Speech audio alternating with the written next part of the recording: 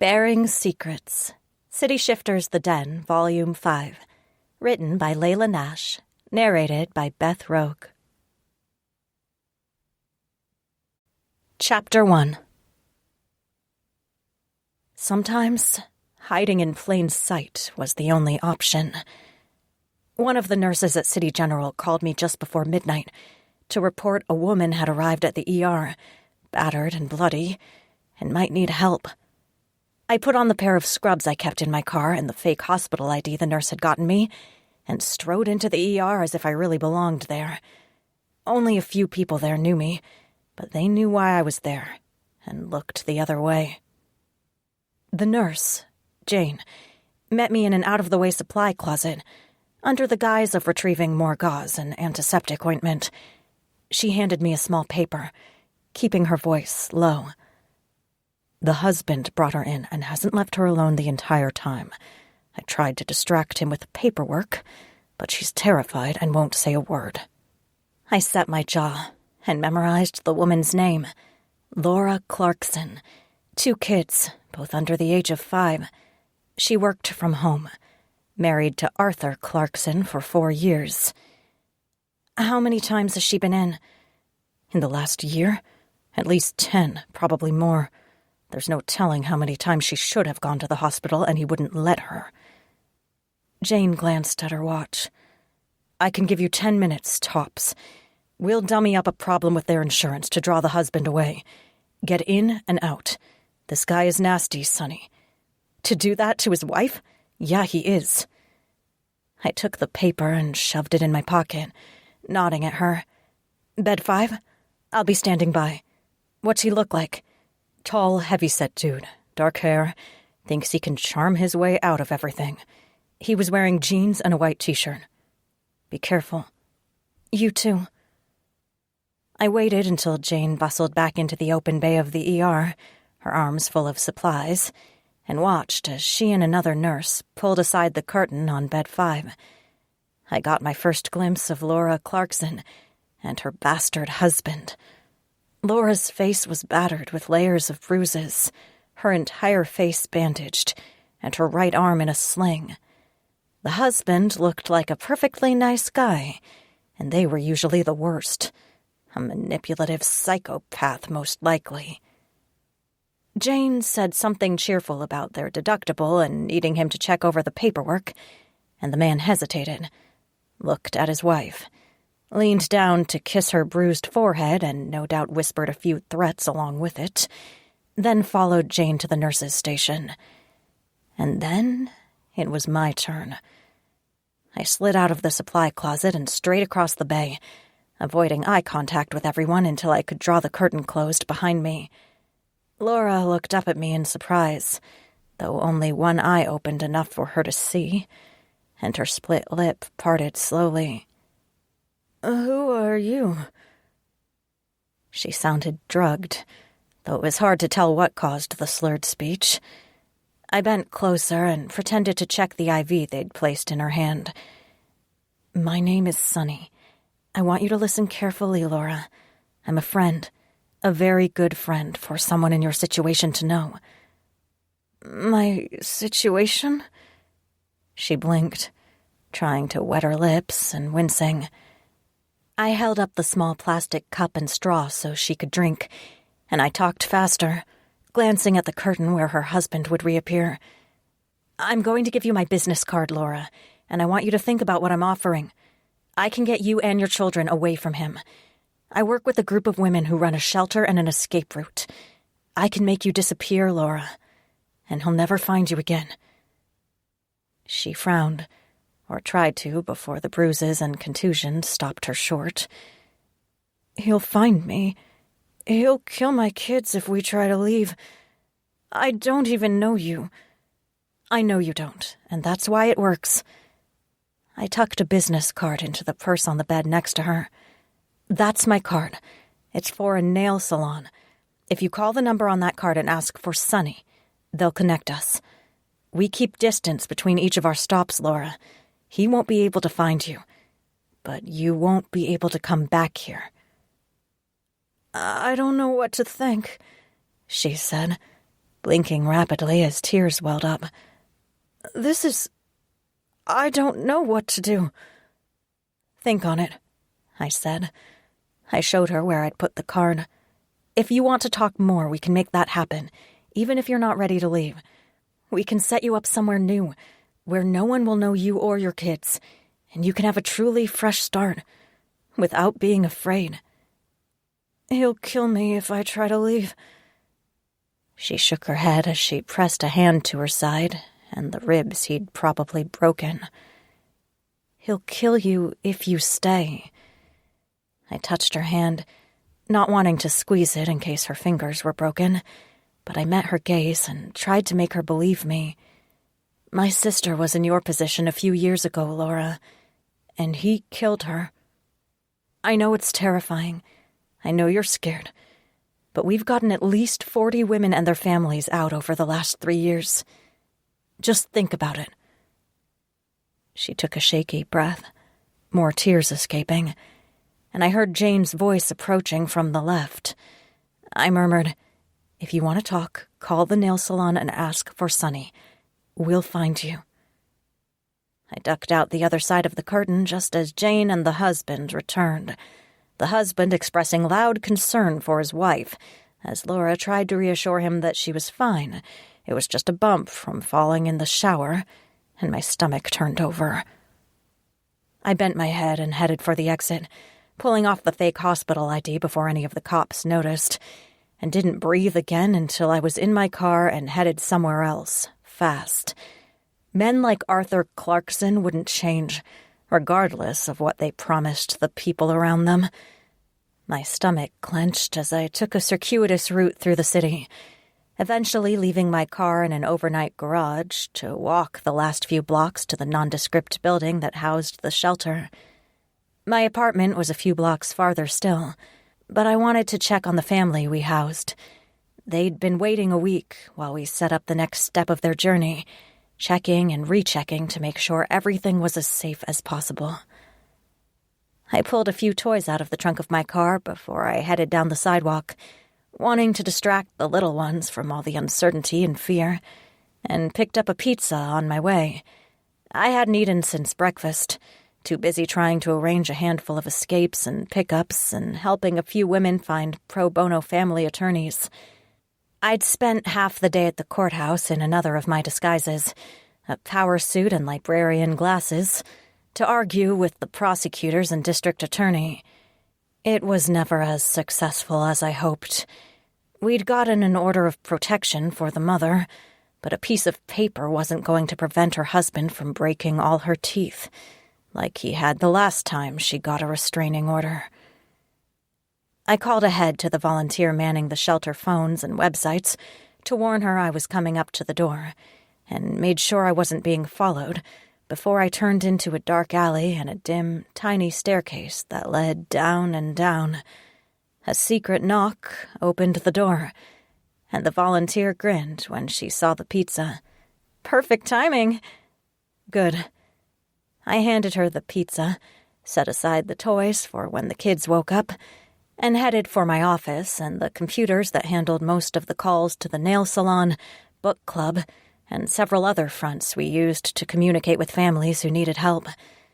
I wanted to sleep, a headache pounding behind my eyes, but there was too much work to do.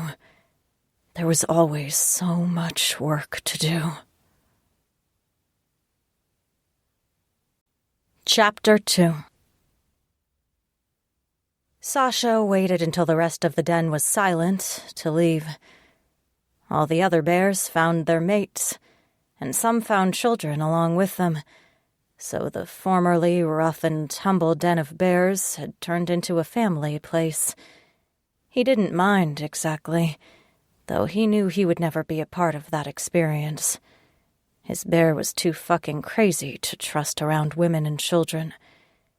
Even the police detective Malcolm fell in love with eyed him sideways most of the time. He walked the few blocks through the rough neighborhood to where the Russians ran a bar of questionable legality. They called it Samy's Dot, which irritated him every time he thought of the name.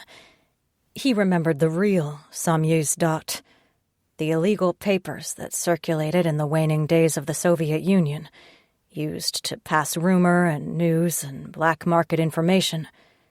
The bar was more about gambling and smuggling than freedom of information, and he hated all of them for stealing that word from him.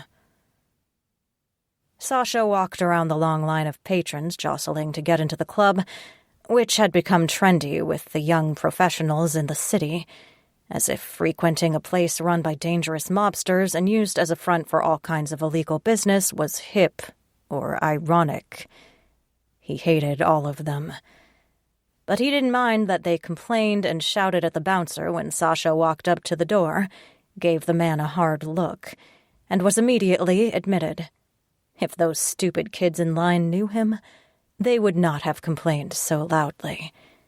The bear objected to their lack of respect, and Sasha had to hold the beast back as they stepped into the smoky interior, almost disoriented with the pounding music.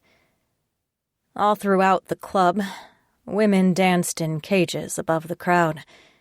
Most had the bored expressions of professional dancers, just waiting for their shift to end, although a few amateurs mixed things up with giggles and overtly sexual dance moves. They hadn't learned yet, the dumb kids, that trying so hard to be sensual only undermined the sexiness. He didn't spare a glance for any of them, though the Russians behind the bar nodded at Sasha so the girls would surround him. He knew too many of their secrets, those men, for them to treat him as anything but a fucking boss. He walked through the bar, toward the back, and ignored the fish-faced lackey who hopped along at his side and half-shouted in rapid-fire Russian to be heard over the music. "Alexander Alexeyevich Medvedev, would you like a drink? We have cigarettes, a fresh shipment, a woman. We have new from Chechnya, just how you like." Sasha's skin crawled, and he stopped in his tracks to stare at the kid. "What do I look like? A thug? What do I want with bought women? Get the fuck out of here and get my cigarettes." The kid ducked and disappeared in a flash, and Sasha ground his teeth as he paused outside the door to the very back of the club, where the real business took place. The Russians knew his family came from Chechnya, before the republic's attempted independence, and because of that, they knew he was crazier than their average associate. It worked for him sometimes, but when the Russian bragged about stealing Chechen women, he snarled to himself. But the door guards didn't know that. They spoke quickly into their radios, trying to clear the door so he could enter. He hated waiting. One of the guards, a tall kid with a Tajik's features, opened the door with a slight bow. "Alexander Alexeyevich, Volkov is expecting you." "Duh," Sasha said, trying to get a hold of the bear before everything went to shit. A few girls and investment bankers hovered near the VIP area, trying to figure out how to get into the back room, but they didn't speak Russian. They weren't Russian, or from the right cities, so they would never be VIP. They would end up dead or missing if they kept trying. But Sasha knew from experience there was no use trying to convince the rich Americans that there were some places they couldn't go, that they shouldn't want to go. "The boy is bringing my cigarettes." "Of course, comrade." The man said it without inflection, but Sasha glared at him for a long minute. Those fucking kids. Fickle little shits, enchanted with capitalism and using the old ways to mock him. No sense of pride for where they'd come from. What the old guard survived. They knew nothing of the struggles and hardships. All they knew was the new order, the booming economy and anything-goes social scene. When Sasha just stared at him, the Tajik started to sweat a little, his lips thin and dark eyes darting to Sasha's face and away. After a very long silence, despite the booming of the bass, Sasha reached to pick a piece of lint off the lapel of the man's cheap suit. He flicked it away and brushed carefully at the shoulder. His voice was low but cold, a warning the kid should have expected. "I am not your comrade. When I was your age, I'd already been sent to Siberia to die. Until you have this to show."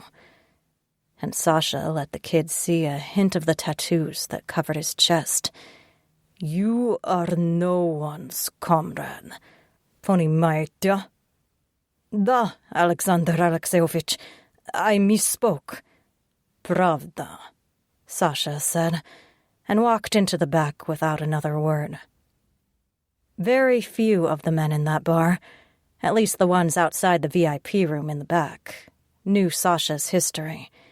He didn't care for them to know, but it meant occasional misunderstandings, easily clarified after a discussion with Volkov and the others in the back, but annoying just the same. The noise decreased significantly as soon as the door closed behind him, though the bass still rattled the light fixtures and the occasional framed art on the walls. More security personnel, wearing dark suits and carrying Uzis and submachine guns, lined the hall, and loitered in some of the open rooms where tens of thousands of dollars changed hands in never-ending games of poker. They didn't let him play anymore, not after the first week he'd run the table. Sasha didn't mind. Gambling was a bourgeois invention to steal from the working man. Or so his father always said. That made it more satisfying to take money from the rich bastards, but he still felt guilty about it, as if he'd disappointed his father, even with the man dead more than half of Sasha's life. He paused only long enough to take a few shots of vodka from a pretty girl's tray, and she eyed him in a professional, very capitalistic manner, measuring his worth and the price she would pay if she displeased him. "You look well tonight, Sasha." "You look busy tonight, Irina," he said, and placed the shot glass back on her tray. "Too busy for me." She snorted a laugh, a cynical smile making her prettier, but turned to respond as one of the white-haired old men snapped his fingers at her. She heaped abuse on the son of a bitch, but still sat in his lap when the old man patted his thigh. Sasha kept moving to the end of the hall, nodding to the last security guard at the last door. That guard was capable, and knew better than to question Sasha or admit him without express permission. Rumor had it the personal guards for Volkov were all former Russian special forces, all Spetsnaz, who spent their formative years killing Afghans and Chechens. Sasha hated them all. The guard finally nodded and opened the door, allowing Sasha in, and he ducked into the office of a man he'd once tried to kill. Volkov, easily 20 years older than Sasha, but still in reasonable shape for a man who smoked like a chimney and probably drank so much vodka he forgot how water tasted, sat behind a massive desk. A few of his associates lingered in the room, prepared to do Volkov's bidding as soon as the man made a decision, but the boss dismissed them all except his nephew, his personal guard and valet. The kid never left the old man's side. Sasha waited until the room cleared, then moved close enough to shake Volkov's hand. "Kolya Mikhailovich, the quality of your employees is plummeting." Sasha let the familiar Russian roll off his tongue, tasting the sounds of his childhood, and reverted quickly back to his old persona. He was playing a part with those bastards. They only respected strength and cruelty, and he could mimic that easily. The hard part was forgetting it was only of use in the bar, with those men, and not worth carrying outside into his real life. Volkov leaned back in his chair and waved a lit cigar in his hand. "Your standards are too high, Alexander." Sasha grunted, not dignifying that with a response. And for the next 20 minutes, they toasted back and forth, toasting to health, to wealth, to the brothers they lost in Afghanistan and Chechnya, and countless other conflicts, including those with the KGB. Rumor had it that Volkov had once been part of the Brotherhood, but left under mysterious circumstances. He could never return to Russia, but feared that Russia would return to him. Thus the bodyguards. After they killed a bottle of vodka, imported from Volkov's hometown, Volkov finally leaned back in his chair and put his feet up on the desk. "What brings you to my door again, Sasha?" "Cigarettes," Sasha said. He wondered where that bastard kid went, whether Sasha would get the cartons of crap cigarettes he loved. "And a rumor." "Rumors? I did not think you a man who believed in rumors." "They are usually the only truth to be found, particularly around some of the men we know." Sasha waited, sipping more vodka. He could still feel his face, could still hear the bear groaning to be let out. The bear wanted to kill anyone with a Russian face, to get vengeance against the whole machine that tormented them back in Siberia. But the man knew to be patient. "This is true." Volkov rested his cigar on an ashtray and gestured at his nephew, who provided him with a pad of paper and pen. "What kind of rumor, and what shall I do about it, Sasha?" "A small bird told me that Limonov has surfaced nearby." Volkov's eyebrows rose sharply, and he started shaking his head before Sasha could add anything else. "I have heard no such thing. That man would not be safe in this city, and neither would you." "I know this." Sasha didn't move, staring at Volkov with dead eyes. "You can understand why I was surprised to hear this. But the source is reliable, Kolya Mikhailovich. He is in the country on some business. Export, I was told."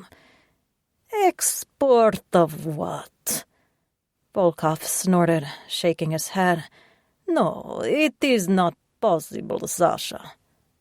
"Is possible." The bear started to get angry, and Sasha felt his temper flare. He did not like to be called a liar. "Limonov is here to export something back to the old country.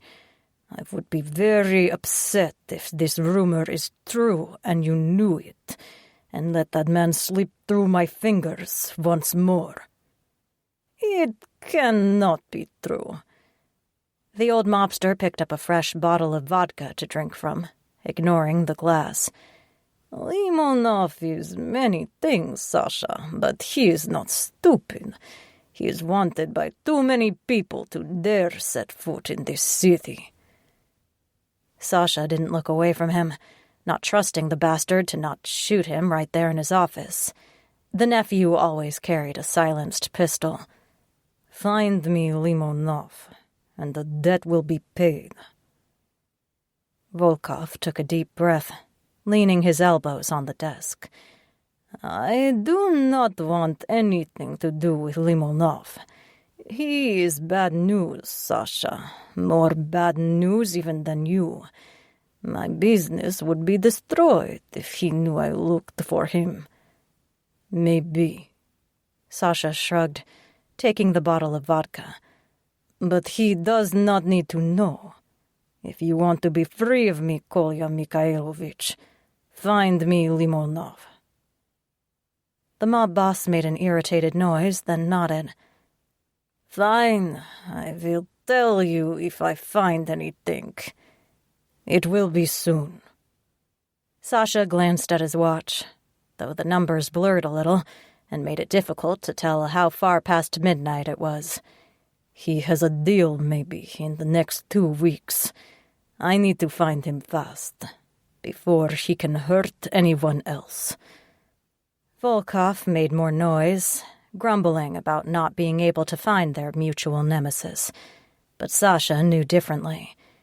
As soon as he said Limonov's name, no doubt someone listening in the walls started searching for the bastard. Limonov was as much a threat to Volkov's business as he was to Sasha's well-being. Volkov would have to be stupid to ignore the man, and of all the things Volkov was, he was not stupid. One didn't survive a lifetime in the KGB and Russian mob by being stupid. Sasha stayed a little longer, drinking more and rebuffing Volkov's attempts to put a dent in his debt by offering Sasha women, and eventually shoved to his feet to go. Volkov said something about a gift on the house, and Sasha found a large shopping bag full of his favorite cigarettes and a few bottles of vodka waiting for him in the hall outside. No sign of the annoying kids who bothered him before, either, which could have been the gift as well. Sasha walked out of the club, not looking behind him, though he felt an itch between his shoulder blades. Volkov wasn't stupid enough to kill him in the club, though Sasha was under no delusions that the old man wouldn't take an opportunity if it presented itself. And it was just as well that Sasha wasn't afraid of dying. He'd already died twice in his life. The first time when the security services sent his whole family to Siberia after they thought his father a traitor. And the second time after his mother went mad from the torture of the camps and escaped to roam Siberia as a bear for the rest of her short life. His heart hardened as he walked back toward the den. Limonov was the last son of a bitch alive from the camp who'd tortured them. Once Sasha killed him, his family would be avenged and he could let the bear loose, so they could go to the woods to die. He paused only to light up another cigarette and look up at the stars, wondering where the familiar constellations had gone. Chapter 3. Laura Clarkson called the nail salon 5 days later and asked to talk. I was in the middle of getting new IDs for the family we had in the shelter, but I met her in a playground not far from her home. I carried a bag lunch and pretended to be a nanny, occasionally talking to one of the kids who ran past. Her bruises had turned green and yellow and eggplant, though she tried to cover them up with makeup, and her hand shook as I sat down on the bench next to her. She smiled at her babies, though, as the little ones shrieked and played. She didn't look at me. I'm not saying I'm ready to go. It's all up to you. I pulled a smashed peanut butter and jelly sandwich from the bag, frowning at it as I tried to unsmash it. I'm here to offer a service free of charge. I'm not going to kidnap you, Laura. It's been a long time since I could trust anyone. She took a deep breath, pausing to tell one of her boys to stop eating sand.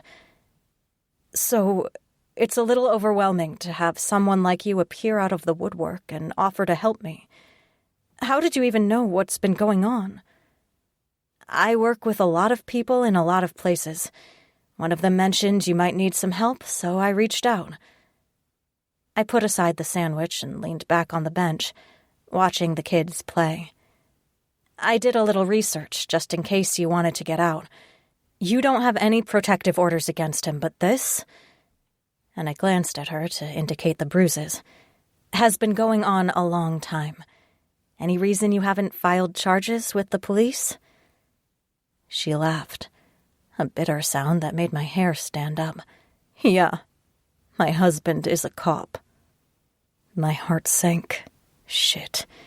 That made things a little complicated. Not impossible, just complicated. I nodded, not wanting to give her the impression I worried. That makes sense. Of course they'd take his side. And if he got charged and couldn't weasel out of it, they'd take away his weapon. So he loses his job, and then you're all out on the street. It makes sense, Laura. I've known a couple of women in that position, but I know we can still help. If you want it. Laura stared at her children, her fingers still trembling as she tucked her perfectly curled hair behind her ear. If it weren't for the bruises and the sling, she could have been a Stepford wife. I always thought I was strong enough to walk away, you know. I wasn't always like this. A doormat. You're not a doormat, I said, and my heart ached for her. I'd had the same conversation with dozens of women, and it never got easier. You're a woman who loves her children and is trying to do the best she can without support. He cut you off from your family, your friends, from everything. She shook her head, then froze. She muttered from the side of her mouth, pretending to dig through her diaper bag. One of his buddies is over there, in the cruiser. I didn't stare, instead getting up to push a little kid on the swing, which gave me a good look at the marked police car that idled at the corner, 2 uniformed cops in the front. They definitely watched her, and I started to worry. Arthur Clarkson had more to lose than most of the men in these situations, not just his wife and family, but his career, the respect of his fellow officers, his retirement, and his entire future. If he was anything other than a beat cop, he might be able to track me down. If he filed a missing persons report before we had Laura and her kids truly underground, things would go bad very quickly. The cops drove off, heading north, and I waited until they were a few turns away before I wandered back to the bench and perched on the end once more. Laura shook. The color drained out of her face, making her bruises all the more startling, and she started to pack up her bag. It's too dangerous. I can't risk it. I can live with this. And she gestured at her face. Until the boys are grown. Then it doesn't matter what happens to me. It does matter. I studied my hands as I bunched up the sandwich and bag lunch, resigned to eating takeout yet again. You matter, Laura. And your boys matter. I know cops, too. And I know ones who outrank your husband, who are terrifying in their dedication to protecting the innocent. I won't lie and say it'll be as easy as hiding from a banker or a guy who works in fast food, but we've done it before. She called her boys over, wiping faces and hands, and exclaimed over the shiny rock the younger one found. Then she looked at me, expression diamond hard, and I saw some of the determined survivor come out. How much time do you need to make this happen? Give me a week to get the initial information. Call me at this time next week if you can, and ask for your appointment time. We'll arrange a good place to meet. I need to know what his schedule looks like, what times of day he's away, what will give us the longest head start. I glanced at my watch, wondering whether my detective friend was awake yet. She usually worked the night shift, but for special occasions and really strong coffee, I could get her to meet during daylight. I'll make the preparations. If we do this right, though, you won't be able to reach out to your family or old friends. The first thing he's going to do is try to strong-arm them into revealing where you are. You'll be starting over as someone completely new, far from here. Good. She shouldered the diaper bag and picked up the little one. A week, then. If anything happens and you have to get out sooner, I said, offering another business card with the name of a nanny service on it. Call this number. We can get you within 15 minutes and hide you in the city until we can get the rest taken care of.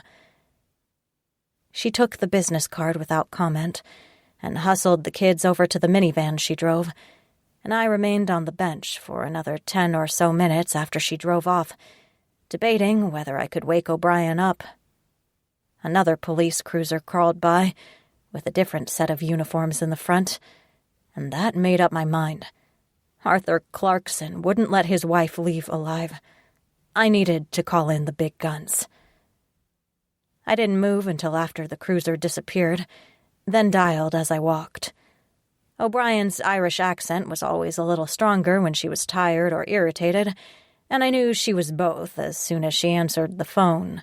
Sunshine, you sure as fuck better have an emergency to justify waking me up this early. You could say that. I headed for a diner I knew she loved, strolling along even though every molecule in my being wanted to run. My skin crawled as I imagined one of the cop cars creeping along behind me. I've run into a bit of a sticky problem, and it's something that falls in your wheelhouse. Can you meet me at JJ's? She groaned and grumbled, and as she muttered, a male voice responded. I blinked and almost dropped the phone. So O'Brien finally shacked up with someone. But then she sighed and yawned. Fine, JJ's in 40 minutes. You're buying the coffee, you wretch. Thanks. I hung up and tried to figure out where the hell I could hide Laura Clarkson and her 2 kids. Chapter 4. He didn't want to go to the council meeting with Kaiser, the alpha bear, but since Axel's mate was pregnant and in delicate health, the alpha asked Sasha to go. He grumbled about Axel's mate just wanting the polar bear to vacuum for once, but he went. A very small part of him was jealous that Axel had a mate and young to protect. Sasha knew he would never have his own kids. His bear was too dangerous for a mate and children in the same den. Just the thought of someone else in his den pushed the bear towards fury, and the idea that his things might be put in disarray would have triggered an uncontrolled shift. So, no children, no mate. But he could be a doting uncle, maybe. Already, Kaiser's adopted kids, the nieces and nephew of Kaiser's mate, had searched out the grumpiest bear to participate in their tea parties. And Sasha didn't mind, so long as he poured a little vodka in his imaginary tea. But he drew the line at a princess party, even after Kaiser's mate, Josie, taught the littlest girl to call it a Tsarina party. Sasha lounged in the back of the large council room, wondering when they would break so he could get a smoke, but the alphas were all in fine arguing form. Logan Chase, the lion alpha, battled with Lacey Sudoka, the hyena queen, about what to do with the Bad Creek wolves outside the city. No one had heard from Smith, the Fey investigator who had disappeared with the Bad Creek alpha, and the more conservative members of the council, particularly those with mates and young children, didn't want to charge the gates of the compound without knowing what waited inside. Lacey, in contrast, had a mission. She'd had enough of women being exploited by Bad Creek, and she'd waited long enough. Sasha didn't mind. He sided more with Lacey than with the Chases or Kaiser, who advocated waiting until Smith reappeared, and would have gladly charged the gates of the compound if the alphas gave him the green light. He spun his lucky lighter in his fingers, watching the play of light across the silver. The engraving had long since worn off from his fidgeting, but he remembered it as if it were burned on his memory. He'd stolen the thing off the man who killed his father, the first year they were in Siberia. Young Sasha had thought that was the worst things could get. His father disgraced despite decades of service in the Red Army, the family sent to a labor camp in Siberia, and then his father's murder for daring to question the charges against him. But young Sasha had been wrong. Things got much worse. He sighed and stared up at the ceiling, ignoring the questioning look Kaiser sent his way, and tried to banish thoughts of Siberia. He missed the cold some days, and the silence, the open stretches of nothingness as he and his mother wandered. Sasha sat up as Malcolm, the country bear with a slow accent that Sasha couldn't understand most of the time, ducked into the council room, followed by his mate, the scary detective girl. Sasha pressed the tips of his fingers to his lips to hold back a chuckle. He'd called her scary like KGB, and meant it the first time he met her, and that floated through his thoughts whenever he saw the dark-haired police detective. She hadn't appreciated the description. Malcolm and the detective slid into the seats next to Sasha, waiting for a break in the argument. Lacey Sudoka looked the dangerous kind of mad, cold and patient. They'd be better off listening to her. But no one asked Sasha. Malcolm leaned over and said under his breath, "I need a favor, Sasha." "Duh," Sasha said, his brain still working in Russian. It happened whenever he spent too much time around Volkov and his minions, or listening to Russian television. He missed his mother language, but it was too painful to switch it off when he had to speak English again. He rubbed his jaw and tilted his head at the floor. "We go now?" "I'll stay here with Kaiser," the other man said. "Greer will explain everything." So it was the woman, not the bear. Sasha shrugged. He owed Malcolm a debt for pulling him back from a very scary place once, and Sasha always repaid his debts. He got to his feet and lumbered toward the exit, holding the door for the detectives to slide through.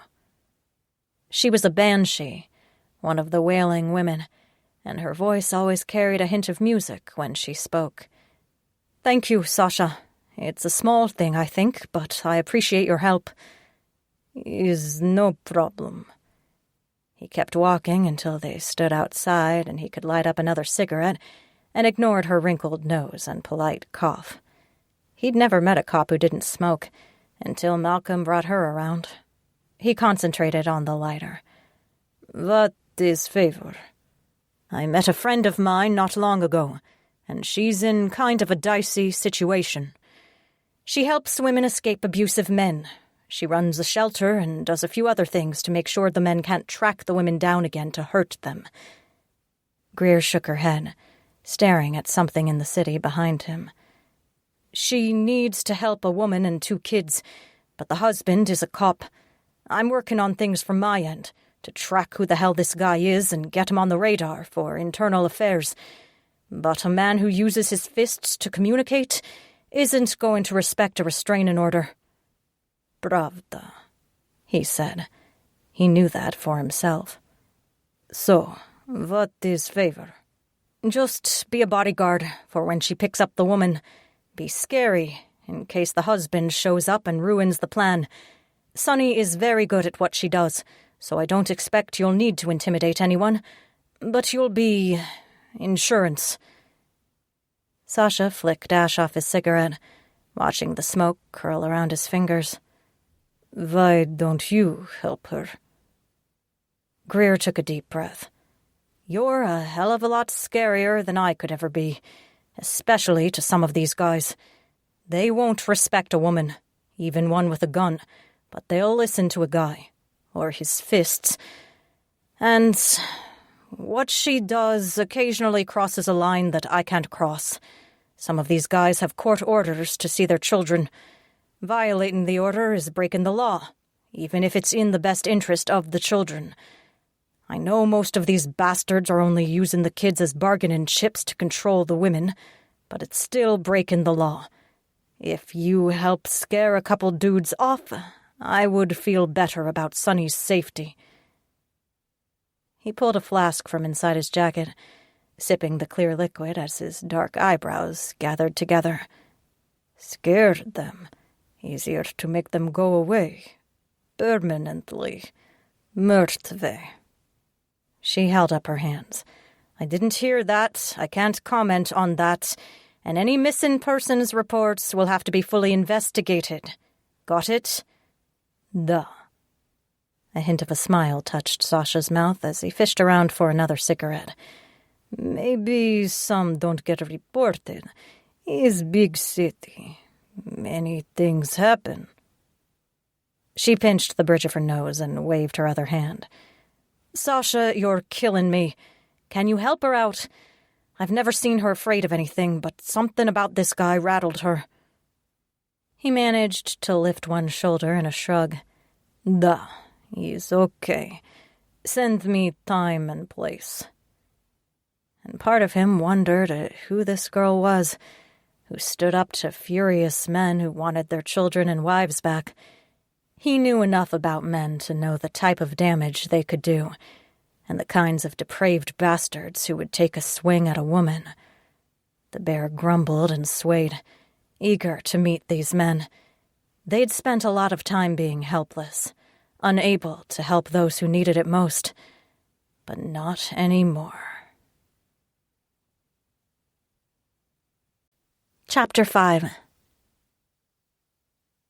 It didn't take as long as I'd hoped before Laura Clarkson called me again. I'd just gotten the waiting family safely on their way to start over in Oregon and started cleaning the shelter area of any evidence they'd been there, including a top-to-bottom bleach scrub and burning the trash to make sure their DNA didn't remain, just in case someone ever found the shelter and decided to search for who'd passed through there.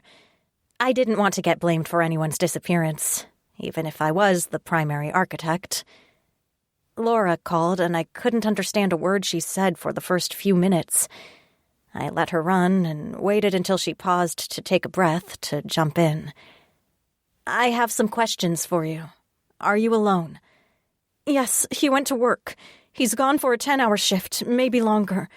But his friends might drive by, or he might drive by. We have to go, now."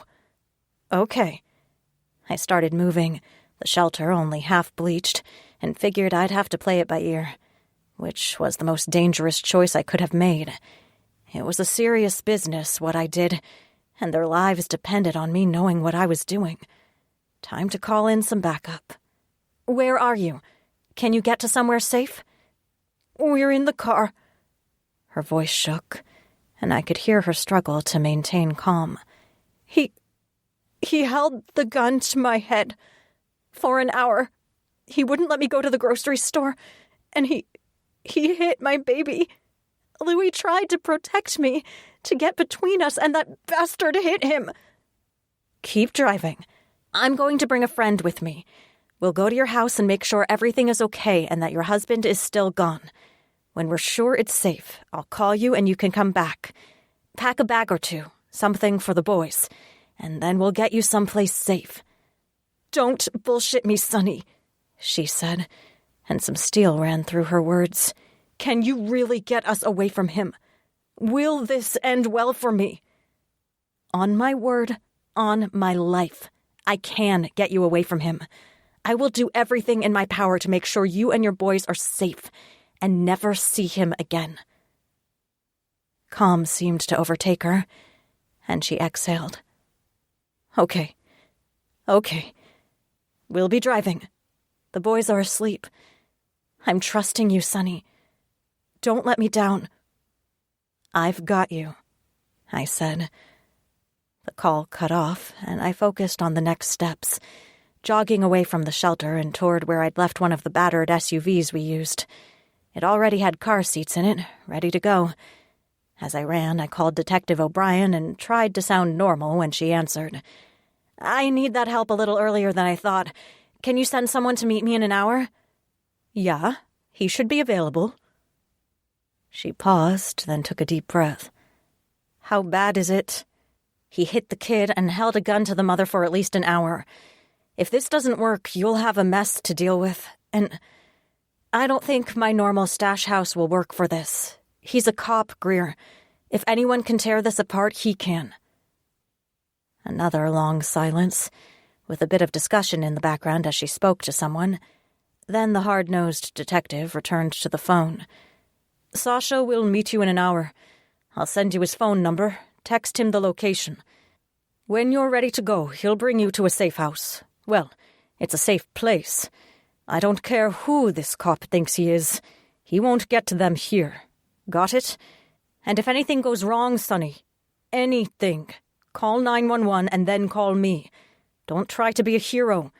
This guy has a dozen guns, most likely, and he has no issue with hurting women or his own kids. Don't stand and fight. Get away. Call 911. Right.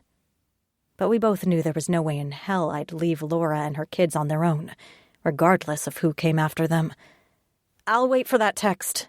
I'm getting the car now. Take your own advice, Sonny, and don't be a hero."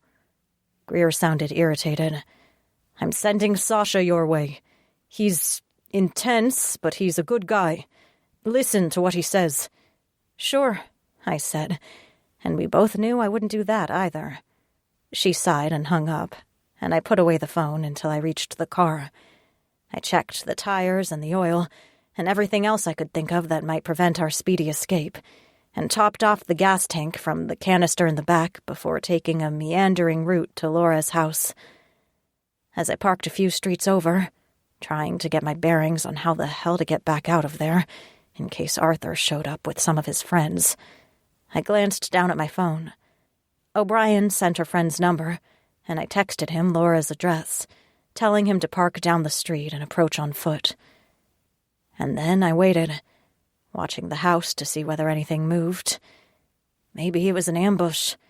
Maybe Clarkson set it up so Laura would have to react, and then he could swoop in and crush me and any hope she had of escaping. Hopefully this guy, Sasha, was scary enough to dissuade Clarkson from doing anything like that. It felt like an eternity until my phone buzzed again, announcing Sasha had arrived. I slid out of my car and walked toward the house, telling him to follow me by 10 minutes, and I searched the darkness for a hint of where he was. I didn't want to be surprised by anyone out there, and touched my taser for reassurance before I crouched to get the hide-a-key from beneath a flower pot near the mat. For a man so obsessed with keeping his wife in check, Clarkson didn't seem to give a shit about personal and property security. Laura said there was no alarm, nothing to impede my entry once I'd unlocked the door, but I held my breath as I let the door shut behind me. A few lights remained on. Changing any of those might signal to Clarkson or his friends that something was afoot. I jumped a foot in the air, my heart pounding, when someone scratched at the door. I cleared my throat. "Who is it?" "Detective sent me to help you." He sounded Russian, his voice deep and smooth and lackadaisical, as if he couldn't be bothered to give a shit about anything. That kind of man was either a great asset in a dodgy situation or a total liability. Only one way to find out. I checked the peephole but couldn't tell much through the distorted glass, and finally cracked the door open. When I saw him in the light from the foyer behind me, I backed up out of instinct. Holy fucking shit. Greer hadn't messed around. The guy was huge. He looked like the worst kind of trouble, and smelled a little like it as well. Stale cigarettes, old vodka, a hint of resignation. Even with a drop-dead gorgeous face with just the right amount of dark stubble on his jaw and piercing blue eyes that cut right through me, he looked sad. His eyebrows rose when I just stared at him, and he shut the door behind him without a word. I cleared my throat and stuck out my hand, trying to get a hold of myself. "I'm Sonny." "Sonny?" His mouth quirked up in a smile, quickly gone, and he pulled a pack of cigarettes from inside his jacket, tapping the pack against his palm as he studied me. "Is your real name?" "Yeah." So maybe a jerk as well as handsome and sad and dangerous. Pretty standard after all. That didn't mean he wouldn't be a good source of naked stress relief, but not if he smoked as much as he smelled like he did. "You can't smoke in here." "Sonyushka," he said under his breath, and I scowled at him over my shoulder as I paced into the living room to retrieve my phone and signal to Laura it was okay to return to the house. Whatever language it was he spoke, chances were I didn't want to know what he said. He put the smokes away and sauntered into the room, studying the various knickknacks and bric-a-brac that a family collected, and paused in front of the fireplace mantel and a row of framed photos.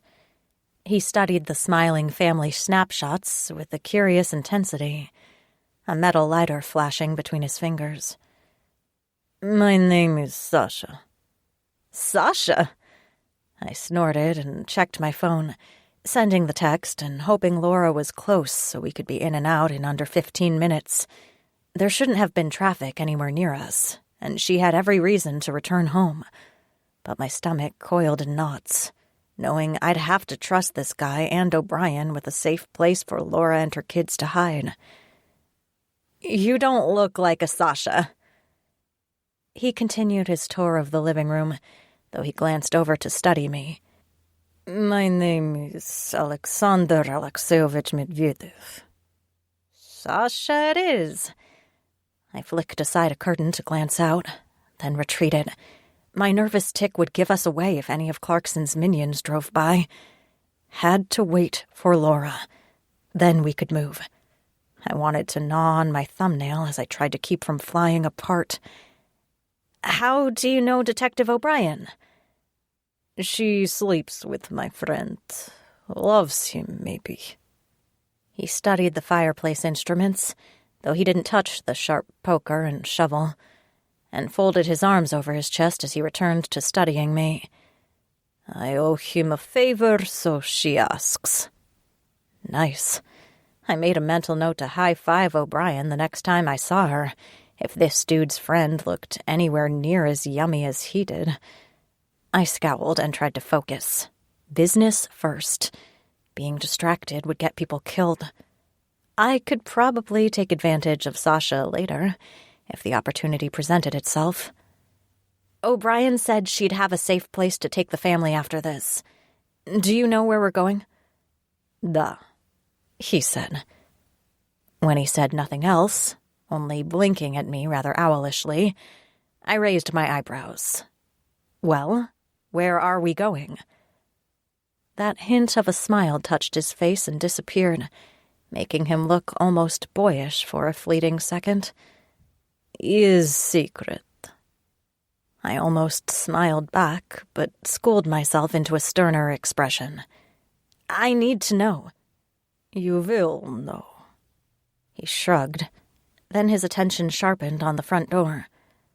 "Someone comes." The man had extraordinary hearing. I hadn't even heard the car pull into the driveway. I moved into the foyer, waiting behind the door, just in case it wasn't Laura but her husband instead. Sasha slid into one of the shadows and lurked there, as if he'd had a lot of practice hanging around in dark corners. I tried not to be impressed with how quietly he moved for a big dude. And then Laura's harried voice reached me through the door. "Come on, Louie, honey. We just need to make one stop, and then we can get some ice cream if you're a really good boy, okay? Just please help Mommy right now." She shouldered the door open, looking panicked and exhausted and at the very edge of her sanity. The little boys tumbled through the open door, both sleepy and cranky, and stopped dead in their tracks when they saw me.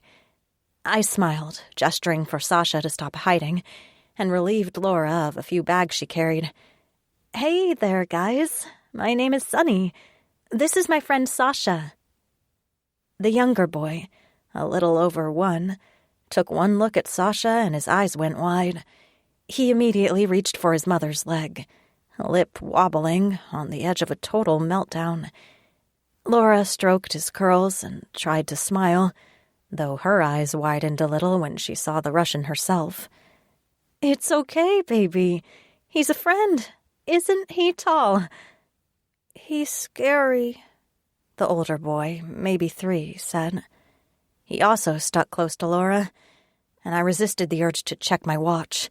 We didn't want to traumatize the kids by rushing them, but we still had to worry about the clock. I crouched on my heels so I was at their level and whispered, pretending to share a secret.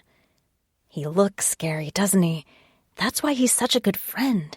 He scares away all the bad people. And he's not really scary. He's just a really big teddy bear." The 3-year-old looked dubious. "He doesn't look like it." "I am bear like Teddy," Sasha said gravely, accent getting thicker, then pointed at a basket of toys in the living room. "Will you show me trains? I have not seen these before." The 2 boys looked at each other, then their mother, then Sasha, then walked over to dump the toys out on the carpet.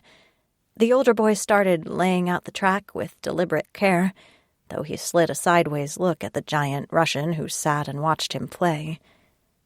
"Sasha is a girl's name." The Russian made a grumbly noise, maybe a laugh, though he picked up one of the wooden trains to study it closely, spinning the wheels. My name is too hard for anyone else in the world to say. I bet even you cannot say it. The 3-year-old puffed up his chest. I bet I can. I bet you bowl of ice cream you cannot. They went back and forth, Sasha gently teasing the boy as if he'd had years of nanny experience and a degree in child psychology as well. And something in Laura relaxed. She leaned close enough to murmur, "Where the hell did you find this guy?" "We have a lot of friends. A lot of very unique friends." I smiled to reassure her, then nodded at the inside of the house. "We should start packing. What you'll need for a few days. Any medications and records. Toys for the kids." The 1-year-old squealed and said something that could have been Sasha's full name, jumping up and down, and the giant Russian threw his hands in the air. "You are such a smart boy. How is this possible?" Before things got more out of hand, I leaned into the living room and eyed the Russian. "Maybe you can show Sasha some of your favorite toys, and he can help you pack some of them into a bag. You can take them on a little trip when we go to get ice cream." Louis, the older boy, popped up and darted into the house, already talking about trains and superheroes and other things I only partially understood, and Sasha pushed to his feet. He scooped the little one up and swung him around, the baby's eyes wide as he ended up piggyback on a dude whose head almost reached the ceiling, and Laura laughed out loud at his expression.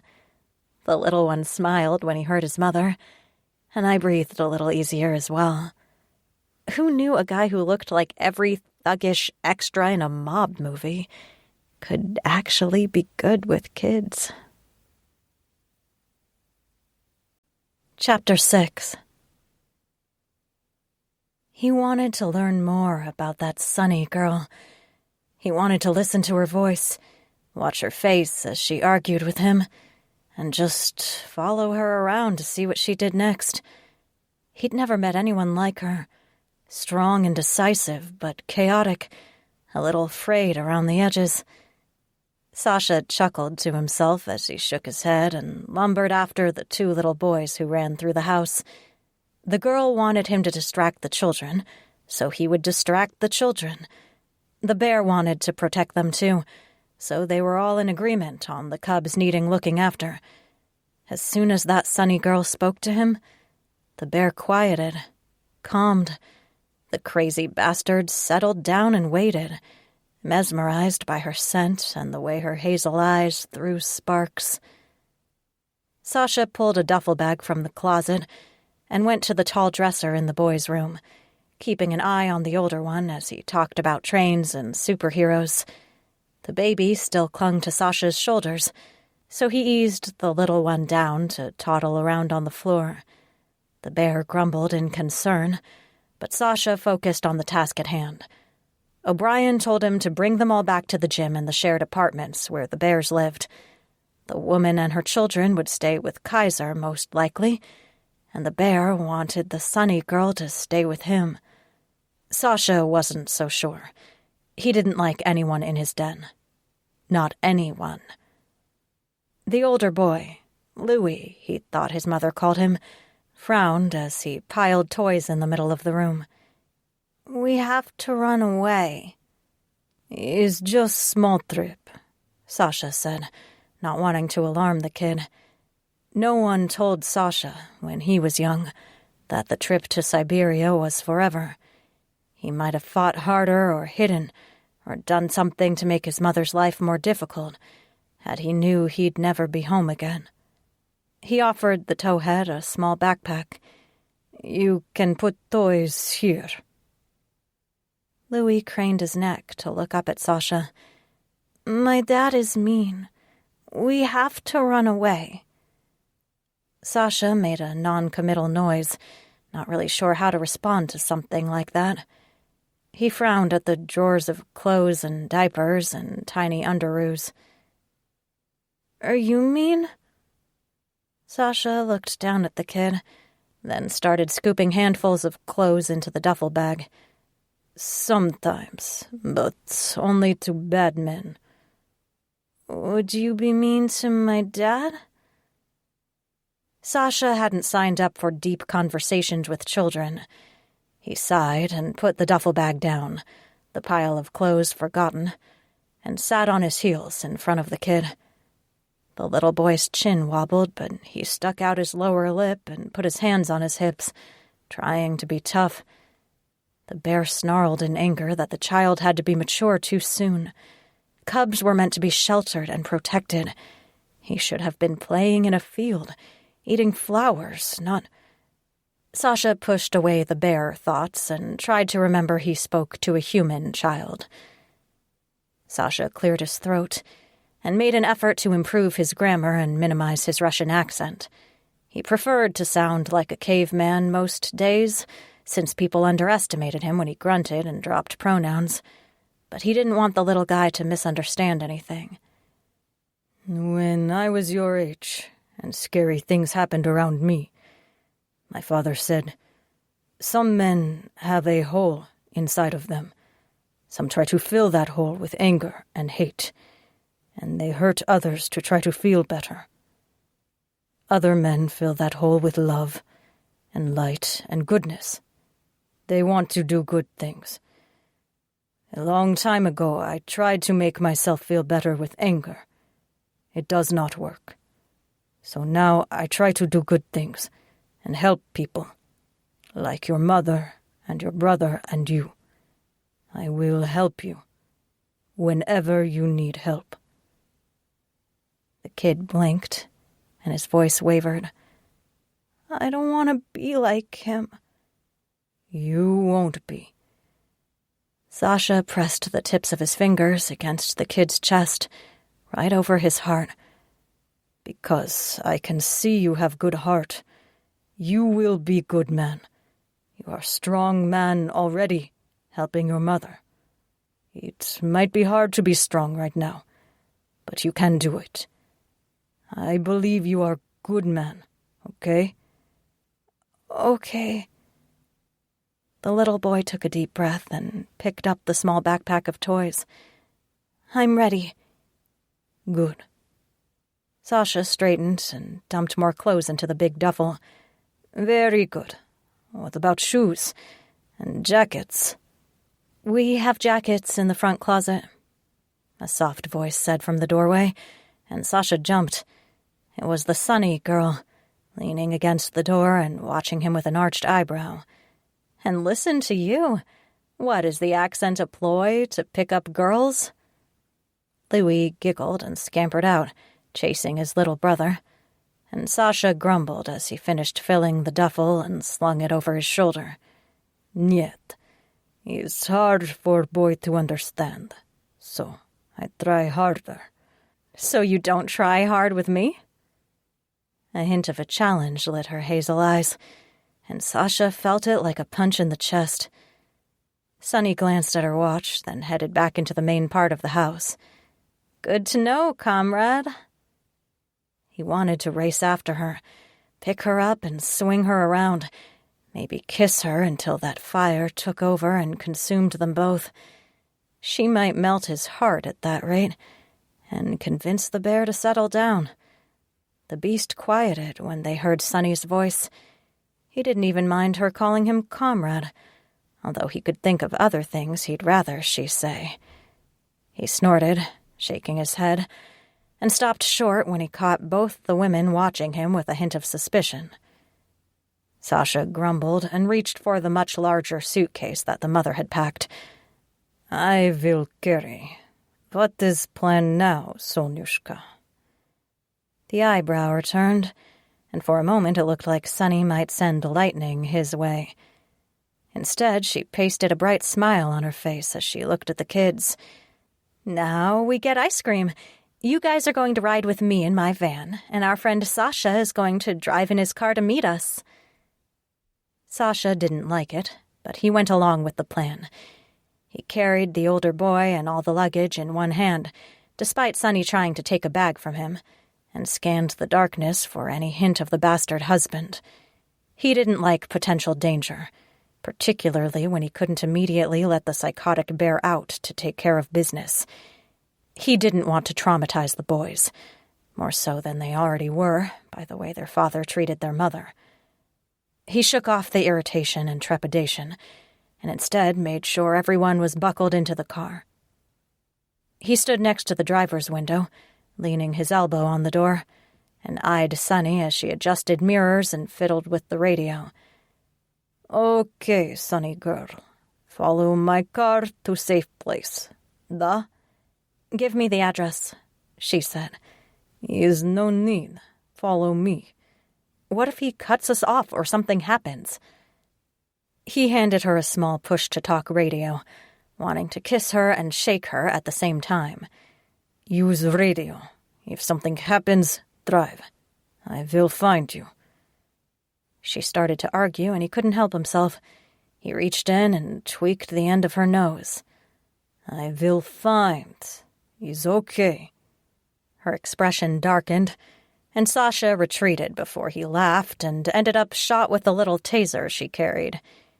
He resisted the urge to whistle as he half-jogged back to where he'd left the SUV, and snorted in amusement as he started up the car and drew up next to the battered minivan, where Sunny fumed behind the steering wheel. Before he could speak, Sunny jerked her chin in the direction of the street in front of them. "Drive. He's on his way back." Joking faded away, and Sasha concentrated on the task at hand. "It will be fast. Go." He pulled out and she followed, trailing him easily as he increased speed to get out of the neighborhood. Sasha kept the windows open so the bear could scent any trouble headed their way. He took a winding route back to the gym, weaving through at least 2 other neighborhoods to make sure there was distance between their destination and the house the bastard would go back to.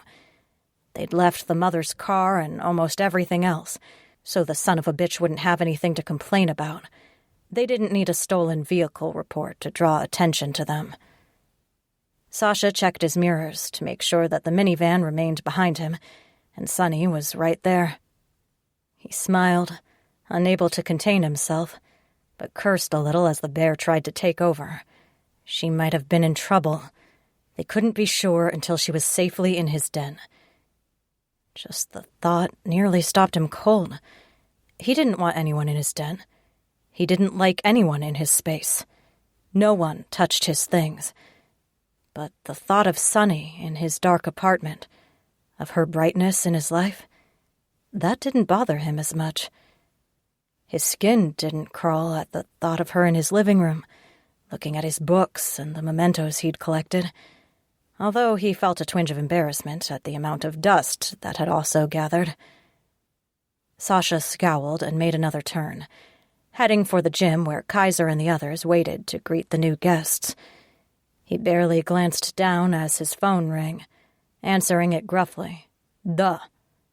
"Limonov is not here." Volkov's voice raised the hairs on the back of Sasha's neck. "But he will be. 10 days. Where?" "No one is talking. That is all I know. No more." Sasha hung up and almost crushed the phone in his hand. The son of a bitch. Volkov always knew more than he admitted, and Sasha suspected that Volkov might cooperate with Limonov to get rid of Sasha. Stranger things had happened in the city. He pushed aside the irritation and parked in the side lot behind the gym. A few streetlights lit the area, but it still took a while for Sunny to turn off the engine and open her door. Sasha tilted his head at the industrial building. "Here." "That doesn't look livable." Sunny's nose wrinkled. "Is nicer inside." Sasha opened the side door and peered in at where the 2 boys had passed out in their car seats. "I should carry them." Laura took a deep breath, then started working the buckles on the younger boy's car seat. "If you could pick Louis up, that would be great." The buckles took forever to undo, particularly since he didn't want to poke the kid or tighten the straps accidentally. Sunny got the bags, At least until Sasha held the kid against his shoulder with one arm and took the heavier suitcase in his other hand, despite her quiet protests. He nodded toward the side door and led the way, showing them the code to put in the small keypad to unlock the door. Sunny made a non-committal sound, though Sasha imagined it was approval. They moved silently through the half-lit hallway, past the infirmary and cutting a corner to the freight elevator. Laura's eyebrows rose as she looked at the contraption, and Sasha pulled the doors closed before hitting the button. He almost hit the 4th floor, where his apartment was, but redirected to the 6th floor. They rattled up each level, the elevator groaning, and Sasha bit back a smile as he noticed Sunny's white-knuckle grip on the other bags. He started to tease her over it, wanting to explore that hint of a spark between them. But the elevator rattled to a stop, and someone on the other side started pulling the doors open. The little boy he carried woke up with a start, already crying, and Sasha frowned at Kaiser, Josie, and a handful of other people standing on the landing to the Alpha Bear's apartment. Kaiser's mate, Josie, looked immediately horrified. "Sasha Medvedev, did you make that boy cry?" "No," Sasha said, and resigned himself to a very long night as the rest of the family crowded forward. "He is wanting ice cream, like me. I will cry any moment without mint chocolate chip." O'Brien gave him a dark look. "No jokes, Russian." He shuffled forward, bouncing Louis against his shoulder as the little boy looked around and tried to wipe the tears from his cheeks. Sasha made a face at the kid. "Ice cream is no joke, friend. You want ice cream? We have sprinkles." "Sprinkles?" Louis's voice wavered, but he started paying attention. "Sprinkles!" Josie's nephew Tyler, not too much older than Louis, jumped out from behind the couch, dressed in a superhero costume. "We've been waiting forever for you to get here, Sasha." "I had to bring my friend." Sasha left the suitcase by the kitchen island, but didn't put the boy down, instead carrying him over to the fridge to retrieve ice cream and then bowls and spoons and syrup and everything else. The bear felt overprotective of the little guy, particularly as more people crowded into the apartment and the volume increased a great deal. Josie's nieces also filled the kitchen, pipe-high voices requesting different kinds of ice cream, and Sasha had to talk the bear into quiet. He focused on breathing evenly, and grumbled a little when the other kids mowed through the sprinkles and Louis took a shaky breath, but pretended not to notice how O'Brien and the others watched him. Normally he would have retreated to his den immediately, as soon as the Alpha Bear allowed him to leave. Sasha hadn't stayed for dessert in any of their family dinners, and sought out solitude as soon as he could. He knew they'd want to pester him about it, whether it was the kids or the girl who made him stay. But Sasha didn't know if he could have answered that question even for himself. He just knew the bear wanted to stay. So they stayed. Chapter 7. I hated giving up control. Hated it. I wanted to tell Sasha to get the hell out of my business when he refused to tell me where we were taking Laura and the kids, and sweat trickled down my back the entire ride. Laura raised an eyebrow at my white-knuckled grip on the steering wheel and cleared her throat, speaking quietly so she wouldn't wake the kids. "Is there a problem?" "Nothing to worry about," I said, gritting my teeth. "I just feel better when I know where I'm going." "Me too." She exhaled, and a sense of calm settled over her. "But I did it. I left. I'm not going back." "Congratulations," I said. "That's a big step, a courageous step. You did the right thing." "Yeah." Laura stared out the window, shaking her head. "I hope so." We didn't say much the rest of the drive, or as I put the car in park next to a shady-as-hell building in the warehouse district, It looked like a place a serial killer took his victims for a final date. But O'Brien said to trust the guy, so I trusted the guy. I tried not to focus on Sasha's muscles as he carried Louis, the tight sweater doing the guy all kinds of favors despite the freezing wind, and instead helped Laura with the other bags and her youngest, Teddy. Sasha grumbled and grunted, back to his caveman routine, and I bit my tongue to keep from calling him out on talking like a Neanderthal. It clearly served a purpose for him, if he could speak without the heavy accent and stilted grammar. The gruff caveman routine was sexy as hell, too. The elevator looked like a death trap, and it took every ounce of courage I had to get into the tiny space with so many other people. I thought I caught Sasha looking at me, smirking, but I couldn't make myself look away from the door. The doors had to open. Soon. They'd open soon. And when they did, a crowd of people stood there waiting, beaming. I stepped back, feeling cornered, and might have slammed the doors shut in their faces if Louis hadn't started crying. A woman immediately frowned at Sasha, gesturing for him to put the kid down and get to the waiting apartment, and I hesitated as Sasha, then Laura, filed out obediently. O'Brien waited, arms folded over her chest and her eyes on me, next to a giant dark-haired dude with a lumberjack beard and a giant brown-haired dude with beautiful hazel eyes. If either of them was the friend Sasha said was sleeping with the detective, I owed her more than a congratulatory high five. Her eyebrow arched, and her Irish accent came out stronger than normal as she gestured for me to get off the elevator. "Inside, missy." The dark-haired dude smiled, almost lost in his beard, and held out his hand. "I'm Barrett Kaiser, but most everyone calls me Kaiser. This is my building. Welcome." "Thanks, Mr. Kaiser." I shook his hand and tried to sidle past to the landing outside the apartment, where the squeals of children revealed ice cream being handed out, but the two dudes took up so much space there almost wasn't room for me. "I appreciate your assistance. I'll have the Clarksons on their way as soon as—" "It's just Kaiser," he said, easy and relaxed, "and they're welcome to stay as long as necessary.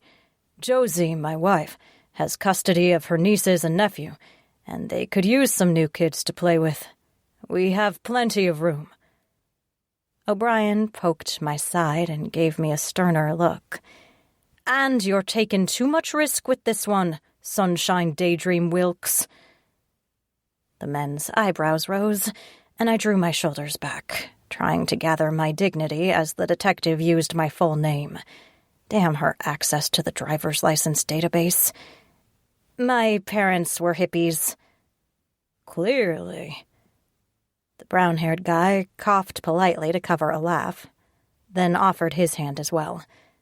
The deep woods drawl sounded like honey melting over buttermilk biscuits. "I'm Malcolm, by the way, Greer's boyfriend." "So, Greer has a boyfriend." I shot her a sideways look as I followed Kaiser into the apartment, but I didn't get far. My feet stuck to the floor when I caught sight of Sasha, the burly Russian thug, still carrying Louis, and arguing with two precious princesses about how many scoops of ice cream they could have. My heart might have fluttered a little, as much as I tried to steel myself against any kind of attraction. He might be right for a one-night stand, but there wasn't any way that kind of guy stuck around for anything long-term. And I couldn't afford sharing my secrets with someone who wasn't in for something meaningful.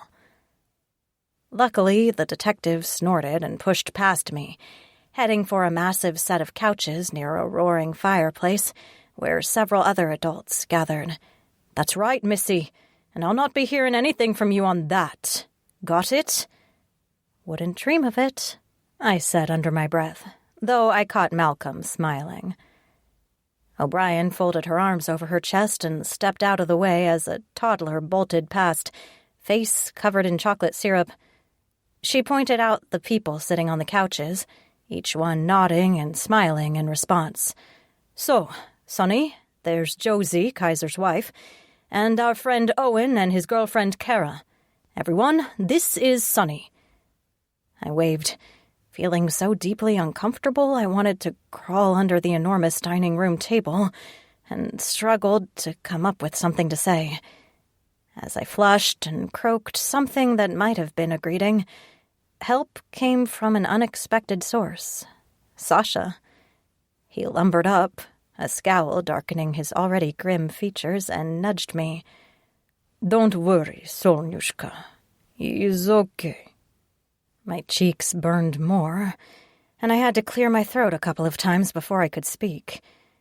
The strange word he called me sounded more and more like a nickname, maybe a little affectionate, rather than an insult or mocking comment on my appearance. Thanks. Right. I'm fine. Nice to meet all of you." I didn't miss the looks that went back and forth between the people on the couch, but the surprise didn't seem to have anything to do with me. They were thrown off by something the Russian did or said. And then he nodded at the couch, absently fending off a superhero with a lightsaber who attacked his legs. "Go. Sit. I bring ice cream."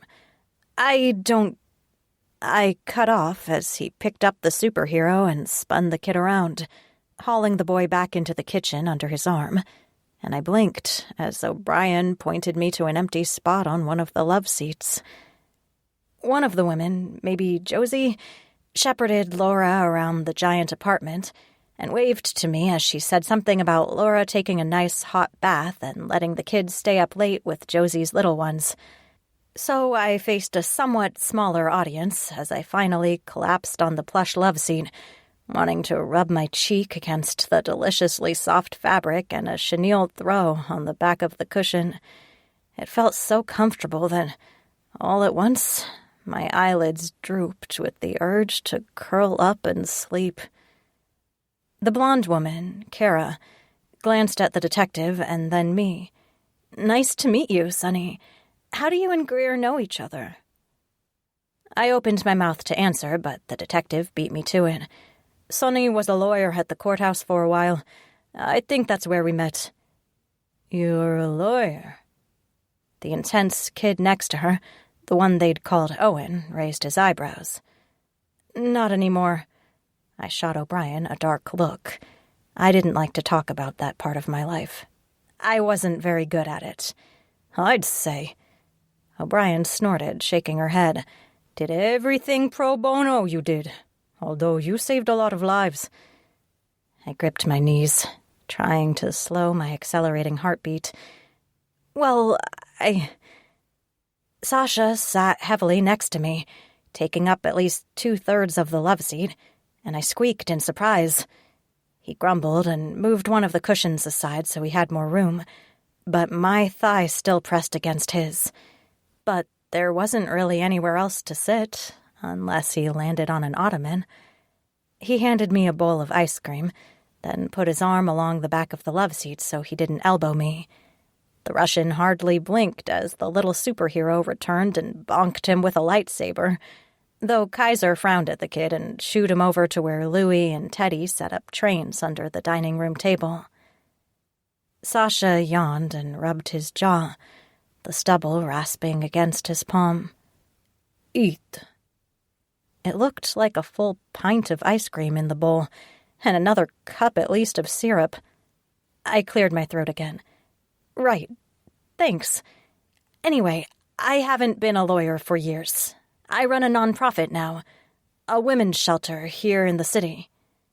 And the most effective smuggling operation I've ever come across, criminal or otherwise."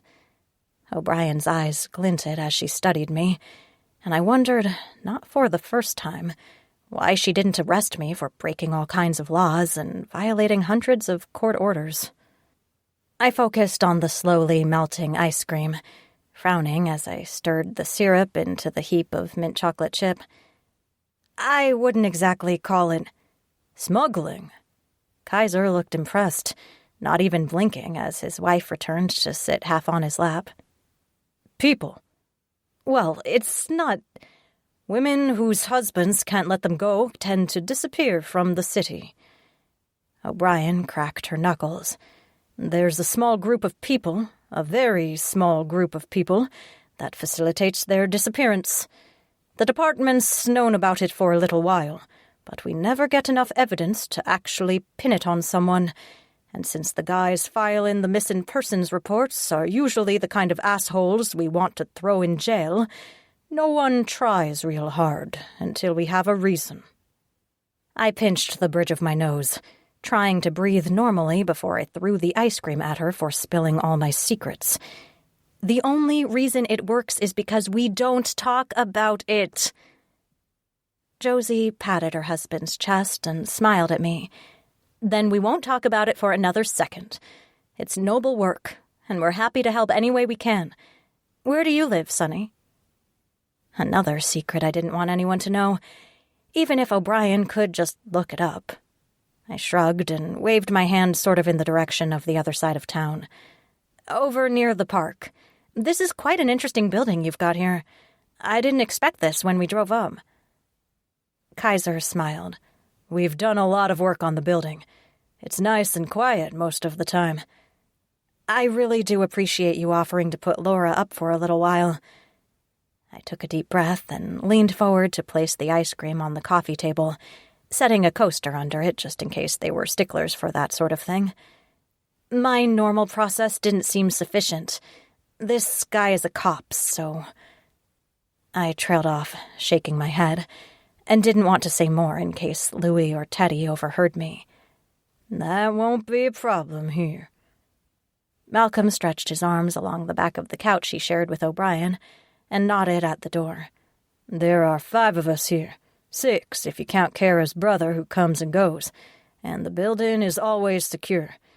And Josie's a fighter too, so we're well prepared for anything that might come our way. Thanks. I started to rise, then froze as Sasha did the same. I'll be in touch in a couple of days, as soon as I can get something sorted out for Laura. I'll leave the van here in case she needs it. Sasha looked at his watch. Very late night, Sonyushka. Maybe you stay. Leave tomorrow. His grammar definitely went downhill when he talked to me. I attempted a smile for the assembled audience, heat flushing through me for no reason that I could understand. I appreciate it, but I've got a lot of work to do. Have a good one. O'Brien studied her nails, not looking up as I headed for the door. Since it's so late, maybe Sasha can give you a lift to wherever you're going. It felt like teasing, but I wasn't sure who the target was. When I caught sight of Sasha's ferocious scowl, everything became clearer. They poked fun at him, because of me for some reason, but there wasn't anything malicious in it. I held up my phone, though, and walked a little faster to the door. Thanks, I'm fine. I can drive, Sasha said, shooting a dirty look at his friends. He nodded toward the door, but paused to crouch next to the kitchen table to say something to the little boys. I held my breath, straining to hear what he said, but then the scowling Russian straightened and retrieved his coat from the back of one of the chairs. We go. I don't want to inconvenience you, I said, flustered. He shrugged, holding the elevator door after he shut the apartment door, and the crowd inside called goodbyes and gentle teasing. I have no plans. Then thanks, I guess. Sorry you got strong-armed into it. He snorted, giving me a sideways glance as he hit the button and the elevator shook and rattled. He is not strong. What is wrong? My heart pounded to be sealed in that rattletrap box, descending in a metal coffin, an airless trap with walls shrinking closer and closer. The cables could have been frayed. It might plummet 6 floors to the bottom and smash into... I gulped for air, shaking as I gripped the seams of my jeans. trying to focus on anything but the claustrophobia and the potential for a plummeting death. "Sonny, girl," he said, and I blinked. The soft voice, almost like a caress, threw me out of my panic, and I looked at him. He touched my cheek, suddenly closer, and his eyes blazed with an unnerving intensity. I couldn't breathe, and it had nothing to do with the elevator. Sasha made a grumbling noise and cradled my face, his mouth descending toward mine. I shivered, my lips parted, and my eyes drifted shut as he kissed me. It started sweet and gentle, a whisper of passion that grew into a shout, an inferno, and I held on to his wrists as he touched my cheeks. Sasha deepened the kiss and my knees wobbled until he was the only thing holding me up. Heat coiled low in my stomach, and I kissed him back, hungry for more as his fingers worked into my hair. Everything around us shook, and then a loud noise disrupted the magic as the doors rumbled open. A huge blonde Viking stood there, dressed in gym clothes and dripping sweat everywhere, and looked at us with arched eyebrows. A slow grin spread across his face. "Well, hey there. Who's your friend, Sasha?" My cheeks burned, and I ducked my head, elbowing past him as I headed for what I hoped was the door. "Excuse me." Sasha spat something in Russian, furious at the other man, and their voices rose and fell. I ignored it, my hand shaking as I headed for what looked like a front door. I needed to get my head right. Kissing a guy in an elevator when I was supposed to be focused on actual emergencies. I wanted to smack my forehead and put myself in time out. Ridiculous, Sonny. Just ridiculous. I didn't turn as Sasha said something behind me, and focused on getting into the fresh air. If I could clear my head, I'd be fine. I just needed to focus. The door shoved open, and I strode into the darkness, debating whether to call a taxi or just start walking, and a shadow moved from the building and loomed over me. I froze. A scream caught in my throat, and something snarled behind me. Chapter 8. Sasha would have shifted into his bear form and taught Axel a lesson for embarrassing the girl, except Sonny nearly ran for the door, and he worried she might be hurt in the rush. And even though the assholes in Bad Creek, the pack outside the city, had been quiet recently, they'd attacked the bears in their den before.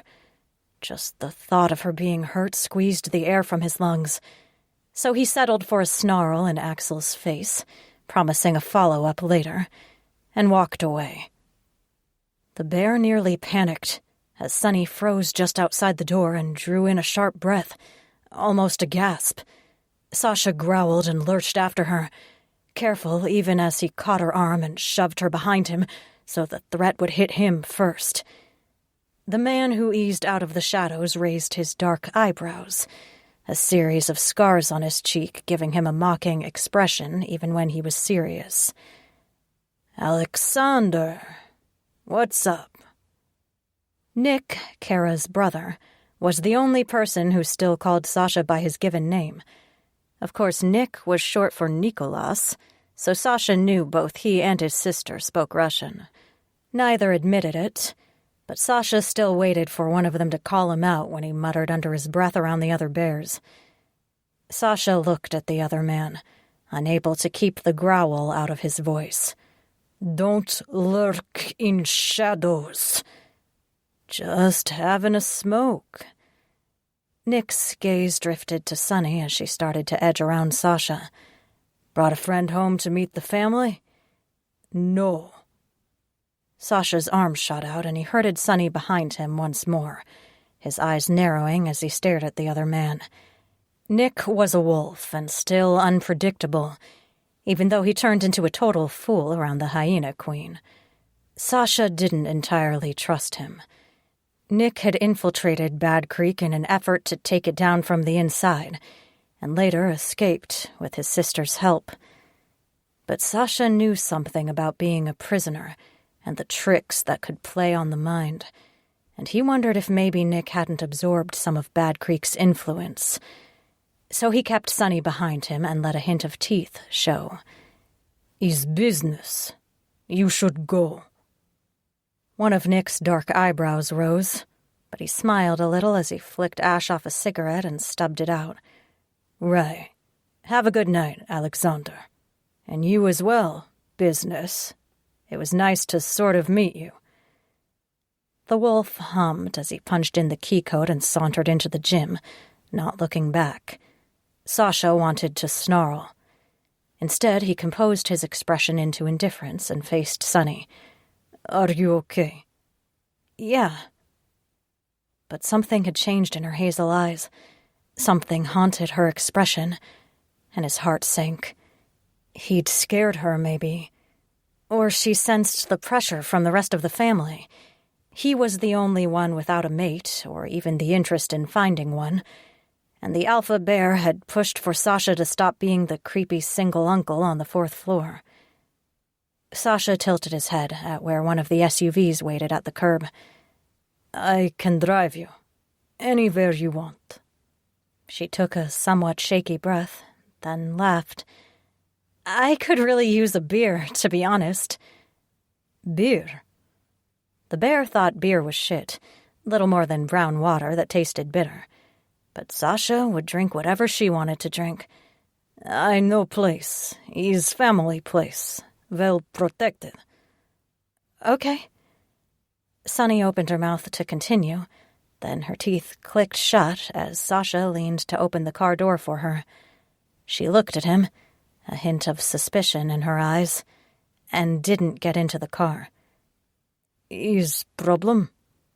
He stood back, puzzled over her reaction.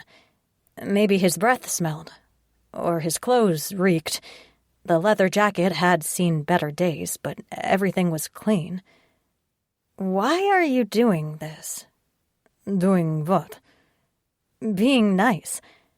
Sonny gestured at the car where he opened her door, then up at where Kaiser's apartment showed bright windows and a happy family, then at where the minivan waited. "This is above and beyond owing a favor to O'Brien and her boyfriend, and you kissed me." "Duh." Sasha wanted to touch her face, to twine her beautiful brown hair around his fingers. Maybe carry her back into the building and up the stairs to his apartment, since she clearly didn't like elevators, and then give her the best vodka he owned. Much better than beer. "You looked afraid. I wanted to help."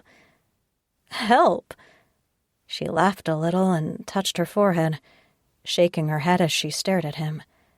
"Guys like you don't usually want to help, Sasha. Usually they're the guys I'm running from.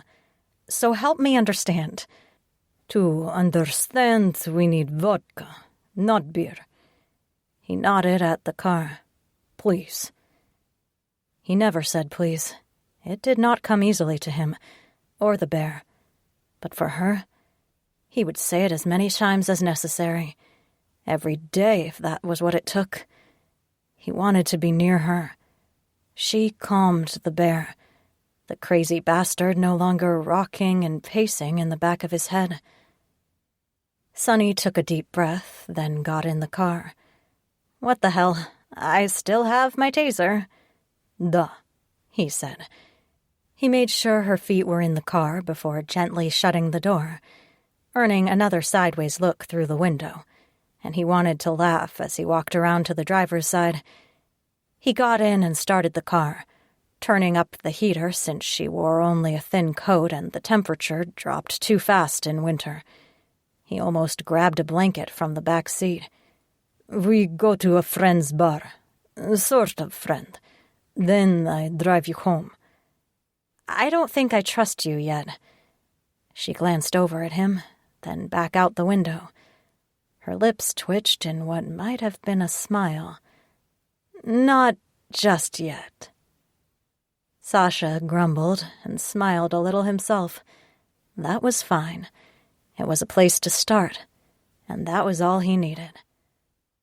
Neither of them spoke as he drove, though he tried at least half a dozen times to say something to her. He found silence more comfortable, usually, but his heart ached to hear her speak. The bear grumbled, uneasy with the thought of bringing her into a bar full of shifters.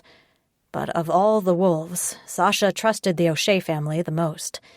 Ruby and Rafe, the pack alphas, owned a bar as their day job, and it had become the watering hole of choice for the bears.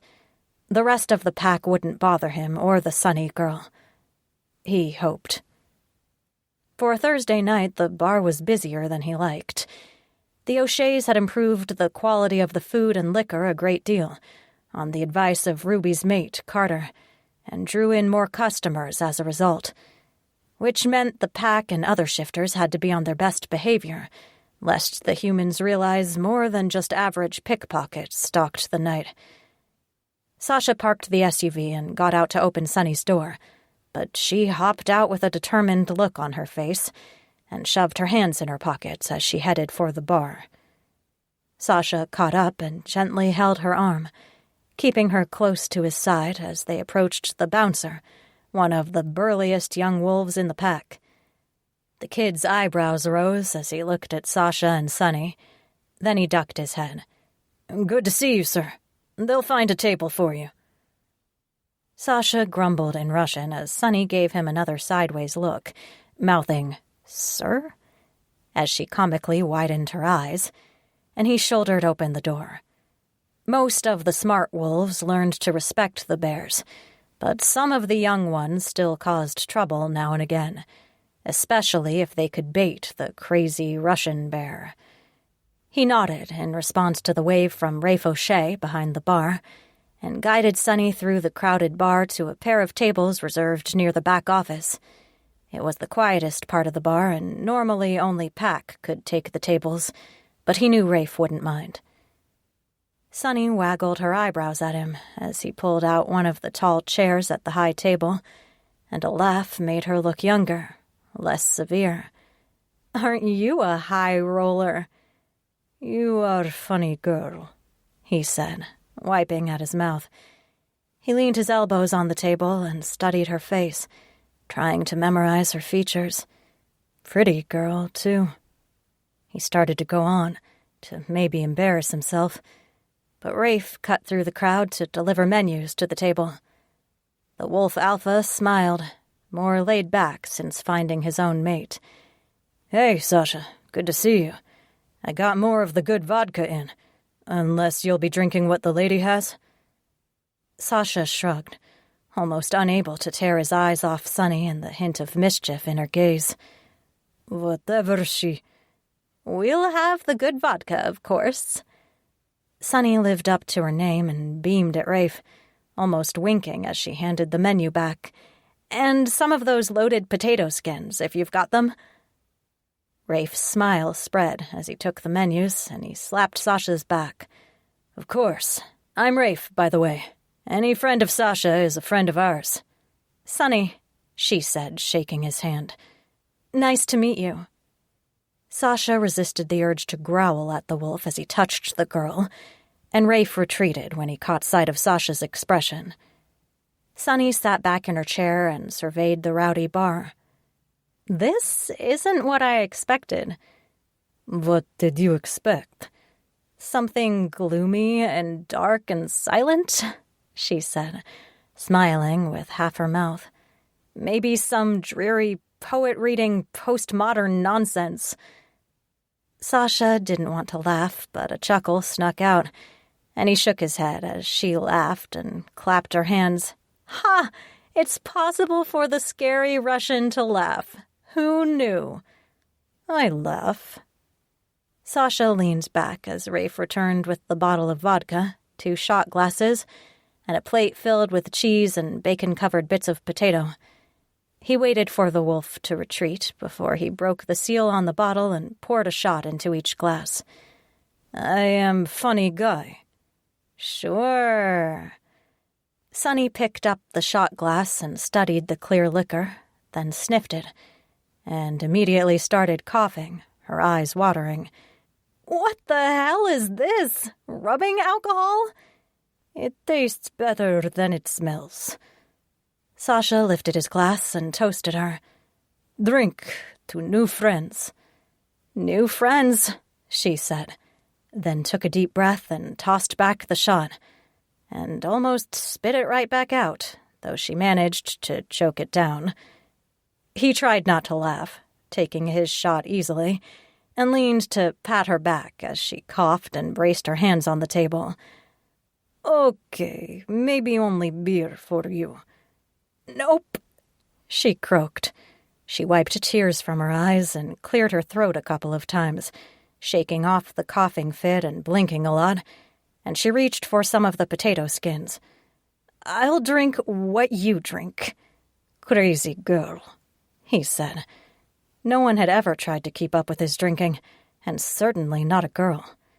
He wondered why she wanted to drink the vodka, if she was trying to forget something or to build up her courage, maybe steel herself to face whatever waited at home. It didn't make sense.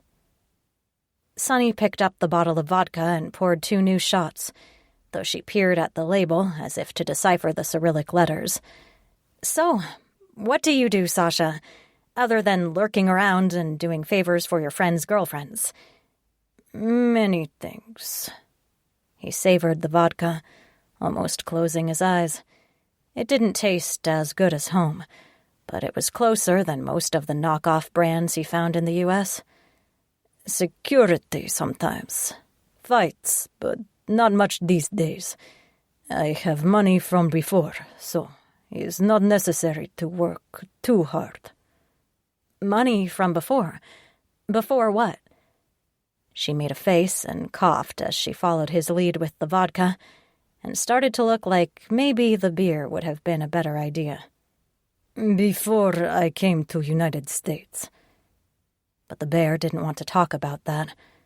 Those dark times didn't have a place in the conversation with his Sonyushka, his sunshine.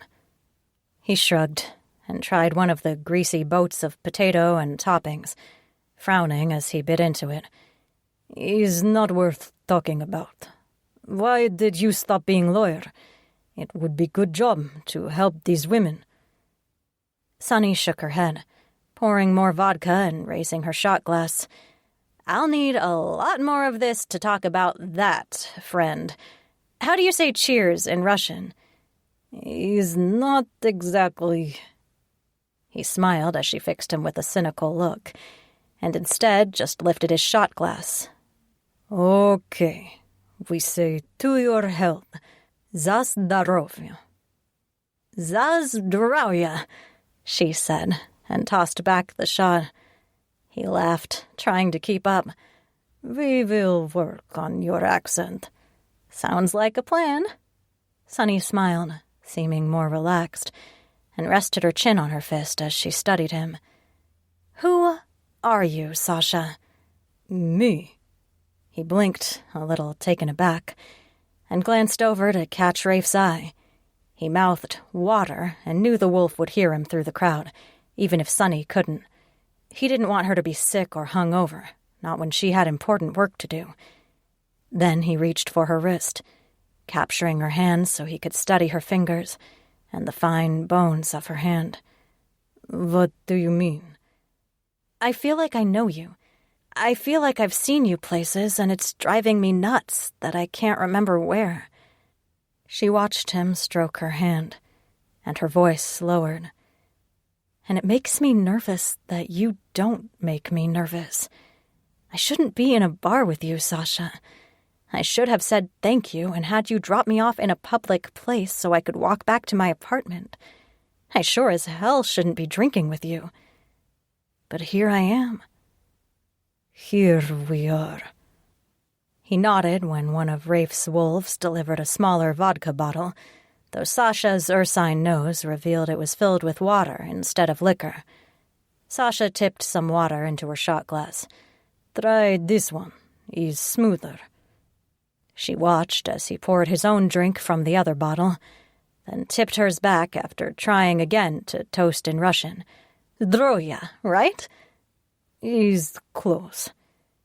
He nudged the food closer to her and waved for another menu. She needed real food. How did you meet Kaiser and those guys? You must be pals to all live in the same building. Sasha frowned, rubbing his jaw, and poured her more water. I was mixed up in some bad business. Kaiser helped me. He is a good man. So now I work for him sometimes. Sonny's eyes flashed. Bad business? What kind of bad business? The kinds you imagined when you saw me, he said, as gently as possible since he didn't mean it as a rebuke. But he'd recognized her expression when she first saw him, and remembered the step back to give herself room to use the taser. He'd seen it all before. Not that he blamed her. But that is in the past. Mostly. And it would be totally in the past as soon as he rid the world of Limonov. Vengeance would be Sasha's, and the bear would finally rest.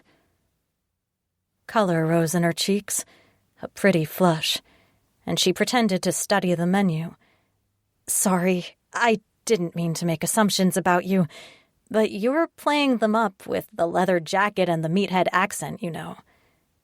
He smiled, glancing down in time to see her refill his shot glass with the strong stuff. Sasha picked it up and raised his eyebrow. You are trying to get me drunk, Sonyushka? Maybe.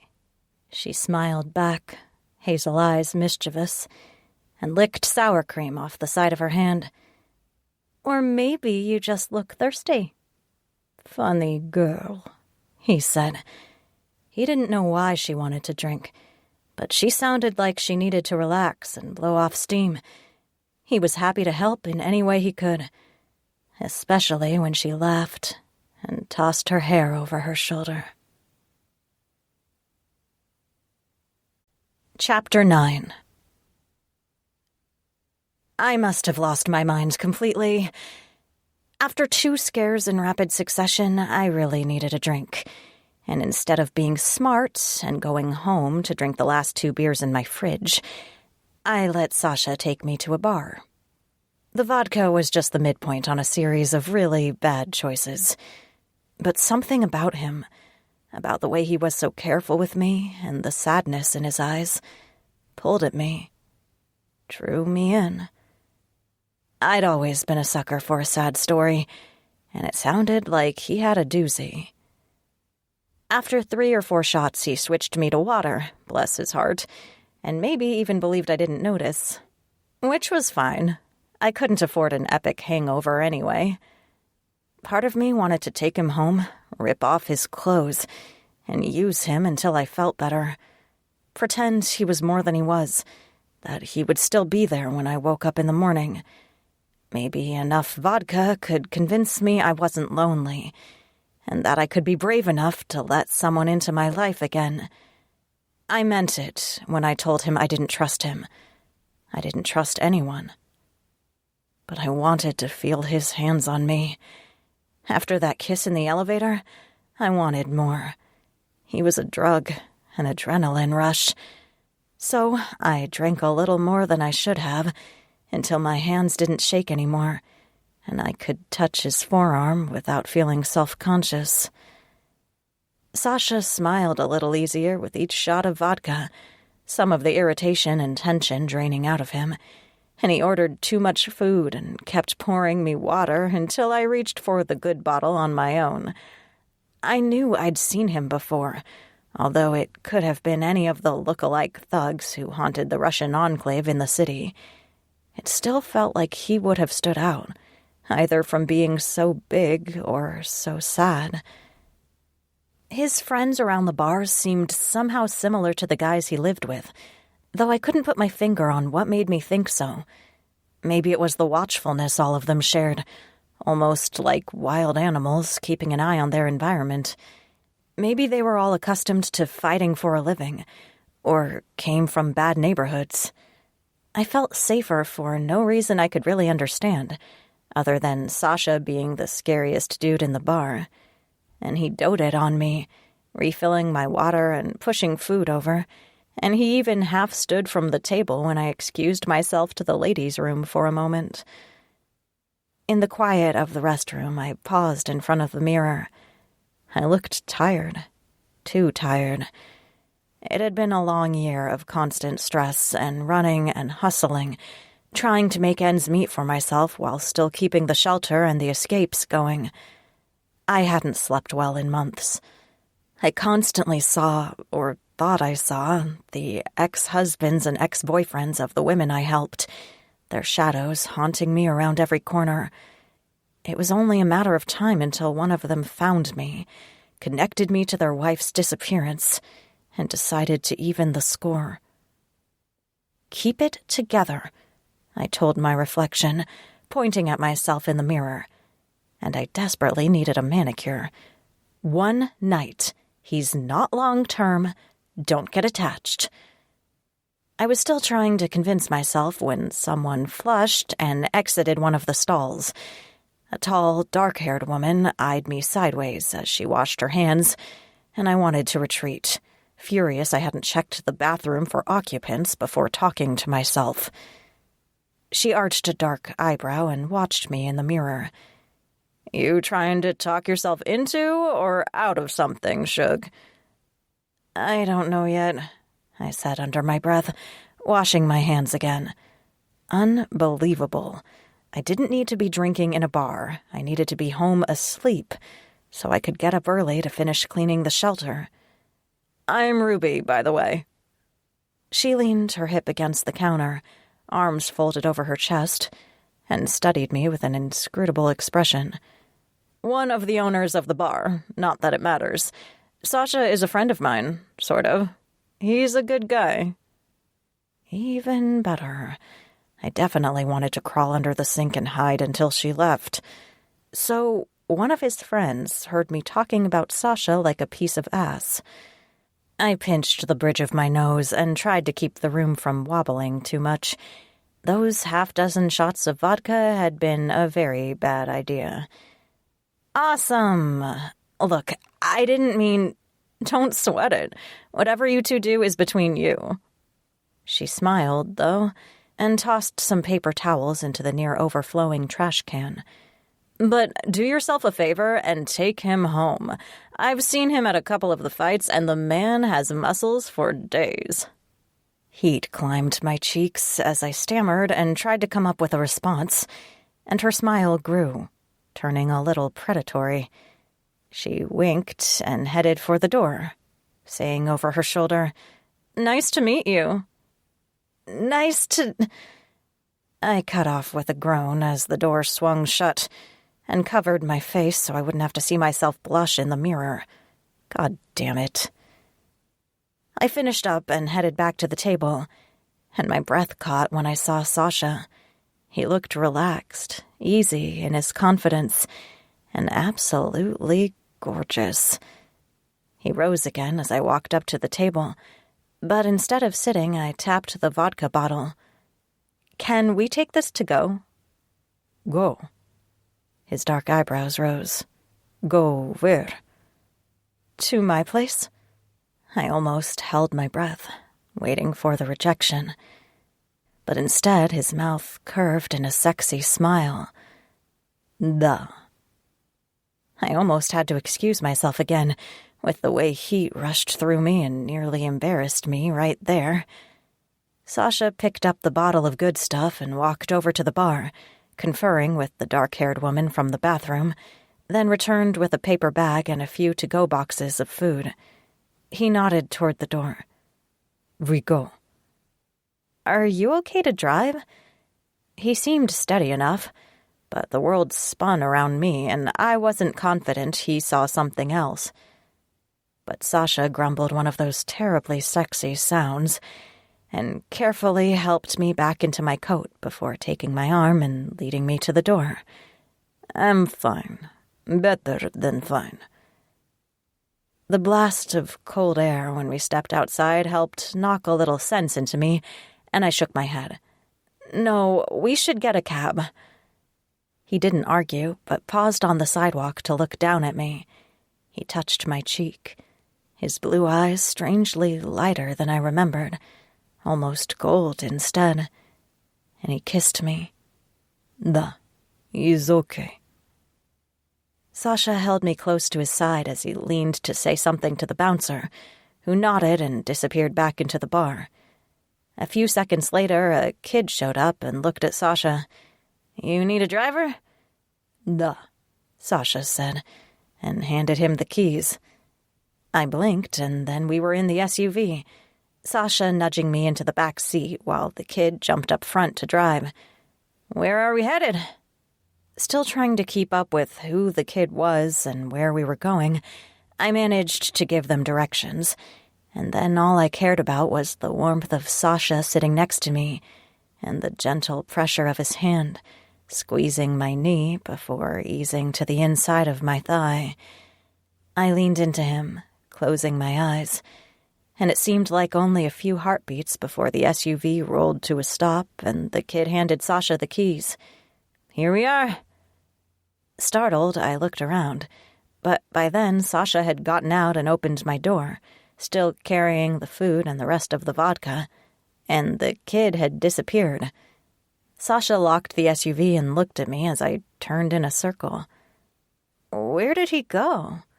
"He had ride," Sasha said, but I couldn't remember seeing another car in the deserted street in front of my apartment building. Just a big-ass dog, but no cars. "Come, he's cold." I dug my keys out of my bag and concentrated on the stairs, trying to remember if I'd made the bed or left a pile of laundry at the foot of it like normal. "The place is a little messy, so—" "I like messy." His hand gripped my waist, steadying me as I finagled the key in the battered lock. The door always stuck, so I put my shoulder into it and nearly fell on my face when it finally flew open. Sasha edged inside, looking around as I flipped on a few lights and tugged off my boots. I dropped my coat over the back of a kitchen chair and concentrated on relocking the door and setting the chain and deadbolt. Safety first. And then I had to lean against the door as I caught sight of Sasha, all 6 foot something of him, puttering around my kitchen to slide the food into the barren fridge and searching for glasses to go with the vodka. Vertigo or déjà vu washed over me as I imagined what it might be like to have him in my kitchen all the time. Someone to help with the shelter and the charity and all the other real-life stuff that got in the way of my dreams. He looked like base, if life were a giant game of tag, and I could run back to him and be protected from everything wrong in the world. Like he could make everything safe and warm and perfect. He caught me watching him and smiled, holding up a cracked coffee mug and a cartoon cup I'd gotten from a fast food restaurant. "You have interesting dishes." "I don't think we need dishes." I pushed away uncertainty and that whisper of doubt in the back of my mind, and instead sauntered up to him, letting my fingers drift across his abs as I reached for the vodka bottle. His eyebrows arched as he watched me take a swig of the eye-crossing vodka. Then I went up on my toes and caught his face in my hands. I kissed him, waiting until his lips parted and the smooth warmth of his tongue invaded my mouth, then let the vodka swish from my mouth to his. He hummed, a warm grumble of appreciation, and his hands slid to my waist and down to squeeze my butt.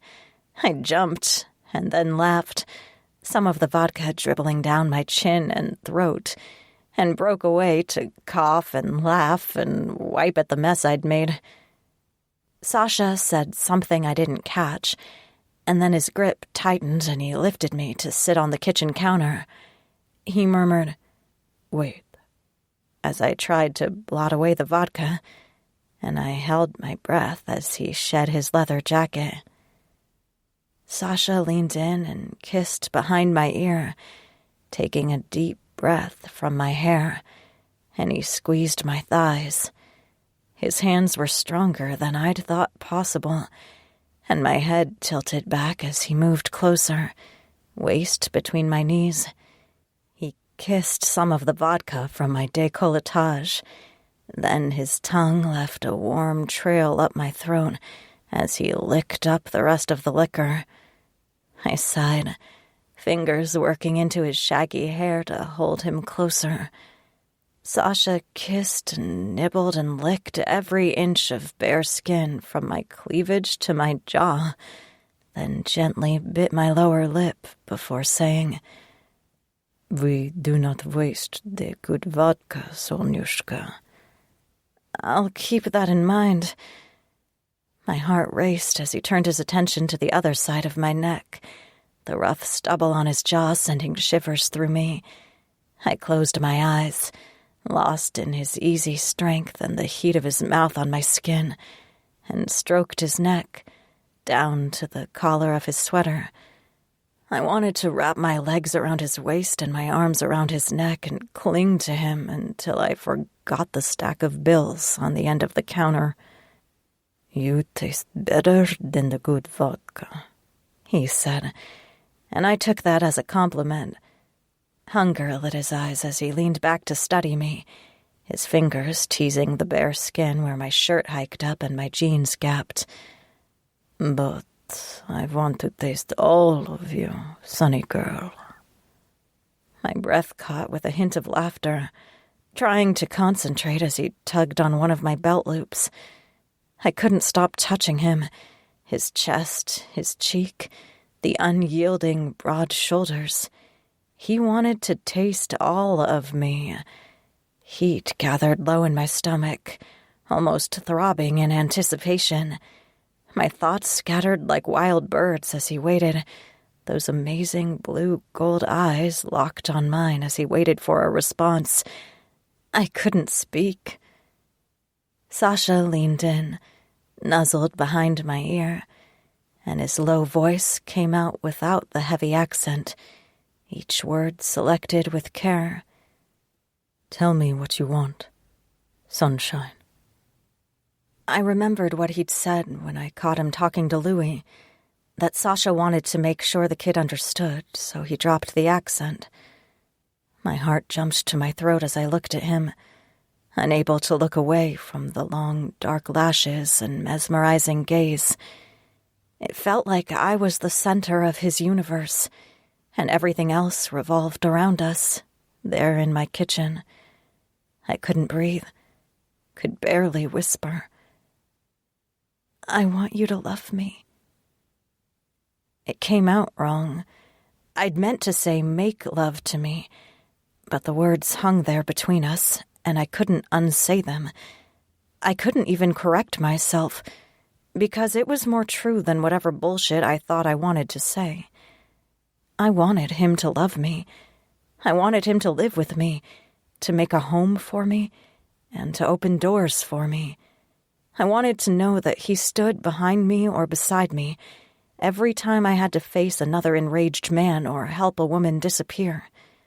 With Sasha near me, I'd always feel safe, and that terrified me, because if he left, I'd never feel safe again. His knuckles drifted over my cheek, and something changed in his eyes. "Since the moment I saw you." Good. I tried to get my head together and slid off the counter, though my knees buckled and I would have ended up in a heap on the floor if he hadn't caught me.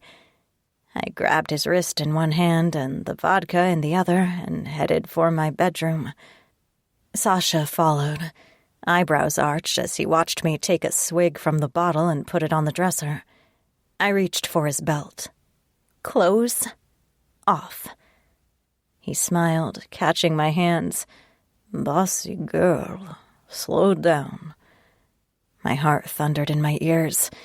The only way to get over that love thing was to screw him, fast, and then kick him out. I couldn't afford to love him and lose him. If I stayed in control, it would all be fine.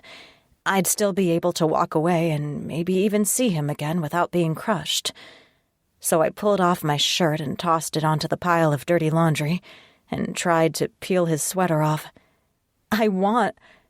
You want to control everything, he said, the soft hint of accent even sexier than the gruff meathead. Sasha caught my hands again and walked forward until the backs of my knees hit the mattress and I sat. He leaned down to kiss me, fingers toying with the strap on my bra. Relax. I'm relaxed, I said. I reached for his belt buckle again, biting my lip. Very relaxed. Now lose the clothes and... He grumbled something and caught my face in his hands, his beautiful eyes narrowing as he looked at me. Sonushka, my sunshine, trust me. That isn't easy, I whispered, suddenly flushed and more nervous than I'd been since the first time I had sex with a guy. Sasha wanted more from me than I thought I could give. We practice, he said. Sasha kissed me, then strode out of the room and toward the kitchen. I shimmied out of my jeans and pulled off my socks, trying to breathe normally as he reappeared in the doorway. Sasha put a towel and a couple of other things on the dresser, then tilted his head at the drawers. Where are nylons? Nylons? I cleared my throat, uncertainty sending a shiver through me even as excitement made my insides tremble. Top drawer on the left? Why do you need... Surprise, he said, digging through the drawer. He came up with a pair of black stockings, something I'd bought for a party dress I never got to wear, and smiled as he approached the bed. Now we play a game. My breath came faster and I almost moaned. He nudged me to lay down in the center of the bed, arranging the pillows and sheets and everything as I reached for him, trying to pull him on top of me. Sasha chuckled, his hands freer as he explored my bare skin, and held up the black nylons. Blindfold, so you can relax, let go, just enjoy. A blindfold? I don't know if that's... I shook my head, even though the idea of being helpless, at his mercy, thrilled through me and I nearly climaxed just from the thought. He stroked my stomach, toying with the little bow on the front of my panties, and let the end of the nylons trail over my breasts. Just the game. We stop whenever you want, sunshine. I didn't mind him using my full name. I took a deep breath and gripped the sheets. Okay, he murmured, his knee indenting the mattress next to my hip. He moved over me and the nylons covered my eyes as he looped them around my head twice, obscuring my vision but not blocking it entirely as he tied them in place. I could still see him as a darker blob against the darkness of the nylons, but not enough to know what he was going to do. Sasha's lips brushed mine and I shivered, tasting vodka, as he murmured, Relax. I tried. I really tried, but I tensed as his hands slid under me and then unhooked my bra. I gnawed on my lower lip to keep from immediately covering my breasts. I should have told him to turn the lights out. It would have been better in the dark. Sasha said something in Russian, his tone reverent. Then his breath warmed my skin and goosebumps stood up all over me. I moaned as his tongue teased my nipples, his hand stroking the inside of my thigh until my legs parted to give him better access. Everything seemed more intense, the hush of his breath, the rustle of his clothes and the sheets as he moved, the gentle friction of his calloused palms sliding over my side to my hip, and then under my panties. I shivered, back arching, and tried to stare through the blindfold as Sasha got up to retrieve something from the dresser. I lifted my head, reaching to move the nylons so I could see. "What are—" He made a tisking sound, and I saw a hint of a frown before I replaced the nylons. Sasha grumbled as he returned to the bed and caught my hands, his voice gravelly as he leaned over me, and something soft wrapped around my wrists. "Trust me. Take a deep breath, close eyes, and just feel." More nylons, holding my arms over my head. I shivered, pressing my thighs together.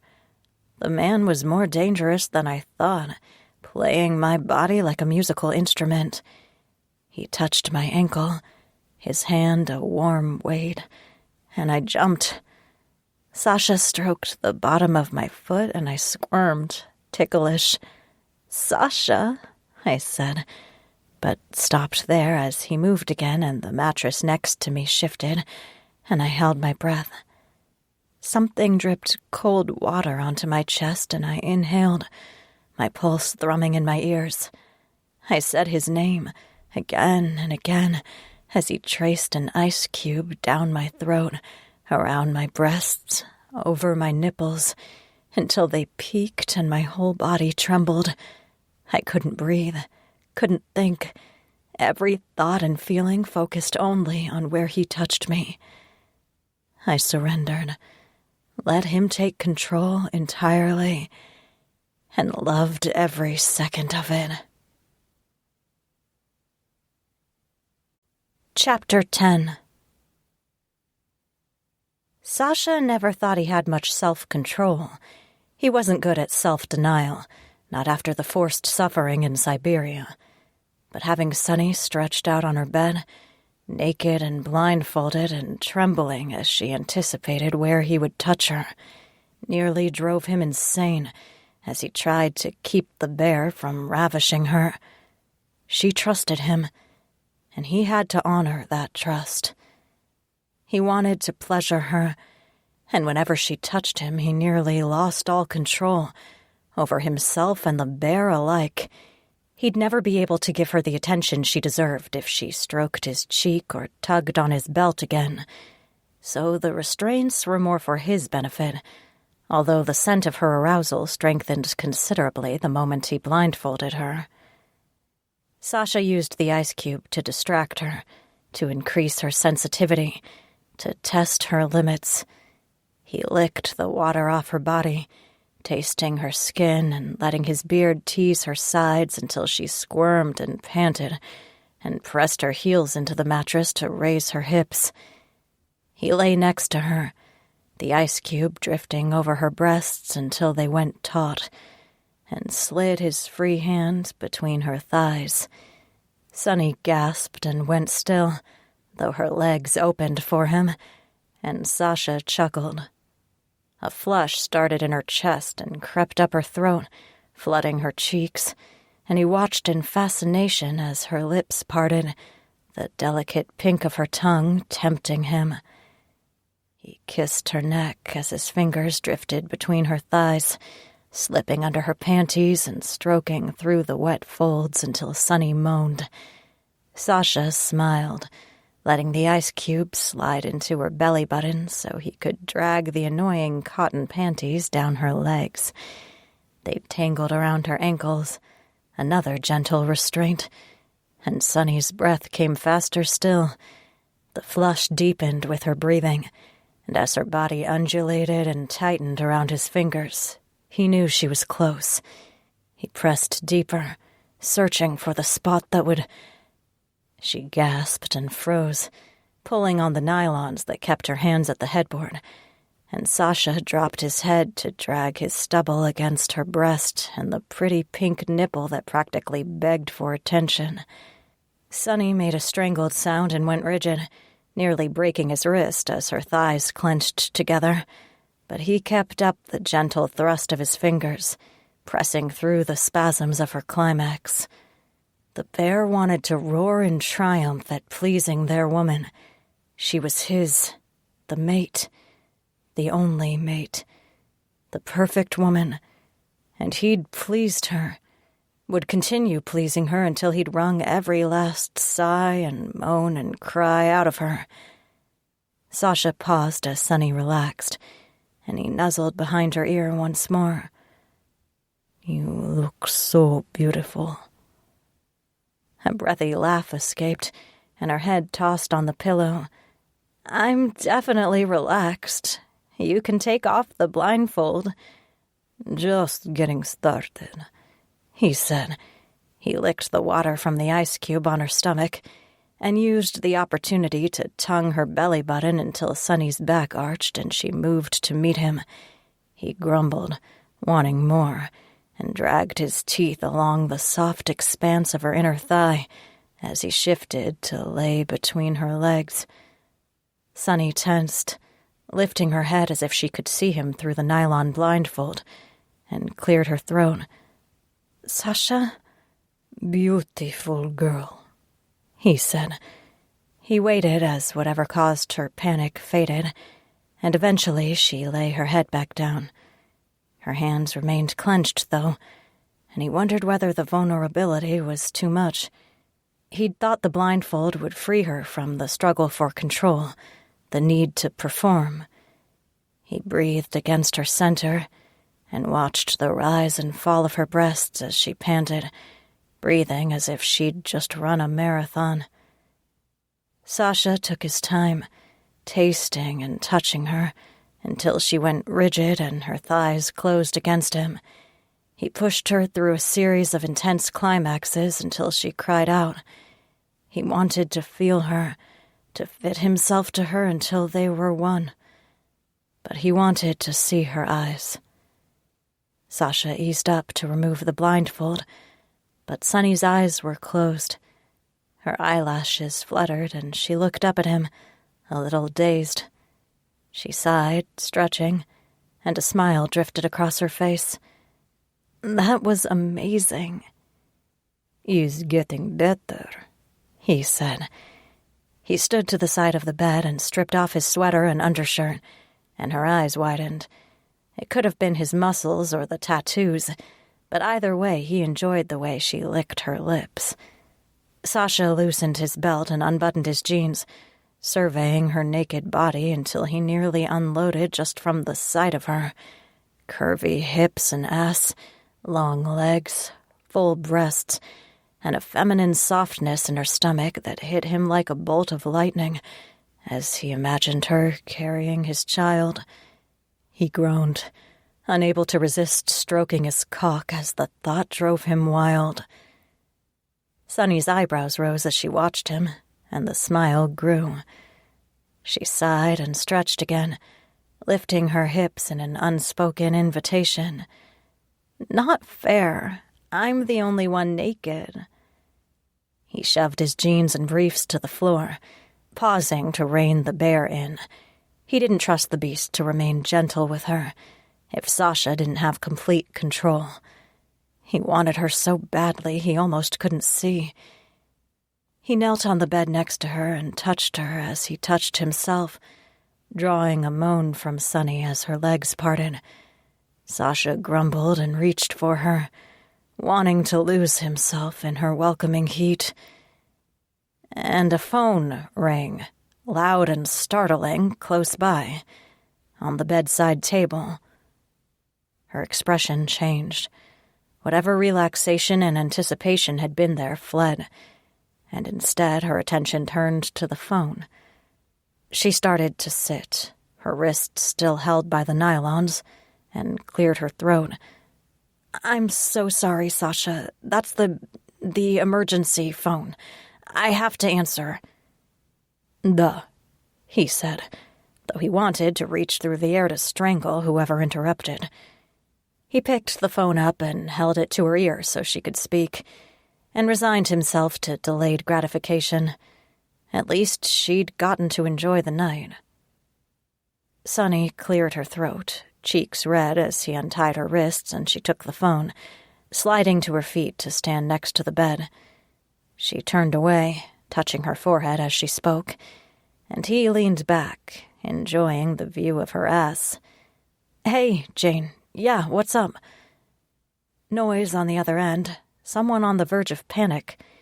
Whispers and the sounds of desperation. Maybe a real emergency. Sunny ran a hand through her hair, sounding perfectly calm and rational and not the least bit inebriated or love-drunk. Right.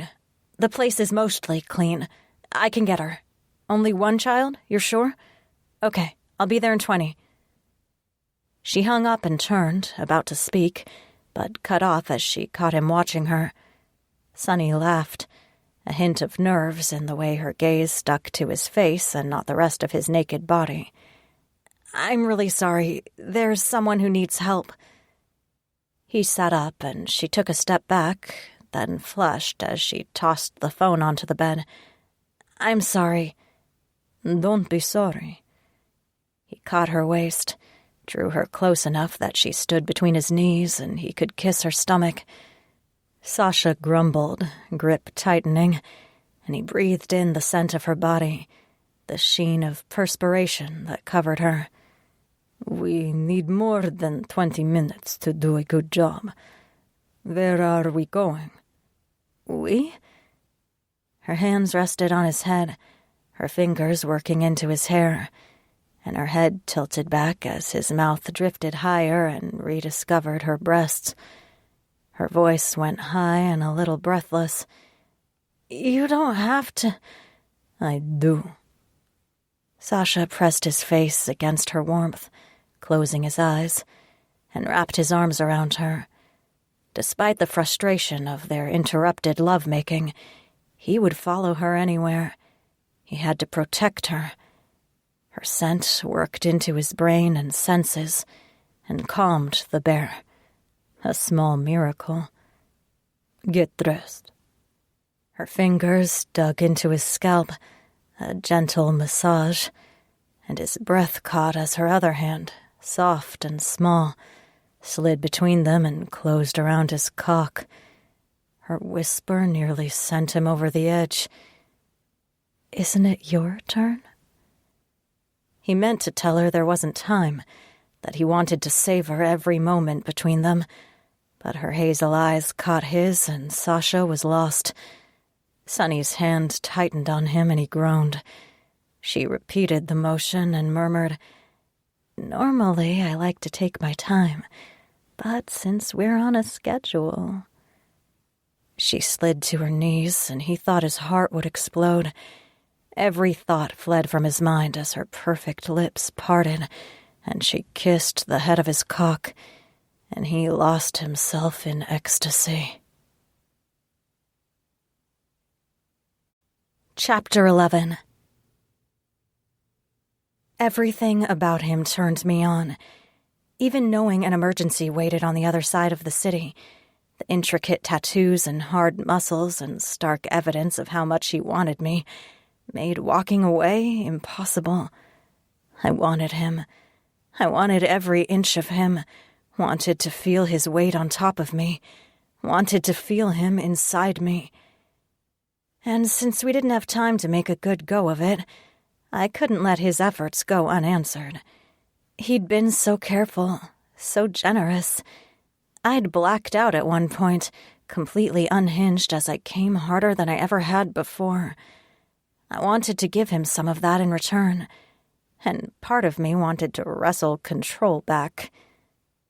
From the look on his face as I went to my knees and rubbed his thigh, Sasha didn't mind.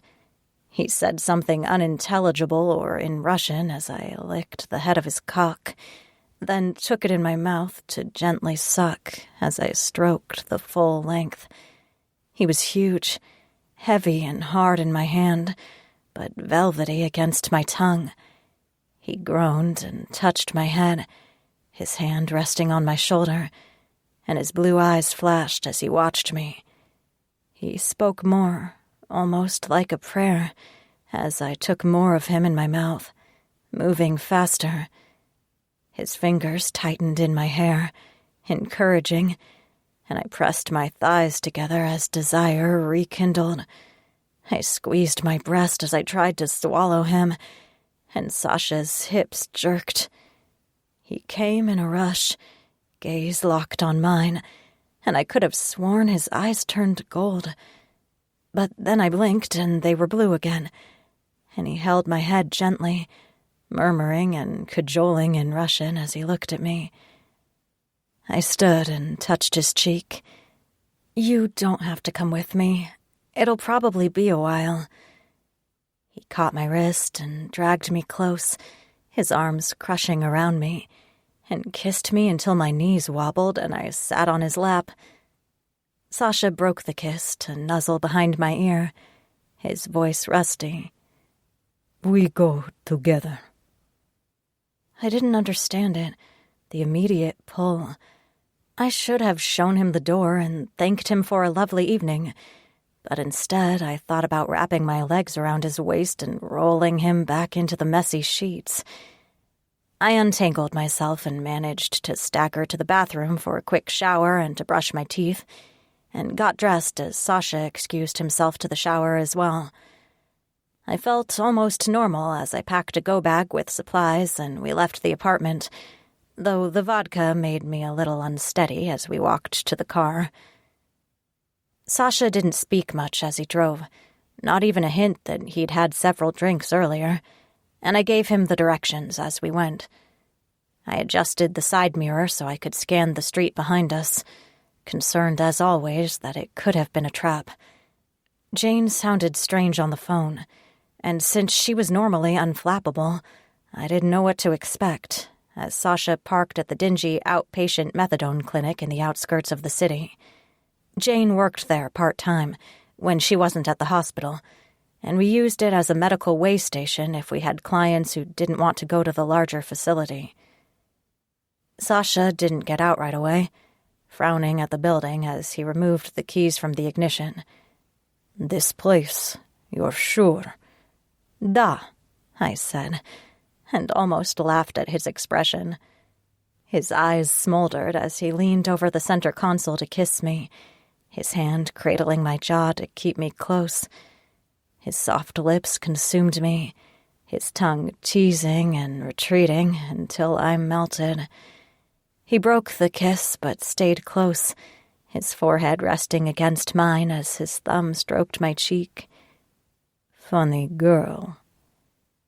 I tried to shake myself out of the disorientation of his touch and made a mental note. Pretending to speak Russian turned him on.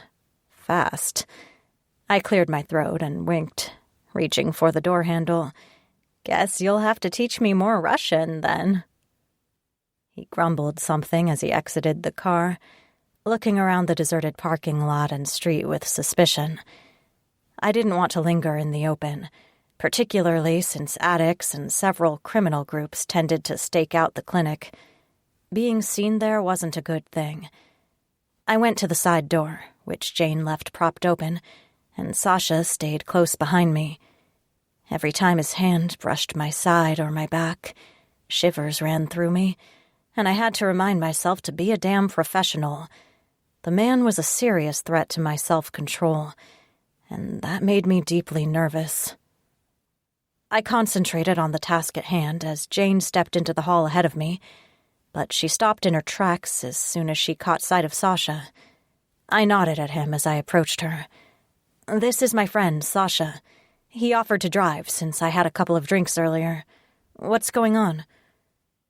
Jane eyed him with equal parts wariness and interest, but led us down the hall to a small office.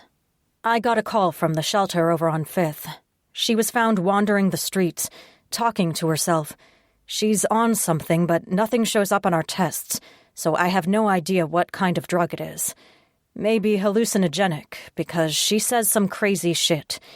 She's at least 8 months pregnant, maybe 9, and she's got a little one with her, 2, maybe 2.5. He won't talk to me, and she's not making enough sense to really sort out what's going on. The kid looks to her, but he doesn't cling to her. I'm not sure if he's hers, to be honest." I frowned, hugging myself, and glanced back at Sasha. "Could you get the bag from the car? I think we'll need it." He hesitated, looking around the dark facility, then nodded and leaned to kiss my temple, his hand sliding along my side. Okay." His steps echoed as he retreated back to the external door, and when he was gone, Jane looked at me with raised eyebrows. "Hot damn, girl." "It's just temporary."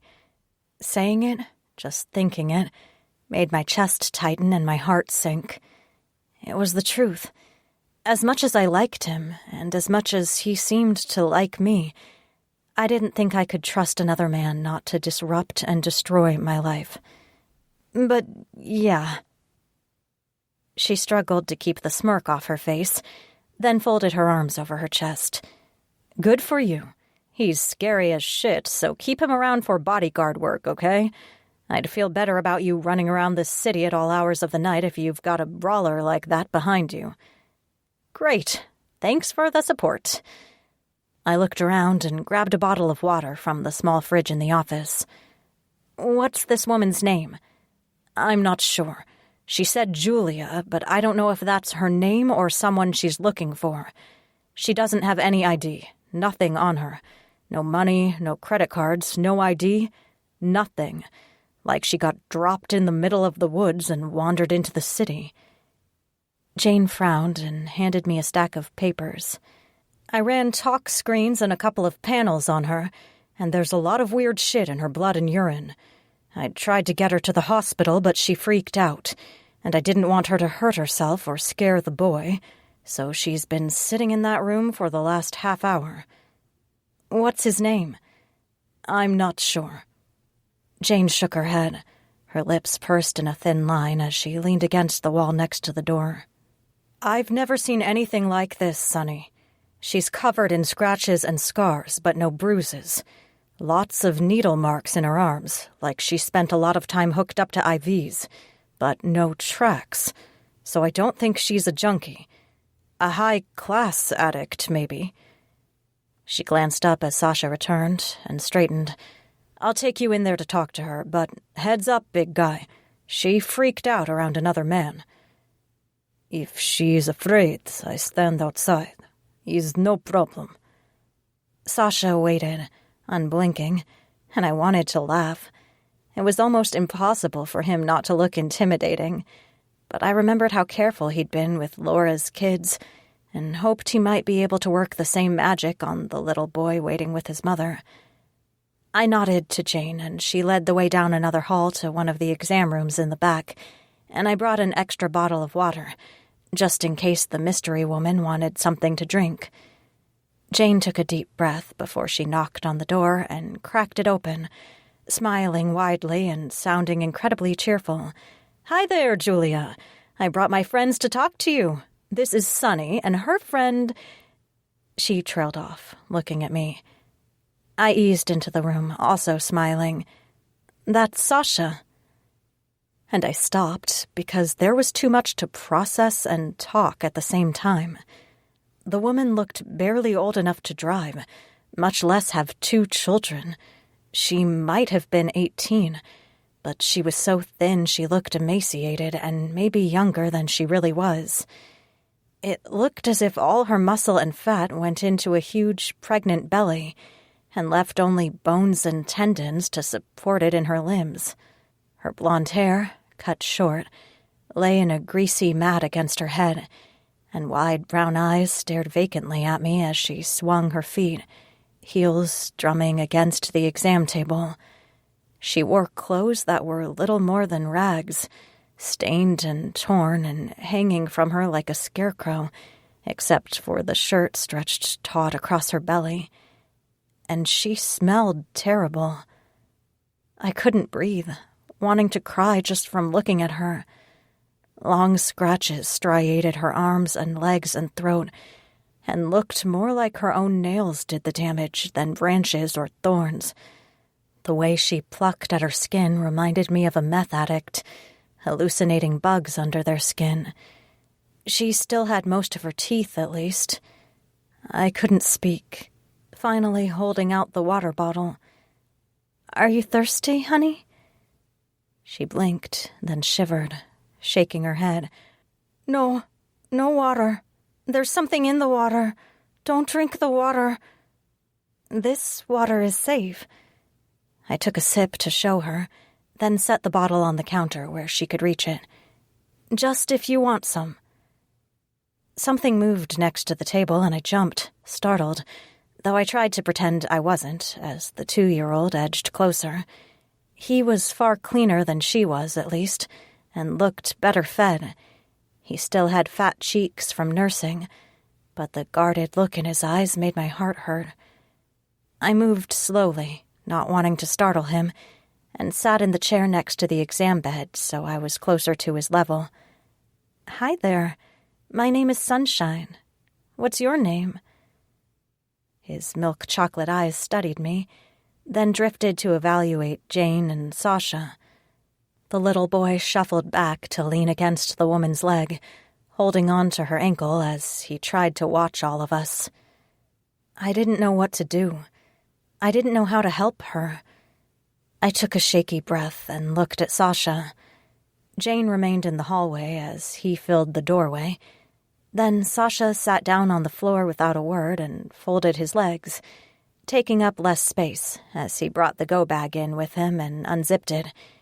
He pulled out some of the clothes I'd brought, handing them to me so I could offer them to the woman, but he'd drawn the little boy's attention. Sasha took the small teddy bear in the bag and looked at it, frowning, before he held it out to the boy. "He says his name is Teddy." And he waited, the bear outstretched. I held my breath as the seconds ticked by. Then the little boy reached very, very slowly to take the bear. He trembled, like he expected a trap, and my eyes prickled with tears. The boy hugged the toy tight to his chest, chubby arms linked, and Sasha turned his attention back to the bag. Some snacks followed, cookies and crackers, and Sasha handed the little guy a juice box as well, before pulling out a battered alphabet floor puzzle to work on. The Russian did this all without comment, not trying to convince the boy to trust him, and just proceeded as if they were already friends.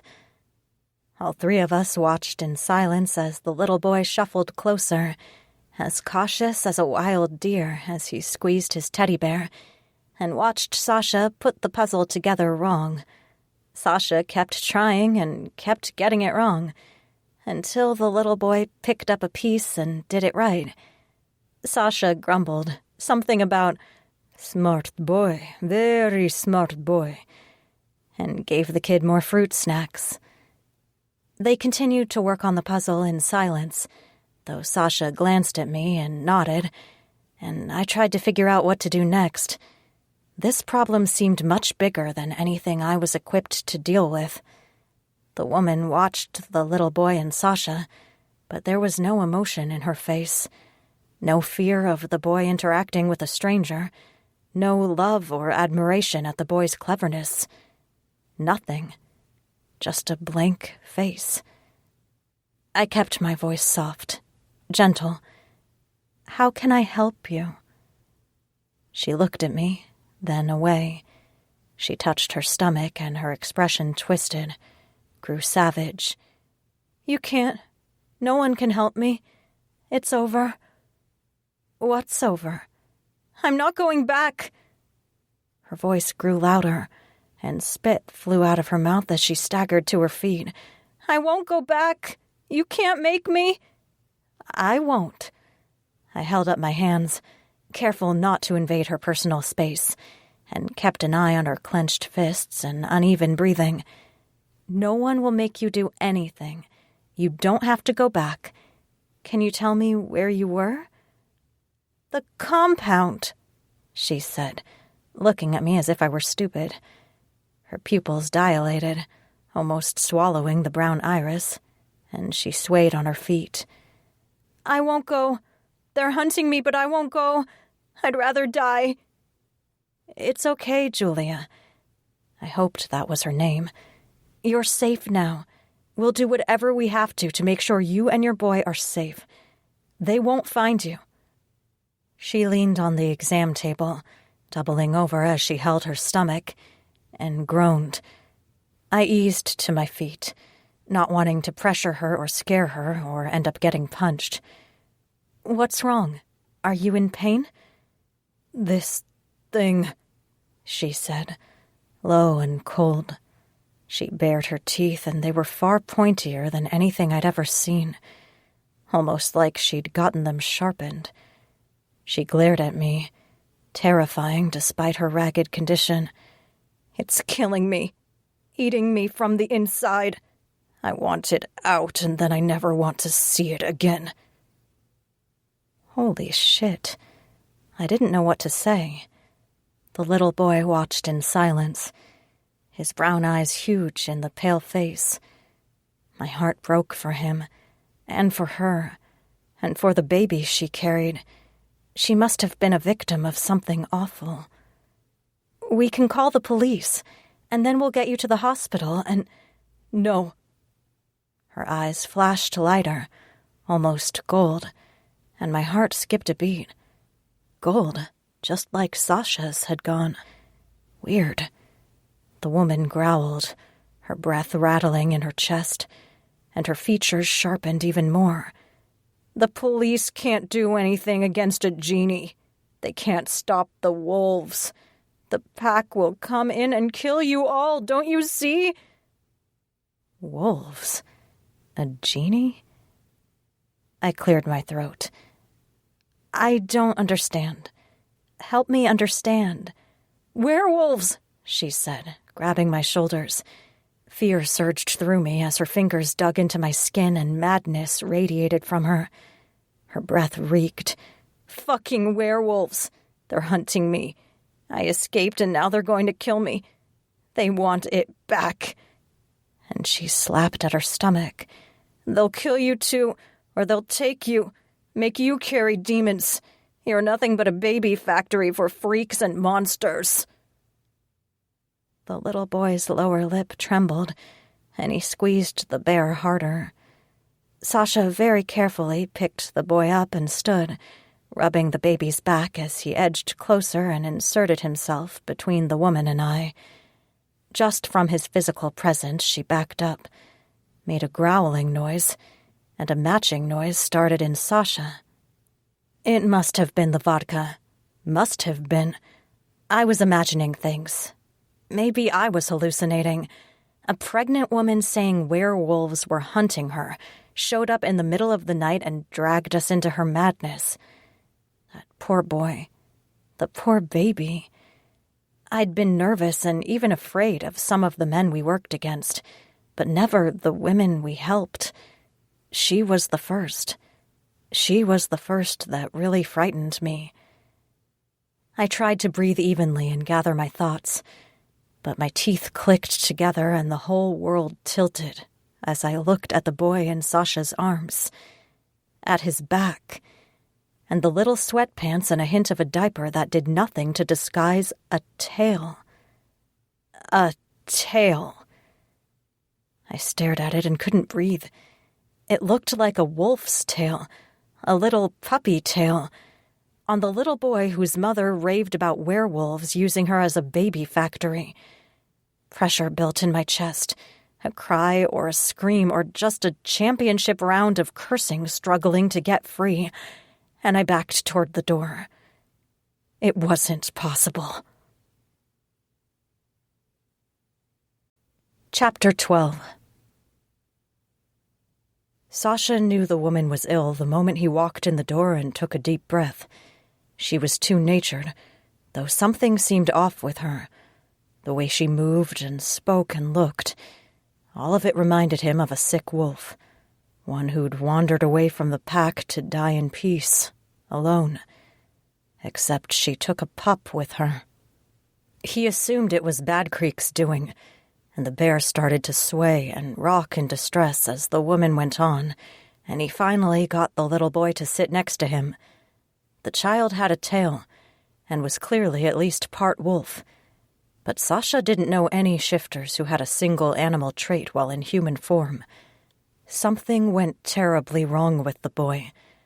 What he knew of Bad Creek meant medical experiments, and God only knew what else. He wanted to put his fist through the wall, to rage and break things until he found the bastards responsible. He wanted someone to suffer, to pay for that boy's suffering. Blood for blood. But he kept himself calm, despite the monumental effort, and even got between the pregnant woman and Sonny as soon as the woman touched her. The stranger might be with child, but she threatened his mate, and the bear couldn't tolerate that. Except then Sonny took a shaky breath, and he followed her gaze to the little boy's tail. All the color drained from Sonny's face, and she backed up, her eyes wild. It didn't help that the pregnant woman kept shouting about the fucking werewolves that were coming after her, and the monster in her belly. Sasha held the boy closer, not willing to put the child down again in case he felt abandoned, and nudged Sonny toward the door. "Wait outside. Just 1 minute." He faced the pregnant woman, waiting until Sonny retreated to lower his voice and growl, "I know about Bad Creek and the Alpha. You are safe here. I am Bear. We help you, but you must keep quiet. Understood?" She continued raving, too far gone, and the wolf flashed in her eyes. He worried that maybe the beast was in control, if the human was unable to respond to him. There was no telling what Bad Creek did to her, what she'd had to endure and survive. But she risked exposing all shifters to the humans with her madness. Sasha shook his head, then looked down at the boy. "Do you understand?" The little guy blinked, then nodded slowly. He moved, also slowly, to rest his head on Sasha's shoulder. And the bear was lost. The cub was theirs. He needed to be protected, sheltered, cared for. And Sasha sure as fuck wouldn't let the crazy lady neglect the boy until they both ended up dead or institutionalized. He wouldn't let that happen to the child. Sasha knew what childhood in a communal home looked like, and it wasn't good. Sasha took a deep breath, then rubbed the boy's back, grumbling. "It's okay, Muishka. Everything will be okay." The little boy sighed, and in a moment he relaxed, his face pressed against Sasha's neck, and Sasha knew he slept. The bear grumbled, closer to a purr, and he moved carefully into the hall. Sonny stood there, hugging herself, and turned dish-round eyes on him. "What the—" "Shh," he said, and gestured at the sleeping boy. He kept his voice low, shutting the door to the exam room before he went on. "Girl is crazy in there. I will call detective. She can help." Sonny's nostrils flared as she tried to breathe deeply, shaking her head, but she managed to whisper, "The boy has a tail, Sasha." The bear didn't know how to explain that. Neither did the man. So Sasha took a deep breath and just shrugged. "Da. Something strange is happening. We will find out truth. But for now, boy is scared. Woman is crazy. And this place is not safe. So, you hold boy, and I will make calls." Sasha appreciated that the other woman, Jane, had retreated to the main office, so she had not heard the pregnant woman's ravings. Less to clean up, all things considered, although it was possible the woman had been talking about shifters and packs and genies before Sasha and Sonny arrived. Sonny looked uncertain as Sasha pointed her to what looked like the employee break area, with a comfortable recliner, and after she sat, he detached the boy and maneuvered him to lay across her chest. The little one whimpered in his sleep and snuggled into her neck, chubby arms clinging to the teddy bear as well as Sonny. Sasha immediately wanted to pick them both up and go straight back to his den. They would be fine all together. But he took a deep breath and bent to kiss them both, then strode out to the dim parking lot where the SUV waited. He stared into the darkness and bared his teeth, daring the wolves to find him. If they hunted the woman, Bad Creek could have been closing in on him at that very moment, and one bear against a pack might have trouble. Kaiser answered but sounded half asleep. Do you know what time it is, Bear? Is very late or very early? Sasha lit a cigarette, fiddling with the lighter as he scanned the surrounding buildings. A few bums loitered around a bus stop across the street, and the rising sun revealed a few hardy souls heading to work. We have problem. What kind of problem? The alpha bear was immediately more alert, probably moving to wake the others. Sasha never called to chat. The problems Sasha called about were always problems that required the entire gang. A pregnant woman needed Sunny Girl's help, so we are here at clinic near the shelter. Pregnant woman is crazy, talking about wolves and genies hunting her. Bad Creek, Kaiser breathed, and it came out a vile curse. Those fucking bastards. We're on the way. What else? Bring detective, he said, glancing over his shoulder at the clinic. To talk to Sunny Girl. She heard everything. It's difficult to explain. Just say the woman is on drugs, Kaiser said. Others started talking in the background, grumbling and engines starting, and the alpha bear snorted. She might be. It's not... There's a boy. Sasha pinched the bridge of his nose and drew on the cigarette until he hit the filter. The boy has tail. A tail? You're fucking kidding. Yet. Small wolf tail on very small boy. He's maybe 2. Very scared. The bear rocked and swayed, and Sasha started to pace closer to the clinic door. The mother is ill, crazy. She does not want boy or baby. They'll be safe, Kaiser said, though he answered slowly, as if he sensed the possessiveness that already filled Sasha. We'll figure it out. We're on our way.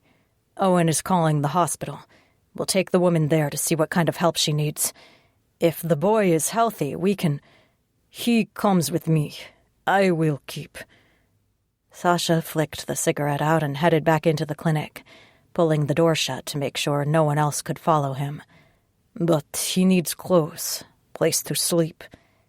We'll get you set up, the alpha said.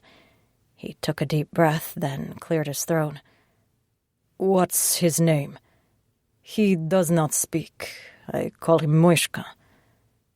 Sasha paused in the doorway to the employee break room, his heart jumping to his throat when he caught sight of Sunny, fast asleep in the recliner, and the little boy, snoring softly on her chest.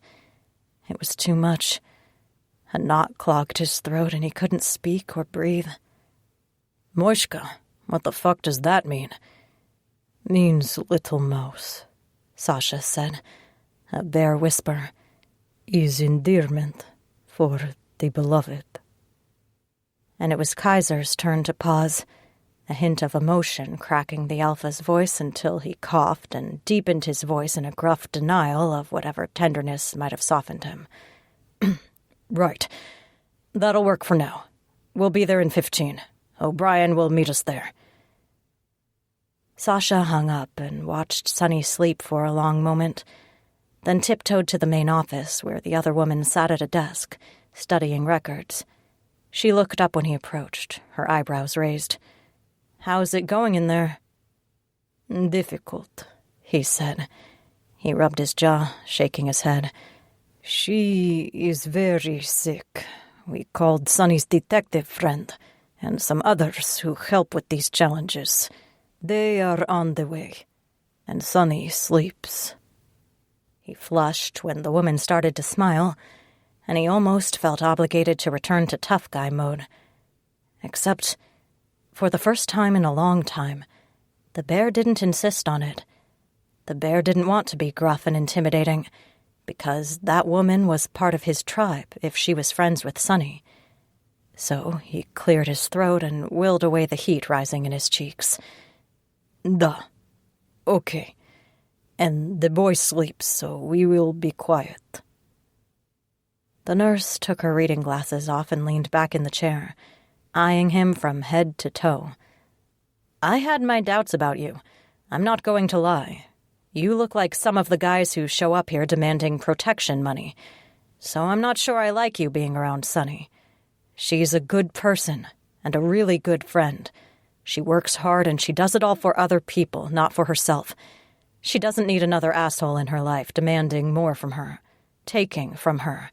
She deserves the best, you hear me? Normally, the bear would have been howling in the back of his head at the challenge in her voice, in her stare, as she lectured him about what Sunny deserved. But the bear waited quietly instead, and agreed with every word, rejoiced that his mate had friends like that woman, who would protect her and challenge those who threatened her. Sasha glanced down as his phone buzzed. Kaiser and the others were there, ready to help, and waited in the parking lot. He took a deep breath, uneasy with trying to articulate how he felt about Sunny. He hadn't even known her a day, and already he felt like a fool over her. Duh. She deserves more than everything. I will give. She will be safe. Words failed him, and he added more in Russian, where at least he felt eloquent instead of a stuttering moron. But the woman smiled and made a shooing motion. Fine. I'll trust you for now, but believe me, hun, if you hurt Sunny, there is a group of women who love her like crazy and know how to make people disappear without a trace. You might be scary, but we will fucking kill you if you hurt her. Da? Pravda, he said. Truth. It felt like truth. She nodded and got up to pull the door shut, saying quietly, I'll be in here if you need anything. Otherwise, I don't want to see anyone. The clinic opens in an hour. Be gone by then, or other people will see you. We will be gone in 15 minutes. Sasha checked on Sunny one more time, grateful she still slept, and went to the external door to let Kaiser and the others in. 3 more SUVs waited in the parking lot next to his, and the Alpha waited by the door. He eyed Sasha, then jerked his chin at the clinic. Ready? Sasha nodded, fighting the clawing need for another cigarette, and debated how many to let in. Is small place, and woman is crazy. O'Brien eyed him as she checked her watch. Is she dangerous? Only to herself, maybe. Sasha rubbed the back of his neck, wondering if they thought to bring a car seat for the boy. Okay, Kaiser and Owen and Kara. And scary detective. That is good. Enough. Owen's medical training would be helpful, and he was relaxed enough about pretty much everything not to react if the pregnant woman started to cause trouble. His mate, Kara, escaped from Bad Creek before they met, and might have known the woman. Sasha still didn't like it. He didn't want them to wake Sunny or the boy. But he opened the door to the clinic and led the way through the dim halls. None of them spoke until he stood outside the closed door to the exam room where the pregnant woman waited. He knocked, barely brushing his knuckles against the door, and stuck his head in. Julia, help is here. Julia? Kara said, her face going pale, and slid around Sasha to squeeze into the room. Babe, what the fuck? The pregnant woman looked at Kara, and her face immediately crumpled, tears streaming down her cheeks. And Owen sighed as he edged into the small room as well, carrying his medic bag. He glanced at the Alpha and Sasha. We'll do a quick check on her and the baby, and then I'll know if we need to go to the hospital. Might be a good idea regardless. Sasha gestured at the manila folder on the chair next to where the pregnant woman sat. Paperwork has medical tests. Nurse said there were many things in her blood. Maybe drugs. The younger bear shook his head, grumbling, and watched as Kara hugged the sobbing woman and stroked her hair, murmuring nonsense. We'll need to take things slow. Very slow, Kaiser said, and shut the door so they could have some privacy. Then Kaiser looked at Sasha. And the boy? He hesitated, the bear wanting to keep every male in the world away from where his mate slept. But the alpha was the only man Sasha truly trusted. Kaiser cherished his own mate, and knew what it was to immediately love cubs that were not his by blood. Josie's nieces and nephew had become the center of Kaiser's universe the moment he met them, and Sasha remembered the way the alpha gentled and calmed around the little ones. Kaiser, above all the others, would understand. So Sasha sighed and shuffled down the hall to the break room. Sunny still slept, her lips parted, but her arm wrapped protectively around the baby. Sasha's heart cracked, just a little. Kaiser opened his mouth to speak, then stopped himself, smiling.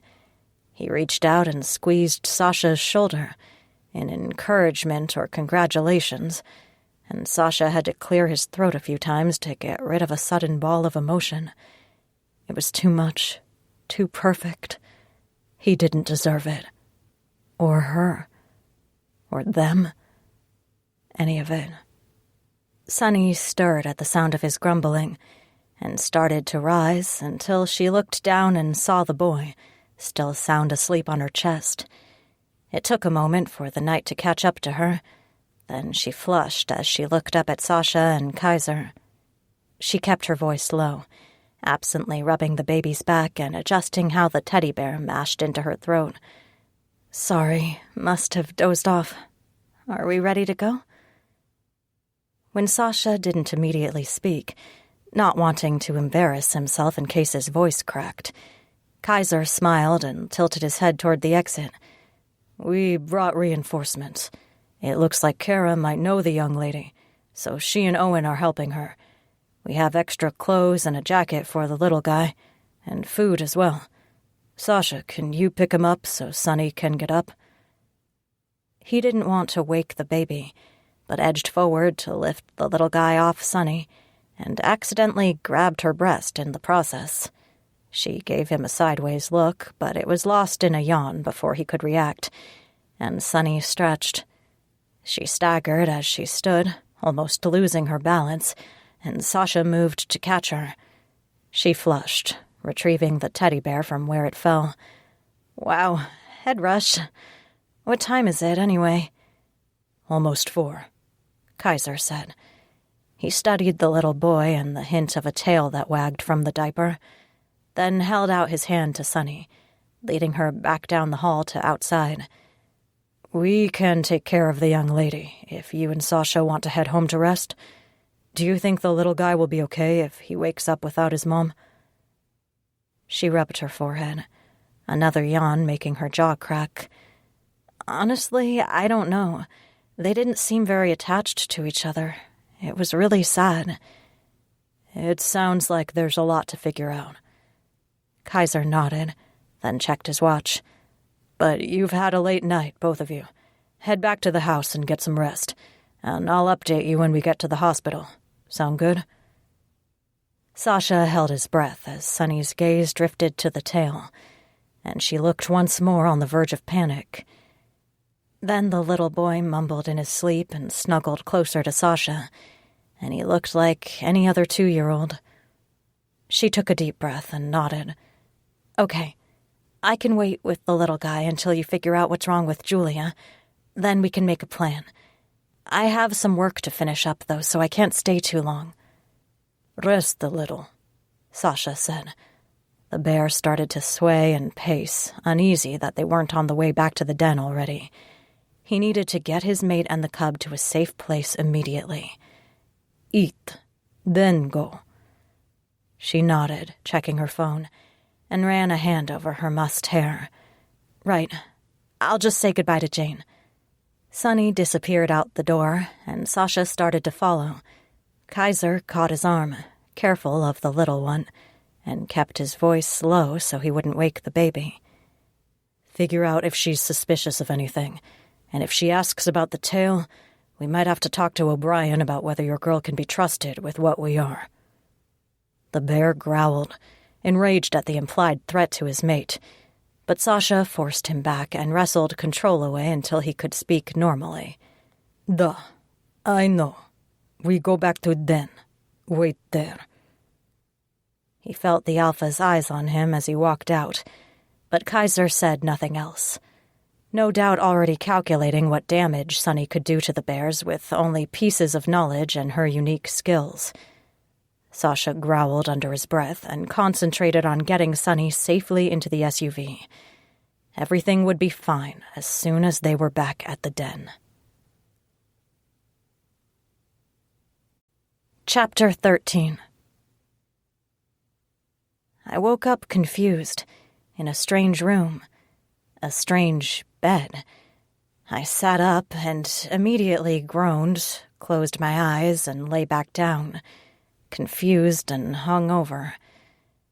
The night before came back in pieces, although part of me worried that I wasn't more worried about waking up in a strange room. It reminded me of Sasha, so it felt safer than even my own apartment. And that made me worry even more. I'd known him a day, possibly less. He shouldn't have felt like home. I tried sitting up more slowly and managed to keep my head from exploding. 2 bottles of water and some name-brand aspirin waited on the bedside table, so I partook as I looked around the room through narrowed eyes. It was wonderfully dim, one large window covered by thick drapes, and the sheets were luxuriously soft against my skin. The furniture looked simple but high quality, and even the pile of down pillows felt expensive. Luckily, one of the 2 doors revealed a large ensuite bathroom, complete with a soaker tub and large shower, so at least I didn't have to embarrass myself wandering around asking for the facilities. I groaned and drank more water as I stumbled to the bathroom. Vodka had been a terrible idea. Inviting Sasha home with me had been a less terrible idea, but still not a great choice for a chick who dealt with the consequences of poor dating choices as a profession. I tried to put my hair up in something like a ponytail, only partly successful as some of the curls rebelled, then took a breath as I faced the other door. Maybe Sasha waited outside, or maybe he'd already left.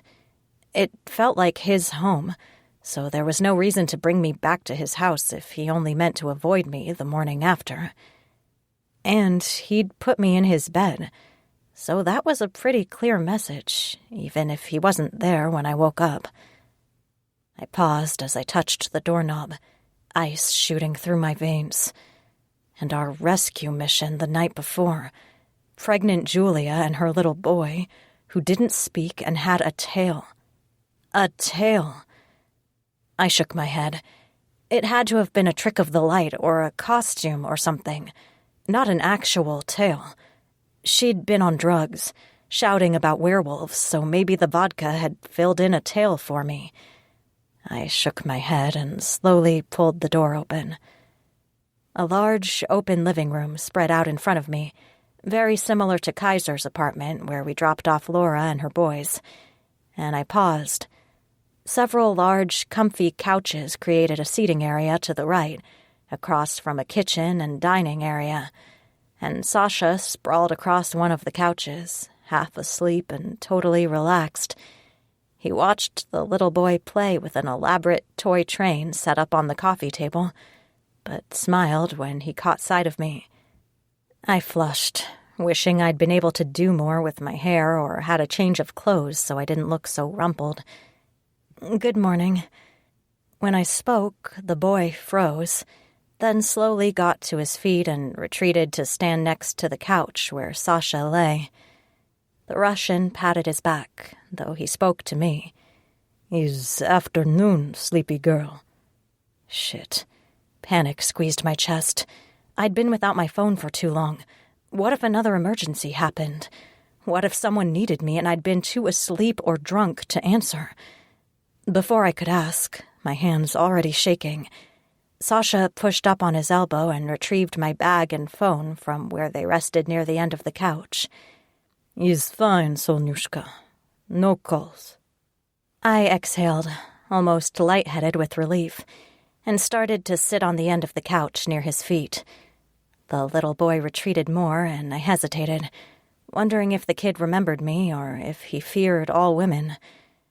Sasha sat up, grumbling, and gestured for me to sit as he shooed the boy back to his trains.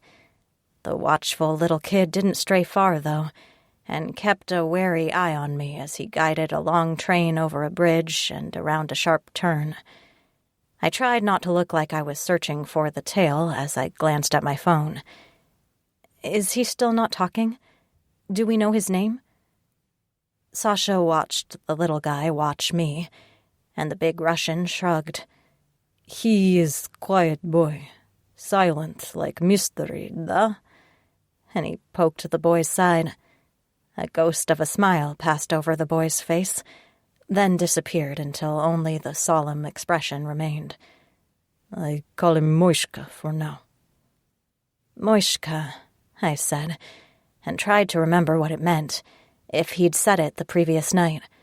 I thought he'd said it in the car, but everything after seeing the little boy's tail blurred in confusion. An animal? Mouse. Sasha yawned and stretched out on the couch, pulling me to his side with an easy, casual affection I hadn't expected. He turned and inhaled from my hair, then kissed my head. The girl is still at hospital. They needed more tests, and there was small problem with baby. Heart rate, maybe. Kaiser will call when there is news. I relaxed against him, my headache lessening in the calm apartment. I could have fallen asleep in a blink, listening to the steady drum of his heart. But the shelter wasn't ready for occupants, and I still had to coordinate Laura's escape, and I couldn't do either from the warm embrace of Sasha's arms. I sighed and closed my eyes anyway, just for a minute. Was she able to explain more about who she's running from? No. Girl is very tired, very afraid, so we will wait. Sasha grumbled and pulled me closer until I sprawled across his lap, pulling his legs up on the couch and settling his arms around my waist. Is better. Time for our little Moishka to find his words. Our little Moishka. The boy glanced my way warily again as my heart skipped and thumped in sudden unease. Our, when there wasn't even really a we yet. The alarm bells went off in my head. Men who got that possessive that quickly were dangerous. Even if he was good with kids and good in bed and handled himself well in an emergency, there wasn't an us. There was me and there was him, and a crazy set of fucked-up circumstances that brought us together. I cleared my throat as I wormed free and managed to get to my own couch, holding my head and trying to get my thoughts together. I have a lot of work to get done, back at one of my offices. I should go and take care of that. You can call me when we hear back about Julia. Sasha didn't seem concerned, though a hint of tension drew creases around his eyes, as if he sensed my uneasiness but maybe didn't know the cause. You are hungry? We have food. No, food probably isn't a good idea right now. I tried to laugh it off, even though my heart thumped faster than I liked and my head started to ache again. I'll grab something there. I reached for my bag, careful not to move too fast around the little boy and his silent trains, and Sasha caught my wrist. His shaggy eyebrows drooped, a hint of a frown across his forehead. Is dangerous? How will you get there? It's not dangerous, I said, though I tensed when he touched me. My instincts flared, telling me to get out, and when I looked down, I saw the hint of a tail sticking out of the little boy's corduroys. And I can call a cab. It's better that way. No car to trace. He grumbled and rolled to his feet, shuffling into the kitchen to retrieve a set of car keys. Here, take SUV. Is better. I didn't want to argue. I just wanted out. I needed air, a place where I could sort out my thoughts and how I felt about Sasha and the whole situation. Vodka didn't explain the boy still having a tail. So I took the keys and faked a smile. "Thanks, I won't need it long." Sasha followed me to the door, though he kept an eye on Moishka. "Come back here when you are done. We have dinner." "It might take a while, and I don't want to impose." I nodded at the little boy, who still watched me warily. "I think he wants you to himself. I'll call you tomorrow to trade the car." The Russian didn't like it, but he did a fair job of faking it, and only shrugged. "Okay, be safe. There is pistol under driver's seat." And that didn't help my nerves any. Who the hell were these guys, rolling around the city with weapons under their seats? Why did they need guns? Maybe Sasha was still involved in that bad stuff. Maybe that's where I'd seen him, at one of those clubs, the fronts for trafficking and arms dealing, and God only knew what else. But I nodded and checked the keys, hoping I didn't get pulled over by the police. "Sounds good. Call me if you hear anything about Julia." "Duh." He watched from the doorway as I took the stairs, and it was only when I hit the ground floor and an enormous expanse of gym equipment that I could finally breathe. Something seriously fucked up was going on there, and I didn't want to be involved in any of it. Even with O'Brien's endorsement, something felt too far off, and I'd learned to trust my instincts. It took me a lot longer than expected to finish cleaning up the shelter. The sun was long since set by the time I headed for the door, setting all the alarms and traps so we'd know if someone broke in and waited inside for us. I'd caught a glimpse of the sun as I drove from the battered industrial building where Kaiser and Sasha lived, but it didn't last. I still tried to puzzle through what to do about Sasha and Laura and Julia and the little boy with the tail, and whether it was really my problem anymore, as I stepped out of the basement entrance and finished locking up. I should have known better. I didn't even see the man who grabbed me and threw me into the brick wall, or the heavy object he slammed into the side of my head. My vision darkened and then filled with stars as pain exploded in my temple, 1,000 times worse than the hangover that still plagued me, and something warm trickled down my cheek as I staggered.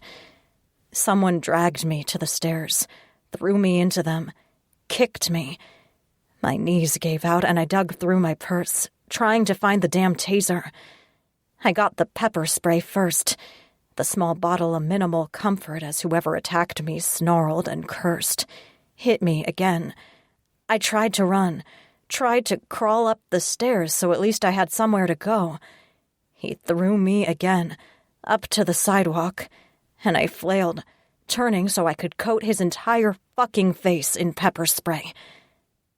Arthur Clarkson just looked at me, eyes narrowed, and spat on the cracked sidewalk as his forearm pressed against my throat and the muzzle of a pistol gouged into my cheek. His voice came out a low growl. "That doesn't work on me, sweetheart. You should have paid extra for the illegal shit." I kneed him, threw all my weight into a punch that knocked him back half a step. I staggered toward the SUV, parked too far away. The gun under the front seat mocked me. I should have brought it with me. Clarkson caught me and swung me around, shoving me against the bricks once more and putting the gun to my forehead. "Where's my wife?"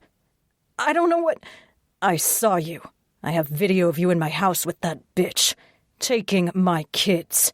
Tell me where my wife is or you will fucking die. Do you understand me?" My heart threatened to tear free from my chest and fall at my feet, and I tried to swallow panic. Panic meant mistakes. I needed calm, to talk him down, buy a little time. If I got him into a public place, or somewhere I could ask for help, I could survive this. I wasn't dead yet.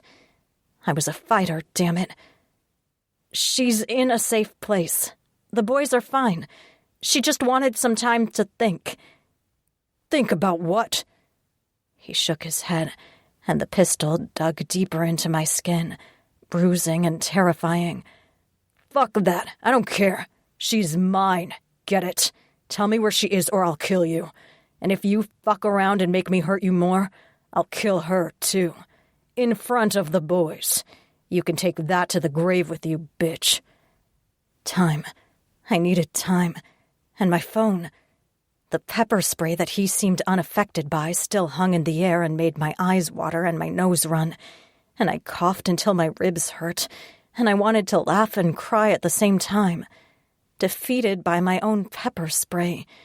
I really should have gotten the illegal kind of mace. The stuff that stopped bears. I can take you to her. I blinked and coughed more, shivers running through me. I'll take you there. I'm not stupid. Tell me the address right now. I don't know it. The gun disappeared, but only for a second. Then he slammed the metal back into the side of my head, and my mouth filled with blood. My knees weakened. Clarkson leaned closer, his breath putrid in my face. Bitch, I'm a cop. I can kill you and make it look like an accident, or say you attacked me, and shoot you right in front of 6 other cops, and no one will do anything to help you. You're alone. You've got nothing. I ran your prints. There's no one to even file a missing person report. You'll disappear without a fucking ripple. Hear me? Tell me where my fucking wife is before I shoot you. If you shoot me, you'll never find her. I knew it, too. Between O'Brien and whatever the hell kind of business Sasha was involved in, Laura and her boys would be fine. I struggled to breathe through the burning in my nose and eyes and the blood clogging my mouth, and had to brace against the wall just to stay upright. And you're wrong about me disappearing. You're on camera right now, audio and picture. His eyes narrowed and he looked around, trying to find the cameras. And even though it was the truth, I took the opportunity, grabbed the gun and shoved it away, flinching as it fired and the sound deafened me. But I ran. I fucking ran. 5 feet. 6. My lungs sobbed for air. So close to the car. So close. Something hard hit me in the back, and I thought he'd shot me. It felt like being shot. A punch in the back. And then the ground rushed up to meet me, and I rolled over, wanting to see it coming, maybe. Clarkson stood over me, an ugly look on his face as he aimed the pistol at me and wiped the blood from his split lip. Fuck the cameras. I'll deal with that later. He held the gun out, and I knew that was it. I was going to die. I refused to close my eyes. I stared at him, at his face, and hoped the son of a bitch had the tiniest iota of humanity left in him, that he wouldn't shoot a woman at point-blank range as she looked him in the eyes. I was wrong. His finger tightened on the trigger and the bastard smiled. I held my breath, trying to make peace with it. I'd saved a lot of lives. Heaven waited for me. Everything would be fine. But I still drew breath to argue with him, or curse him, or ask for help. Before I made a sound, something else growled at the mouth of the dingy side street. And then a big black-brown streak barreled through the alley and over me, and Clarkson disappeared. I sat up, stunned and shaky, as a bear sank its teeth into Arthur Clarkson. Chapter 14.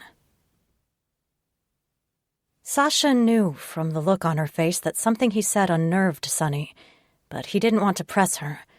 She looked overwhelmed and on the edge, and though the bear wanted to keep her close so they could comfort her, Sasha knew better.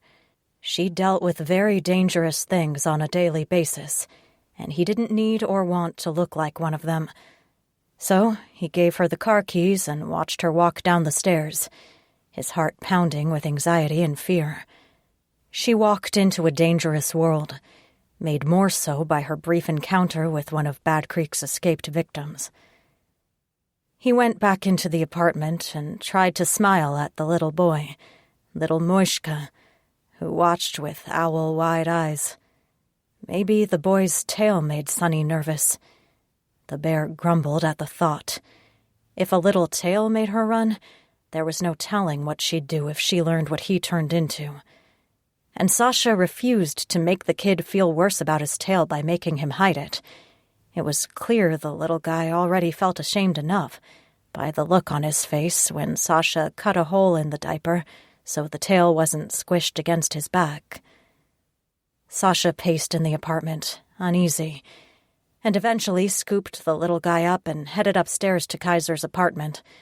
He tucked the tail under the boy's shirt, murmuring to him that Laura's boys didn't know about them.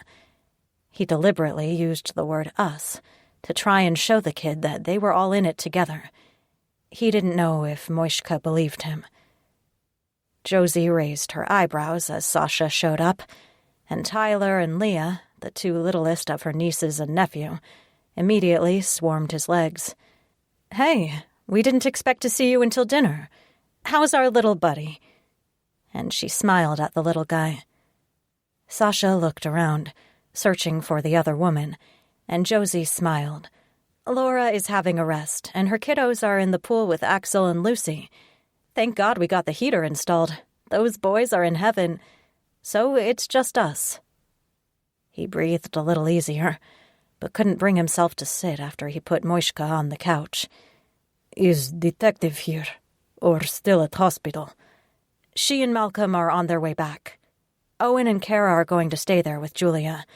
The doctors want to observe her a little longer before they release her."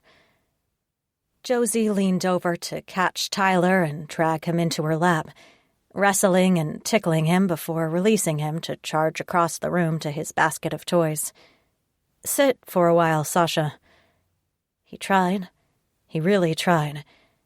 But in the back of his mind was Sunny, doing dangerous work on her own in the city, and with the sun setting in an hour or two. It wasn't long before he got up to pace. He needed to talk to that detective. O'Brien understood Sunny. She would be able to explain how Sunny stayed safe and where she might go. But the specter of Bad Creek's enforcers searching for Julia and her boy stumbling across Sunny nearly sent the bear into a panic. Sunny smelled like the bears after staying in his house. She smelled like the boy after holding him, and Bad Creek would find her. They'd be able to find her. He'd been pacing at least an hour by the time the door opened and O'Brien walked in, Malcolm on her heels. Josie got up to retrieve snacks for the kids, but waved her hand at where Sasha paused by the window. "Thank God you're back. Put the man out of his misery, Greer." The detective's eyebrows rose, the dark shadows under her eyes betraying the long night and day she'd already been through. "What's up, Russian?" Sasha looked at the kids and met O'Brien over at the door, hoping Moishka wouldn't overhear, and he dropped his voice before taking a deep breath. "Sunny girl went to the work, clean shelter. Tell me she is safe." O'Brien glanced at Malcolm, and Sasha's heart sank. The detective didn't mince words. "I don't know. Normally she'd be fine. She takes precautions. She carries mace and a taser. She knows some self-defense. But the last 2 days have been not normal, between Clarkson being a cop and the latest with Bad Creek and Julia. I can't say she's fine."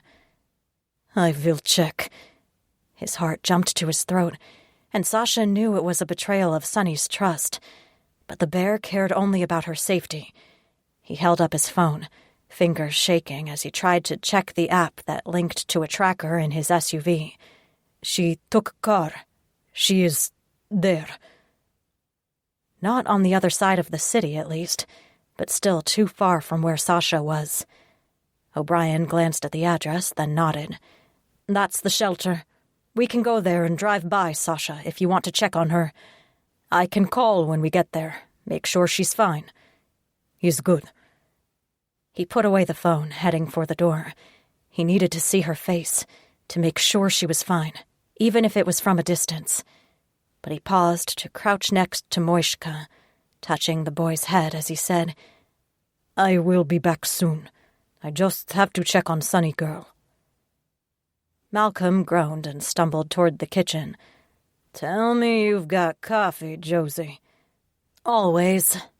Josie handed him 3 travel mugs. "I figured things would go this way. Sasha, be careful, and do not scare that girl, do you hear me? You'll have a lot of explaining to do when she figures out you put a LoJack in that car and tracked her down. So just be careful." Sasha acknowledged her with a grunt and a wave, already focused on finding Sunny. O'Brien and Mal followed with slightly less enthusiasm, until Sasha wanted to scream at them for dragging their feet. The bear grew more and more anxious as they drove, and rush-hour traffic bogged down around them. Something was wrong. He felt it in his gut. Sunny was in trouble. Even O'Brien got antsy and tried to call, but Sunny didn't answer. They were still 2 blocks from where the SUV was parked, when Sasha caught a hint of a semi-familiar scent from the house where they'd picked up Laura and her children. It didn't match any of them, but it could have been the husband. Sasha snarled and kicked open his door, running, and ignored Mal's shouts as he focused on the alley. She was in trouble. That son of a bitch hunted her down. He was still a block away when he saw a dark figure standing over Sunny, revealed through the darkness by a flickering safety light, and something dull gleamed in his hand. A gun. Sunny. Sasha's thoughts fragmented, and then there was only the bear. He changed mid-flight, a roar splitting his chest open, and slammed into the bastard who threatened his mate. The bear charged farther into the alley, dragging the man away, and threw him into a metal dumpster hard enough to break his bones.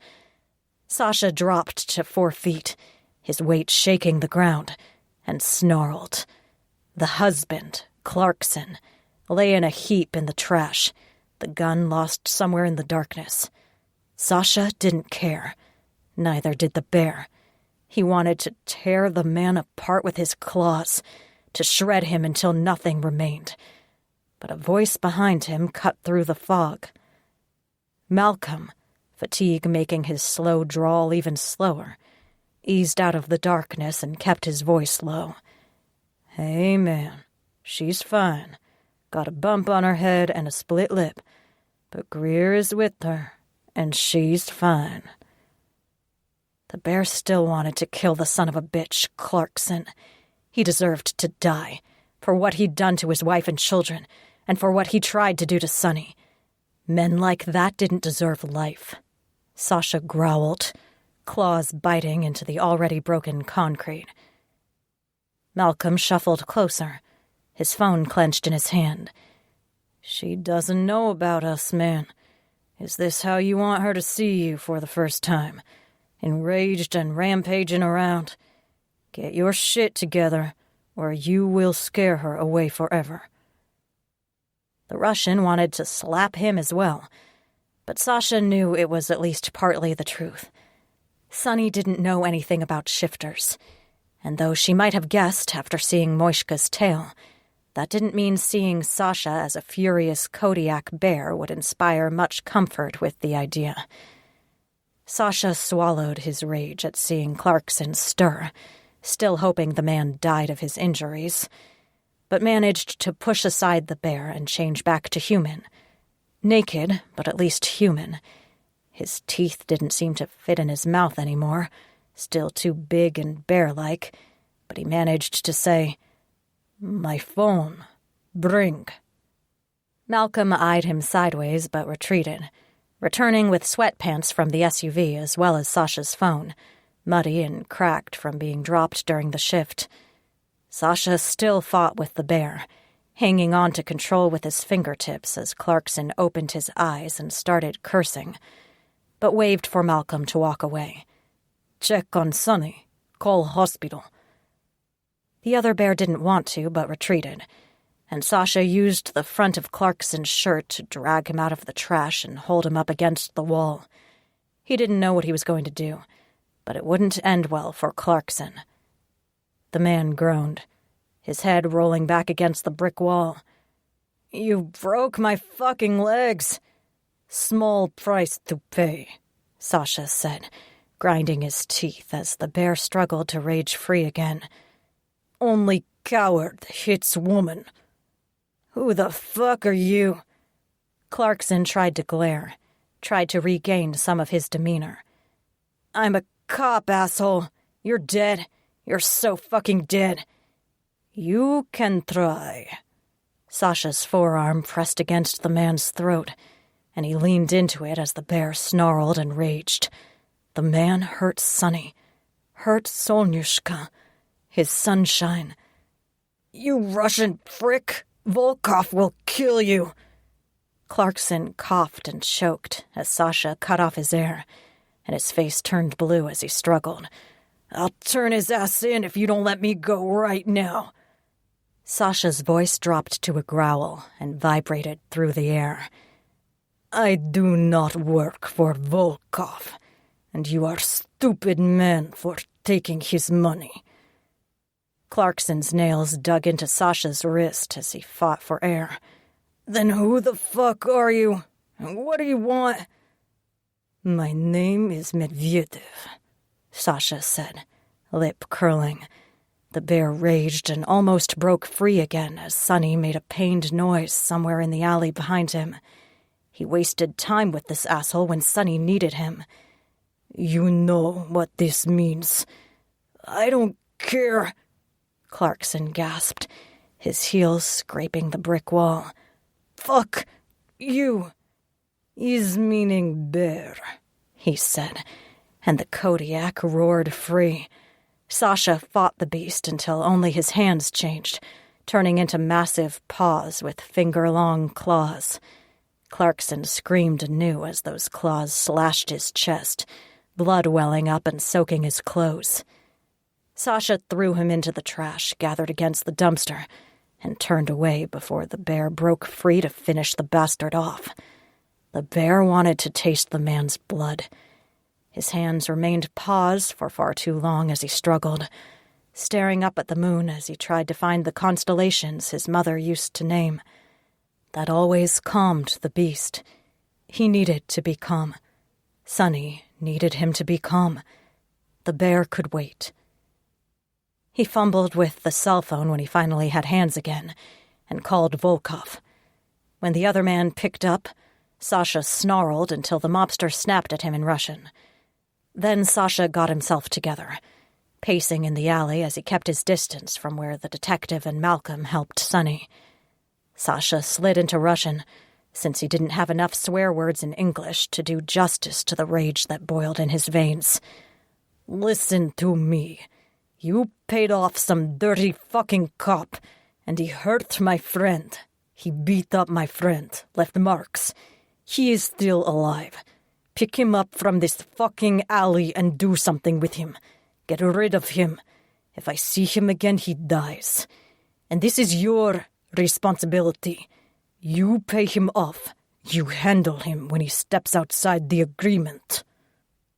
The other Russian muttered and tried to hem and haw, but eventually said, "Fine, I will take care of it.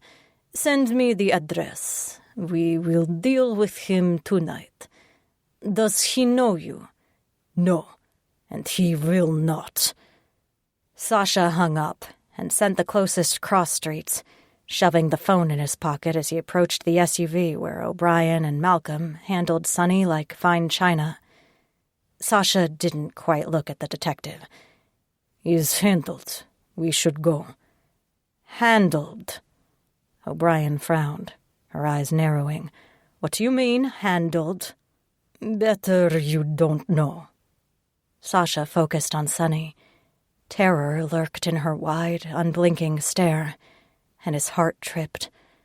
The foam collar that immobilized her head made her look even more vulnerable where she sat in the car. The bear immediately quieted, retreated. Sonny needed to be calm and safe. She was safe, even if the rest of his world spun out of control. He eased into the seat next to her. "He is gone, this bad man." Her breathing sounded uneven, and blood covered most of her face from a cut in her scalp. Sunny's hand shook as she tried to wipe the blood away and push her hair back. What's going on? Very stupid men attack you. Sasha took a deep breath, willing himself to calm as memories surfaced. His mother hurt, covered in blood. His father, enraged and fighting anything and everything that came close to them. Cornered, afraid, tormented. He pushed away the demons and his bear, and touched her hand. The bear ached to hold her, to squeeze her close until the entire world knew she was loved and treasured. No one would dare hurt her if they knew how much she meant to Sasha. And that terrified him, because she meant everything, more than everything. But he is gone. He will never bother you again. Did you kill him? She whispered, recoiling. He's a cop. They'll come after you and... He is not dead, Sasha said, and O'Brien exhaled in relief. Sasha didn't bother to look at the detective as she and Malcolm got in the front and started the car. He caressed Sunny's cheek, trying to reassure her. Just resting. Resting? Sunny's hand trembled as she touched her forehead, flinching in pain as she did so. Don't lie to me. He's not lie. Sasha wanted to get her out of there before there was a chance Volkov or his men could see Sunny. If the bastard knew how much Sasha cared for her, what she meant to him, that son of a bitch would use Sunny against him, and Sasha would lose all control over his psychotic bear. I maybe strangle him a bit, just a little, so he sleeps. O'Brien muttered under her breath, I can't hear this, I didn't hear that. Someone will pick him up, Sasha said. He kept his attention on Sunny, on her eyes and the quiet thrum of her pulse against where his fingers rested on her wrist. But you should take video footage from shelter. Turn in to your internal service. Man was taking bribes from Russian mobster. Very bad guy. I'll look into it, the detective said, though she didn't sound convinced. Sasha knew there wouldn't be much left to find of Clarkson, if they found anything, so it wouldn't matter what the police internal affairs thought of the man. Clarkson made his own very bad choices, and they caught up with him. Sasha was grateful he arrived before the man killed Sunny. He watched her as Malcolm drove toward the Shifter Hospital, and wondered whether she'd seen him in bear form when he first tackled Clarkson. If she had, he had a great deal more explaining to do. Chapter 15. Everything blurred and jumped after Clarkson disappeared in a brown-black explosion. I tried to get up and run, or at least make it to the SUV, but nothing worked right and my vision blacked in and out. The next thing I saw was O'Brien's face looming over me, and felt her hand on my chest. Stay still. Clarkson, I managed to say, even though my tongue felt too big for my mouth and the right side of my face didn't want to work right. I blinked long and slow, trying to focus as everything whirled in bright flashes. Cameras. We got him, she said, then looked up as her boyfriend, Malcolm, appeared. O'Brien shook her head, pressing something to my temple. Her eyes shone, but her voice was iron.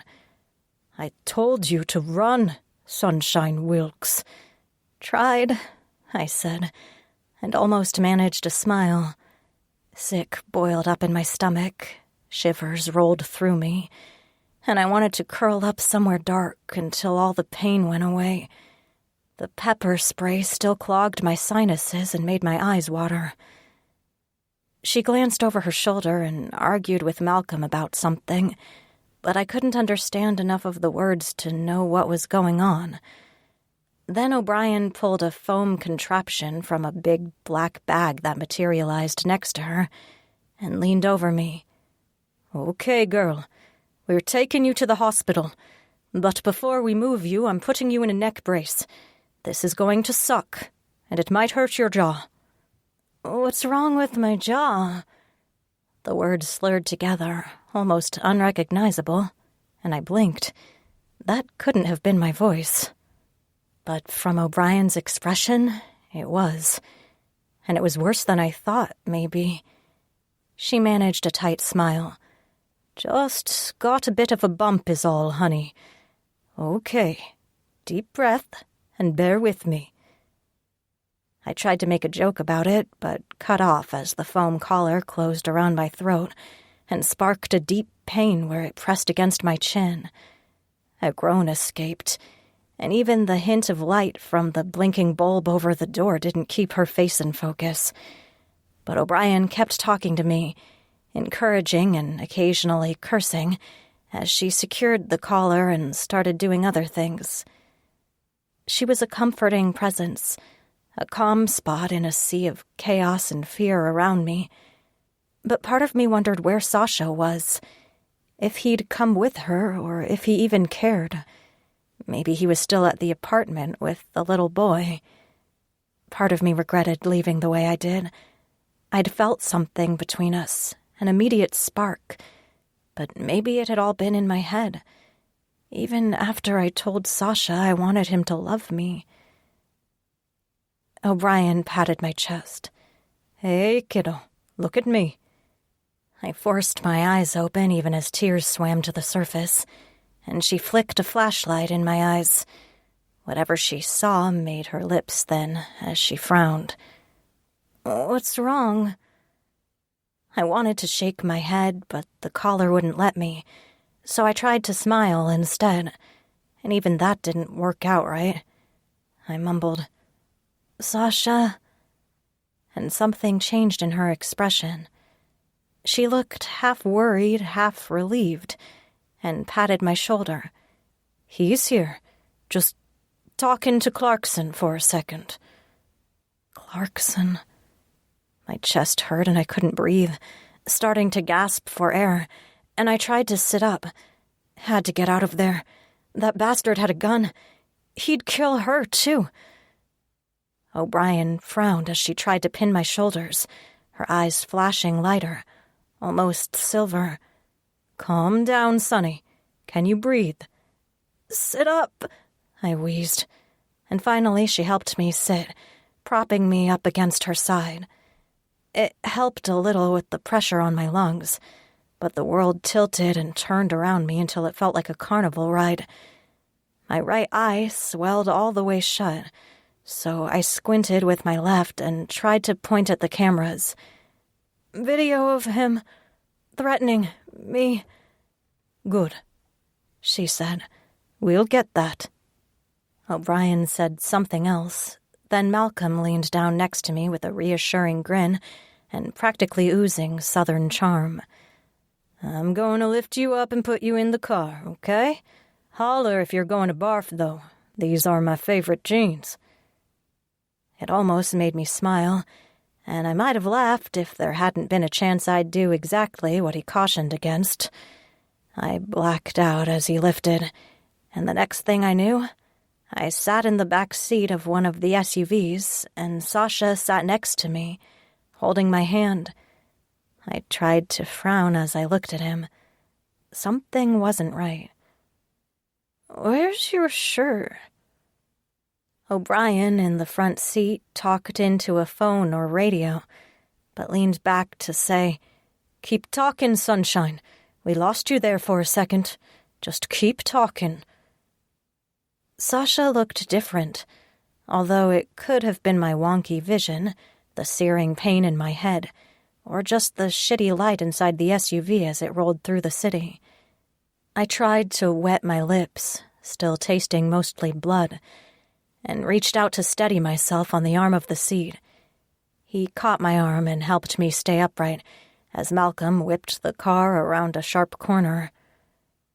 I concentrated on breathing and staying awake, patting Sasha's arm as I repeated myself. "Where's your shirt?" "Torn a little," he said, blue eyes almost gold as he watched me. Something like terror lurked in his gaze, and his voice went rough as he held my hand. "I am sorry he found you. Sorry I was not there to protect you." Which raised an important question. I could hardly think around the throbbing headache and stabbing pain in my jaw, but I needed to know the answers to several important questions. "How did you find me?" O'Brien's voice in the front seat distracted me as she spoke into the phone. "Conscious and talking, but definitely a concussion and possibly a fractured jaw or skull." "Right." And then Sasha moved and my attention drifted to him.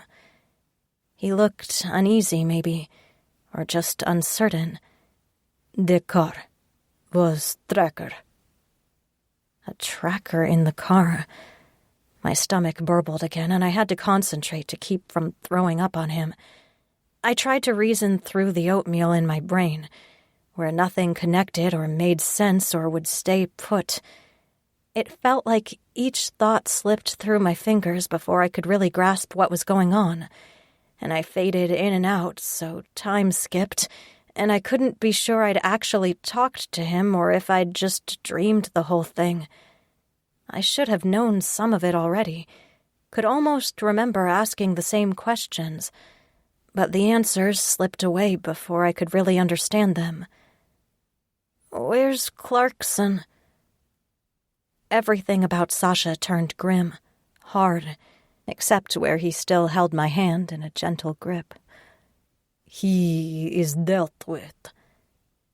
"He's a cop," I said, careful to pronounce each word so he wouldn't miss it as my lips fumbled with the syllables. "They'll let him out. They'll—" "Not police," Sasha said, gentle, and O'Brien paused in the front seat to say, "I can't hear this, Alexander. I'm not kidding." And the Russian snorted. He touched my cheek with his fingertips, a ghost of a caress that I saw more than felt. "Do not worry. He will not hurt you." I sighed, fatigue dragging my eyes closed. "Laura will be happy." "Duh," he said, and his touch drifted to my temple, over my ear, stroking my hair back. "Everyone is safe from awful men. Stay awake, sonny girl." The car lurched, and I almost fell sideways. Then Malcolm said, "We're here." The door opened and chaos erupted around me. Sasha made a sound suspiciously like a growl as people wearing scrubs eased me out of the car and onto a gurney, talking to me and O'Brien and each other until it overwhelmed the little attention I could spare, and everything kind of went wobbly and silent around me.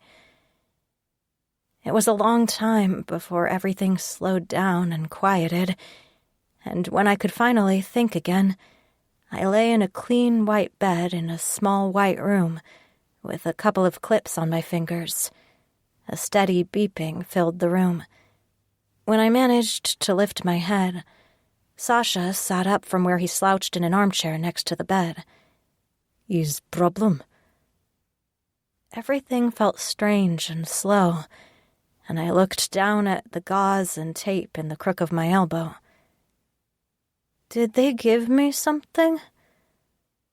My mouth still didn't work right, the words all slurred and soft, and Sasha leaned closer, gesturing for me to say it again. I did, careful of each word, and tapped at the bandages. He nodded, relief making his eyes bluer still, and ran his fingers along the back of my hand. "Yes, for pain, but not too much. You have concussion, so no sleep." I touched my jaw and immediately regretted it. A lump obscured what used to be my chin and most of the rest of my jaw. and the bruise ached with a deep stiffness that the pain medication didn't help. My right eye still wouldn't open, even when I tried, and even though I was tempted to ask for a mirror, I really didn't want to know what I looked like. "Still beautiful," he said abruptly, and I blinked, wondering if maybe he could read my mind. But Sasha just patted at his jaw and gestured at my face, shaking his head. "Still beautiful. It's small thing. Will heal quickly." "Thanks." I tried to sit up a little, groaning at a sharp pain in my shoulder, and he fiddled with the bed controls until it helped me get upright. I looked around, not recognizing the hospital. I'd been all over City General for years, and never seen a room like that one. Where am I? Is this City General? "Is private hospital," he said. "Detective thoughts would be better." Private hospital? I groaned and tried to sit up more and swing my legs over the side of the bed. I can't afford a private hospital. "No," he said, and frowned as he put my legs back under the sheets. He shook his head as he tucked me back in, despite some feeble protests, and fluffed the pillows behind my shoulders. Sasha leaned his hip against the side of the bed, a welcoming closeness that I appreciated more than I should have. His voice rumbled low in his chest, gruff and clipped, despite the warmth in his eyes. "Sonyushka, is no cost for you. Is covered. Do not worry." You shouldn't pay my hospital bills, Sasha. I closed my eyes as they stung and tears threatened. Just what I needed. Being indebted to him by more than I could ever repay, between the hospital bills and him saving me from Clarkson, would only lead to some fucked-up kind of relationship that I stayed in because of obligation instead of love. I tried to bite my lip to keep the tears in, but everything hurt, and it only made me cry more. Just transfer me to City General, and I'll... "Sonyushka," he said again, and there was the faintest hint of laughter in his voice. Sasha moved slowly to hug me, sliding his arms around my back and holding me to his chest. He grumbled and held me carefully as I cried and blubbered incoherently about the bills. Sasha turned enough to kiss my forehead, then tucked my head to his shoulder. "Do not worry." I don't know why I'm crying, I said, trying to sit back. My hand shook as I brushed at my cheeks and almost lost the clip sensor on my index finger. But I can't stop. "Is okay." Sasha rubbed my back in slow circles, and the steady rise and fall of his chest lulled me into a near trance. "You had bad day." It could have been worse.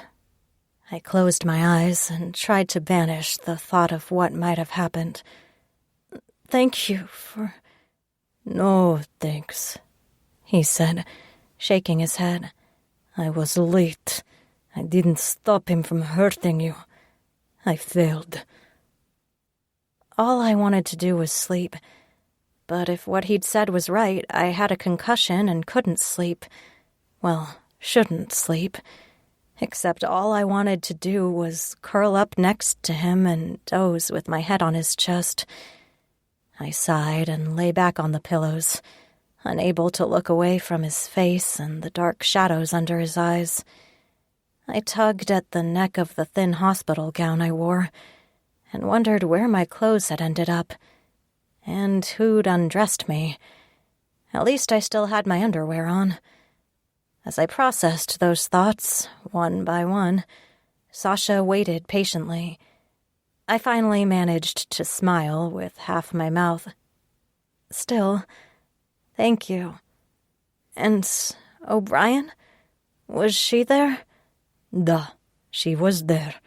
She left hospital to get tapes from the alley, to put charges against this guy. Sasha's expression darkened, his eyes flashing gold, before it cleared and he only looked vaguely worried. Everything is fine, Sonyushka. You keep saying that. I yawned, wincing as my jaw creaked, and the heart rate monitor jumped as the pain flared. I shook it off and tried to smile again. What does it mean? Sasha's gaze grew intense, and he touched my uninjured cheek. Sunshine. It means sunshine. Oh. My heart almost stopped at the blaze of emotion in his face, his voice, and the way he touched me. So careful, so delicate. The way he said sunshine made it the most intimate endearment I'd ever heard. As if I were the sunshine that lit his world. The heart rate monitor slowed and tripped, skipping a beat or two, and Sasha glanced at it, as if it were malfunctioning instead of my heart. I managed to squeak, "That's nice." He laughed, a grumbly noise, and ran a hand through his hair. A hint of color flushed his cheeks, even through the stubble, and he lurched to his feet to pace around the bed, still close enough to touch me if I needed help. He seemed almost bashful. Da. Is nice. It's been a strange night, I said, when the silence stretched and he didn't seem inclined to add anything else. I probed the giant knot on my jaw and resigned myself to using one of the disguise kits in the shelter to conceal as many of the bruises as I could. I could swear I saw... I laughed and shook my head, though my eyes drooped and sleep called. Never mind, it's silly. You saw what? Sasha faced me, frozen at the foot of the bed. I adjusted the pillows and lay back, embarrassed I even brought up such a ridiculous delusion. I don't know. The street was dark, but I thought I saw a bear. That a bear charged Clarkson and knocked him back. But that's impossible. Ridiculous. Bears don't live in the city. Sasha didn't speak for so long, I started to worry. The beeping increased, gathering speed, as I stared at him, and suddenly everything started falling apart and coming together at the same time. His gold eyes, the baby with a tail, Julia talking about werewolves, the growling and grumbling, mysterious looks between Sasha and the others, silver eyes when O'Brien grew angry. The breath caught in my throat and I couldn't breathe. I gripped the sheets and tried to scoot away as he reached for my ankle, a deep sadness in his eyes. I shook my head and forced a laugh, though it wobbled and broke. No, it's impossible. It's just not possible. Sonyushka, he said, then paused, took another deep breath. Calm down. Try to breathe. Tell me what's going on. Tell me why I saw a bear. Why a bear attacked Clarkson and why you lost your shirt and why that little boy has a tail. Okay, I explain. Just don't panic. Him saying not to panic only made my heart beat faster, my breathing growing shallow and a little desperate. Whatever he said, I knew it would fundamentally change my world. Either he was part of a really fucked-up cult with access to some amazing special effects, or something existed in the city that no one knew about. Magic was real, and werewolves were real, and maybe the guy I'd taken home after knowing him one night was actually an animal. A bear. I gripped the sheets tighter and wished I had pants on so I could run if things got weird. And I waited for Sasha to go on, praying it was just a misunderstanding. Chapter 16. Sasha knew it the moment she started to believe. Sunny recoiled. Her good eye grew wide, and she shook her head over and over as she stared at him. The bear fidgeted and paced, making Sasha more nervous, as Sunny's panic filled the room and stole away all the air. He didn't want her to be afraid of him, didn't want her to question for a moment her safety around him. He didn't dare move, just gripped the rail at the foot of the bed until the pain in his knuckles knocked some sense into him. "There are many strange things in this city," he said, and felt like an idiot for not just blurting out he was actually a bear. Sasha stared down at the bed, struggling to somehow tell her. He'd never had to confess what he was to anyone. It was damn unnerving. "Okay, my name, Medvedev, is meaning bear." "Bear," she said. The monitors beeped frantically, irregular and uncontrolled. "Da, bear." Sasha gritted his teeth and finally met her gaze, unwilling to look away as he admitted his true nature. "I am bear. I changed to a bear." She just stared at him, unmoving, while the monitors sounded alarms. A nurse peeked into the room, her eyebrows arched, but she looked more at Sasha than at Sunny, as if he were the cause of her panic, which he was. "Everything okay in here? That pulse is pretty fast, hun." Sunny didn't look away from Sasha, but shook her head. "It's fine. Could I get some water? And more something for pain?" The nurse glanced between them as Sasha held on to his temper and his terror by the skin of his teeth. Then the nurse retreated with a promise to return soon with the requested items. Sasha couldn't move, desperate to hear Sunny say she understood, or at least that she wasn't afraid of him. "That's not possible." Sunny didn't blink, didn't move. "It's just not possible." "Is possible, Zolatse." Sunshine didn't seem enough anymore, not after realizing how much she meant to him. Zolatse, gold, felt better. Truer, maybe. "I can show, but not here." No, clearly turning into a bear inside such a small room isn't a good idea. Then she shook her head and laughed, a brittle sound that made his hair stand on end. "Jesus, this is ridiculous. One of us should be in a mental institution, but I don't know which." "Is strange thing, I know." He paced a little, terrified of looking away from her for too long, in case she got up and ran or somehow disappeared.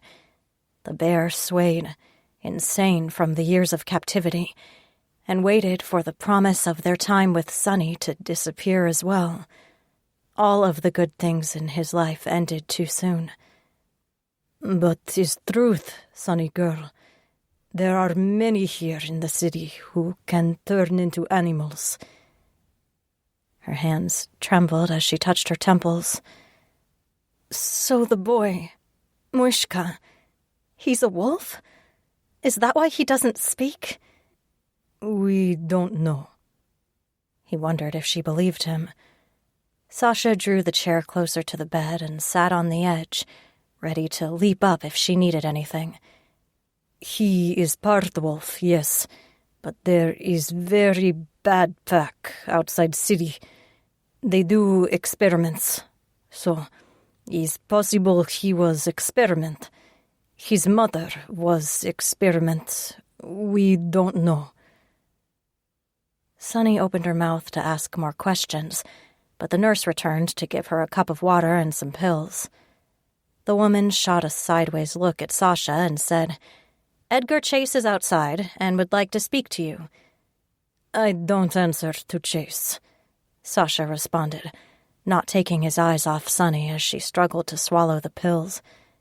"He waits." The nurse retreated, her eyebrows raised, and another figure darkened the doorway. Sasha's bear recognized the threat before he even saw Edgar Chase standing there. Too close. Too close to Sasha's mate when she was injured and vulnerable. A growl started in his chest and the railing on the bed bent where he gripped it. Sasha slowly turned his head to look at the Lion Pride's security chief. Edgar, tall and blond and expressionless, folded his arms over his chest. "Take a breath, Medvedev. You're scaring her." Sasha froze when he caught sight of Sunny in his peripheral vision. She cowered against the pillows, pushing herself as far away as possible from Sasha. As the growl died in his chest, Sasha heard the screeching sounds of the heart monitors. He'd scared her. When he reached to touch her ankle, wanting to reassure her, Sunny recoiled further. He took a deep breath and resisted the urge to punch Edgar right in the face. If Chase hadn't shown up unannounced, Sasha's bear would have kept quiet, and he could have gotten Sunny back to the den for the rest of the conversation. Sasha struggled with the bear still more as he managed to unclench his jaw to speak. "There is more to say, Sonyushka. Just wait." She stared at him with wide hazel eyes, even the swollen one managing to open, and her hand shook as she gathered the sheets to her chest. Sasha glared at Chase until lightning streaked his vision, and pointed at the hallway as furious Russian words spilled out and filled the air between them. Edgar Chase, unimpressed, folded his arms over his chest and followed Sasha into the hall, putting his back to Sunny's room so Sasha could still see her through the small window in the door. The Lion security chief studied him. "This is an interesting turn of events. I have some questions about some of your past associates, and I walk into the middle of some weird shit. Who's the girl and who did that to her face?" "Girl is Sunny." The bear wanted to slap their claws across Edgar's face at the hint of reproach from the lion, as if Chase thought Sasha responsible for the injuries inflicted on Sunny. "Mate. My mate. She run shelter. Bastard hurt her. I deal with him." His grammar went all to shit as the bear fought to get free, and Sasha closed his eyes to block the sheen of rage that turned everything red. Furious Russian echoed in his memory. His father threatening, arguing, then begging. "Spare my family. Call me a traitor if you must, but spare my family." Sasha snarled and gouged a sharp nail into his palm. He needed to keep that shit under control. "You dealt with him," Edgar said slowly, and when Sasha dared look at the other man, no hint of judgment colored his tone or expression. He glanced down the hall, making a thoughtful noise. "Good. If you need assistance dealing with any fallout, please let me know. We haven't seen hide nor hair of Smith since he took off with the Bad Creek Alpha, but I still have a few contacts who can make awkward questions go away." "He's dealt with," Sasha said. He ran a hand through his hair, irritated that Chase offered to help. "Thank you for offer. We handle. She's human?" Again, the bear wanted to protect their mate. She represented a threat to other shifters, or at least would in Chase's eyes. She could reveal everything to the media or police, and they'd all end up in zoos or dead on exam tables. The growl boiled up in his chest again, and the hair on his arms grew dark and heavy as the bear tried to take over. He choked on a single syllable. "Da. And you told her what we are. What you are." Still, Chase's voice carried no inflection. Sasha braced for the worst. "She saw boy with tail. She knew. I tried to clarify." "Right." Edgar sighed and rubbed his jaw, and for a moment Sasha was distracted by the soft flash of a ring on the man's left hand. A wedding ring. Even the bear started paying attention. Edgar Chase got married? The lion caught him looking and sighed again, sheepishly putting his hands in his jacket pockets. "We're having a party later, but a small one. Ivy didn't want to make a fuss. After some of the stress of Natalia's pregnancy and everything else settles down, you'll all be invited." The Russian didn't move. It felt too much like a distraction, a happy coincidence to divert him while Chase called in the goons to take Sonny away. Edgar glanced back at where Sonny still huddled among the pillows and blankets, staring at the door where they stood. "That's a lot for a person to take in, particularly after such a rough night. Will she be able to keep our secrets, Medvedev?" "Duh." Sasha forced confidence in his voice, even though he wasn't entirely sure. "She keeps bigger secrets than these. Many more. She is specialist. Makes things disappear." "Good to know." Edgar glanced at his watch. "But this wasn't a social call. Lacey Sudoka showed up with some troubling information. She's tracking Marcus Keller, the financier behind Bad Creek and all their experiments, in Europe. The bastard is staying under the radar, but Sudoka thinks she found a connection between him and a Russian arms dealer. Limonov. Yuri Limonov. Kaiser thought you might know something about him." The blood chilled in Sasha's veins, and he couldn't stop the memories from overwhelming him. Limonov murdering his father. Limonov driving his mother insane, until she shifted to bear form and never shifted back. Limonov making Sasha perform as a dancing bear at his parties, while those bastard prison guards laughed and drank and smoked. His fists clenched until pain flared, and he could force the bear back. It wasn't time yet.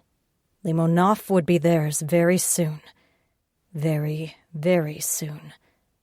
Sasha didn't blink. "He is bad guy. Very bad guy. He buys and sells anything, not just guns. Drugs, information, people. That's what we're worried about." Edgar smiled at a nurse who walked past and waited until the hall was empty once more before going on. "We've surrounded, Sudoka and the hyenas, the jackals, and Evershaw's pack have surrounded Bad Creek in their compound. We see everything they're doing, everything that goes in and out. Sudoka is concerned that Bad Creek is bringing this Limonov character in to move them all out, or ship them to Europe with Keller. Is possible." Sasha's chest burned with the effort of not spitting at each mention of Limonov's name.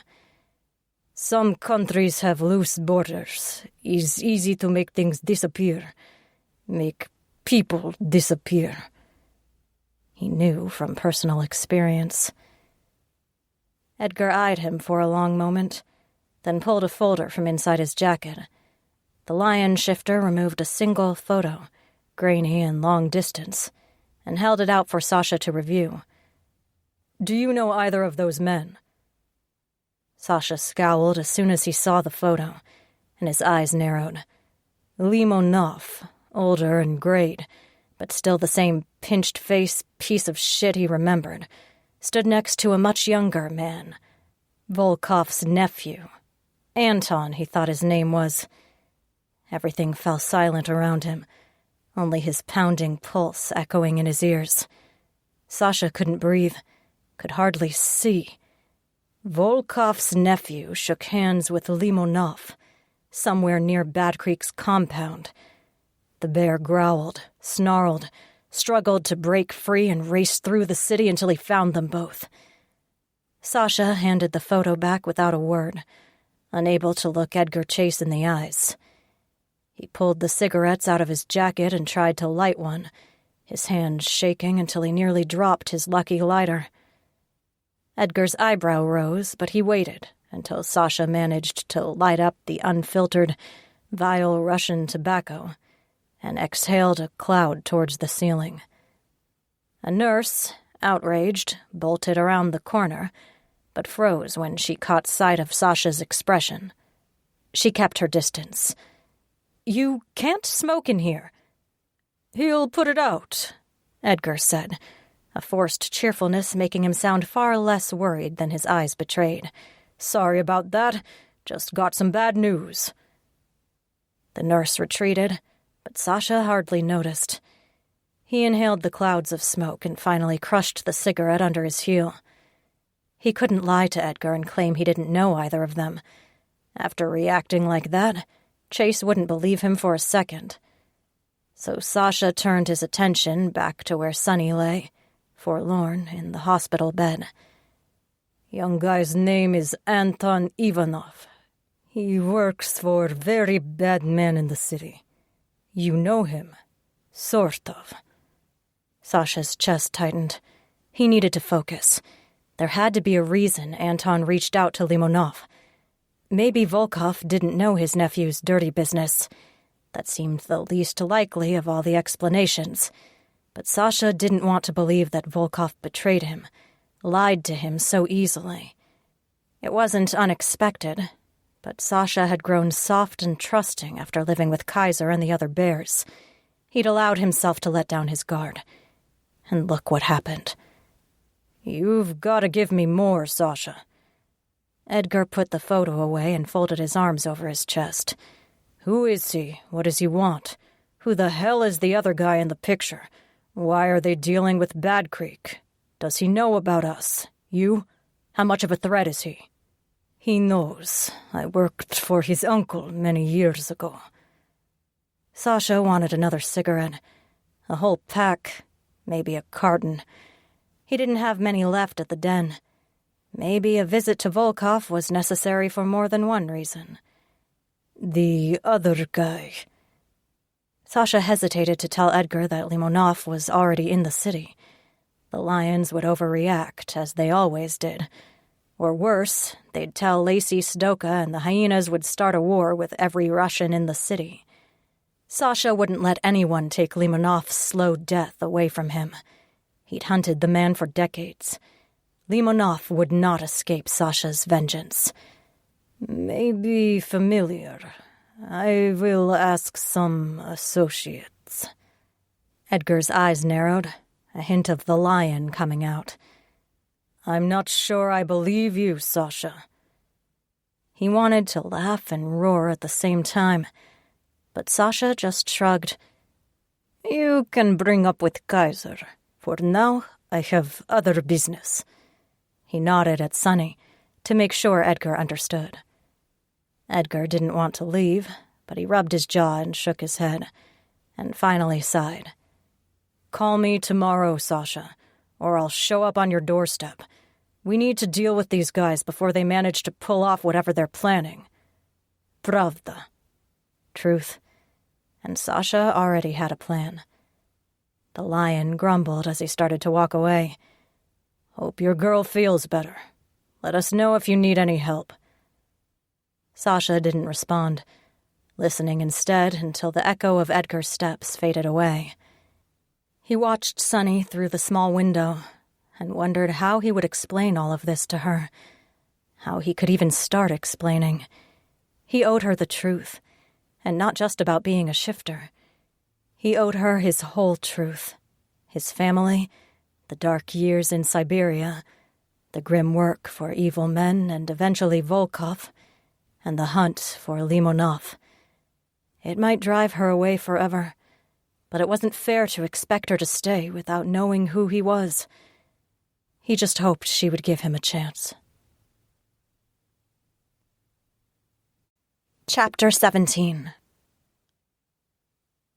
I was still searching for equilibrium and some way to believe what Sasha said when the tall Russian returned, his expression grim. But as he got closer to the bed, the lines around his eyes lessened. Something in him eased. My head ached, pain stabbed my swollen eye and jaw, and I wished the nurse had given me something a little stronger. Not that I needed a narcotic distraction, as the man I'd wanted to sleep with less than a day before told me he was actually some kind of werebear. Sasha took a deep breath, rubbing the back of his neck. You have many questions, I think. Yeah. That didn't even begin to cover it. But I couldn't think, not with him standing there so mournfully near the foot of the bed. But maybe this isn't the time. Or the place. Doctors say tomorrow you can come home. They must check for concussion, maybe problem with jaw.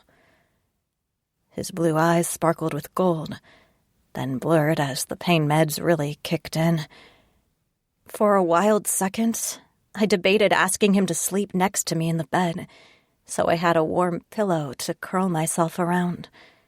Just the thought of resting my aching head on that broad chest made my eyes droop and my heart beat slow. God, it seemed like perfection. And still a terrible idea. He was a bear. He'd been a bear and attacked Clarkson after Clarkson tried to kill me. Sasha saved my life. As a bear. The room rotated around me in a slow blur, and my head grew almost too heavy to hold up. I relaxed against the pillow for just a moment as I wondered what he meant by home. Which home? Mine or his? Sasha made a grumbly noise in his chest and touched my foot, the sheet a thin barrier that did nothing to hide the warmth of his hand. It's okay, Zolatse. Rest. Sleep. I will stay. That was a bad idea. If I woke up and he was there, I'd never be able to walk away. A man like that, being so careful with me. My head rolled back and forth on the pillow. It took too much strength to lift it to shake. You should go. Go? Why would I go? Sasha squeezed my ankle. You're too dangerous, I sighed, my eyes drooping still more. Way too dangerous. I meant dangerous to my self-control, to my eventual need to just walk away from him. But Sasha's face fell, and I knew he probably thought it was about him being a bear. Which was, of course, the obvious danger of being around him. Sasha cleared his throat and stepped back, expression difficult to read as he patted his jacket pockets and eventually retrieved a half-crushed pack of cigarettes. Okay, he's fine. I will send... You shouldn't smoke. It slipped out as I tried to keep my eyes open. I could blame the pain later. It's not good for you, and I don't like the smell. You don't like? Sasha studied the pack of cigarettes, then crumpled them up and tossed them into the garbage can near the door. I will send detective. She can sit with you. Thanks. I meant to clarify that I just needed time to think about everything that had happened, but it seemed like weights were attached to my eyelids, and each blink got longer and longer until I slipped into darkness. When I woke, O'Brien paced to the edge of the room, talking quietly on a cell phone. I groaned as I turned my head, and pain flared along my jaw. It felt like my entire face was broken. Fucking Clarkson. O'Brien hung up and raised her eyebrows as she approached the bed.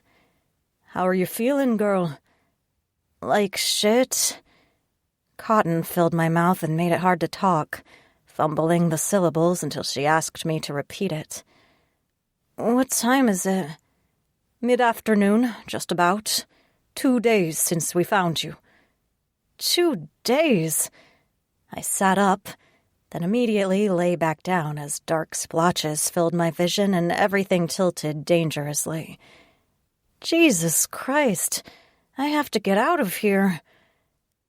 Her eyebrows rose almost to her hairline and she pinned my shoulders to the bed, as I struggled to swing my legs over the side. "Some place to be, love?" "This is a private hospital," I said, blinking away stars and a few tears as I bumped my bruised elbow. "I can't afford this shit, O'Brien, and you know it. I'm checking out." "The doctors cleared you to leave today," she said, still not letting me up. She had the strength of a freaking bodybuilder, or all my muscles had turned to limp spaghetti. O'Brien tilted her head at the wheelchair parked near the door. "If you're up to it. But I've half a mind to keep you here anyway. The bill's already paid for as long as you need it, Sonny." "That's the problem. Would you let me up? For fuck's sake, are you on steroids?" I scowled at her, but my fierceness clearly failed as she started to grin. The detective snorted and winked at me. "No, but I've been working out more. Now calm the hell down before I call one of those burly orderlies in here to knock you out. Take a deep breath. The money isn't an issue." "It is," I said. I quit struggling, more because I was exhausted than because it was clear I'd been defeated. My voice cracked and I cleared my throat, trying to keep up the scowl as her expression softened. "It's even more of an issue because I don't have any, and I sure as fuck can't afford to be in debt to anyone right now. Even Sasha. Especially Sasha." "Like I said, take a deep breath." She leaned her hip on the side of the bed, frowning as she watched me. "And don't worry about the bills. A good friend, Logan Chase, bankrolls this hospital, so any friends of the family are treated on the house, particularly since there are often special circumstances." Special circumstances. I tried to narrow my eyes, my brain still working too slow. She couldn't possibly mean...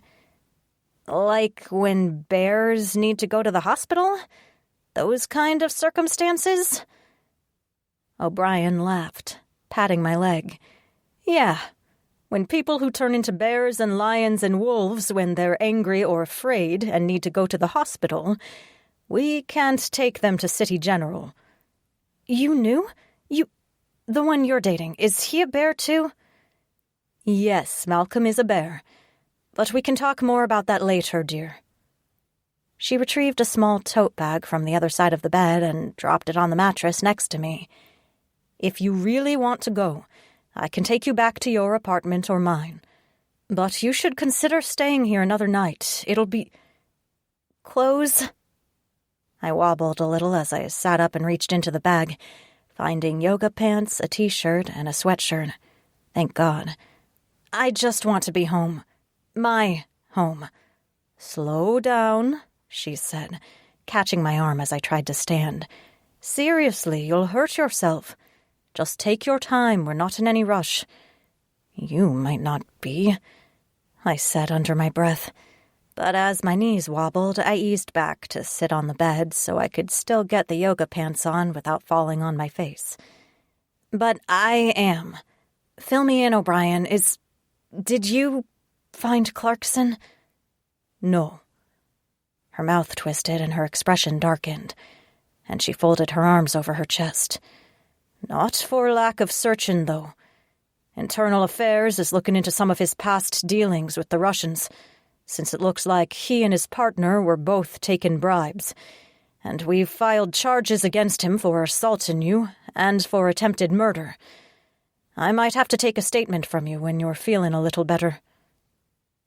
My hands seized up as I struggled with the tangled straps of a sports bra, not daring to look back at her. "Why? Don't you have the tapes?" "Yes," she said. O'Brien's tone softened, gentled, but she didn't get any closer.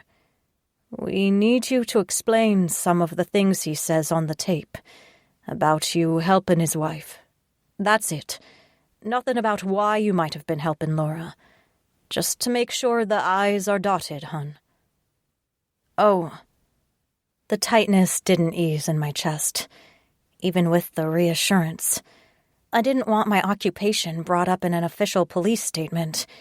Being even tangentially connected to a woman fleeing her abusive husband would give others a place to start looking where my path might have crossed with other women who disappeared. I slipped the bra over my head and winced as my shoulder tweaked. And what about Julia? I think Sasha said she was here, but I can't remember really well. Julia is here, the detective said slowly, almost cautious, as if afraid I might bolt out of the room and demand to see the pregnant woman. But she's probably going to be here a lot longer. The baby is healthy, as far as they can tell, but Julia is not. The people who had her belong to a pack from outside the city, and they are not good people. She's a surrogate for a child created in a lab, much like the little boy with her, and since she was forced to carry 2 children, she's got some issues to work through. It's safe for her here, so she'll stay here until we know the best place for her to stay permanently. She's still very afraid of the people she ran from. Jesus. I touched my forehead, wincing, and tried to process all of that. Bad pack outside the city? Experiments on people? Unwilling surrogates? That's awful. Yeah, it gets worse. But that's neither here nor there right now. We might need your help to find a safe place for her, but not until after the baby is born. O'Brien took a pair of shoes out of the tote bag and helped me put them on, so I didn't have to bend over. We're dealing with the men responsible. Is that why the scary dude came to talk to Sasha? I tried to remember more about the blonde behemoth who'd stood in the hallway and irritated Sasha, but getting my body to stay in one place took an awful lot of concentration. Who? We weren't introduced, I muttered, and she snorted. I braced myself and tried to stand, hoping I didn't embarrass myself. Big dude, blonde, red beard, pissed Sasha off? That sounds like Edgar Chase. O'Brien frowned, dragging the wheelchair over so I could collapse into it. Funny that Sasha didn't mention it, but either way, yes, the Chases are leading one of the efforts to deal with Bad Creek. Already I wanted to nap or take more painkillers. Only the thought of sleeping in my own bed, with my own pillows and clothes, kept me in that chair instead of climbing back into the hospital bed. Have they done this to other women? Her long pause was the only answer I needed. I tried to smile as I thanked the nurses we passed, O'Brien wheeling me through halls I only vaguely remembered, though anger stewed in my belly. As if normal human men didn't present enough of a threat to some women, there were supernatural predators stalking us, too. Neither of us spoke until she rolled me outside to a waiting SUV.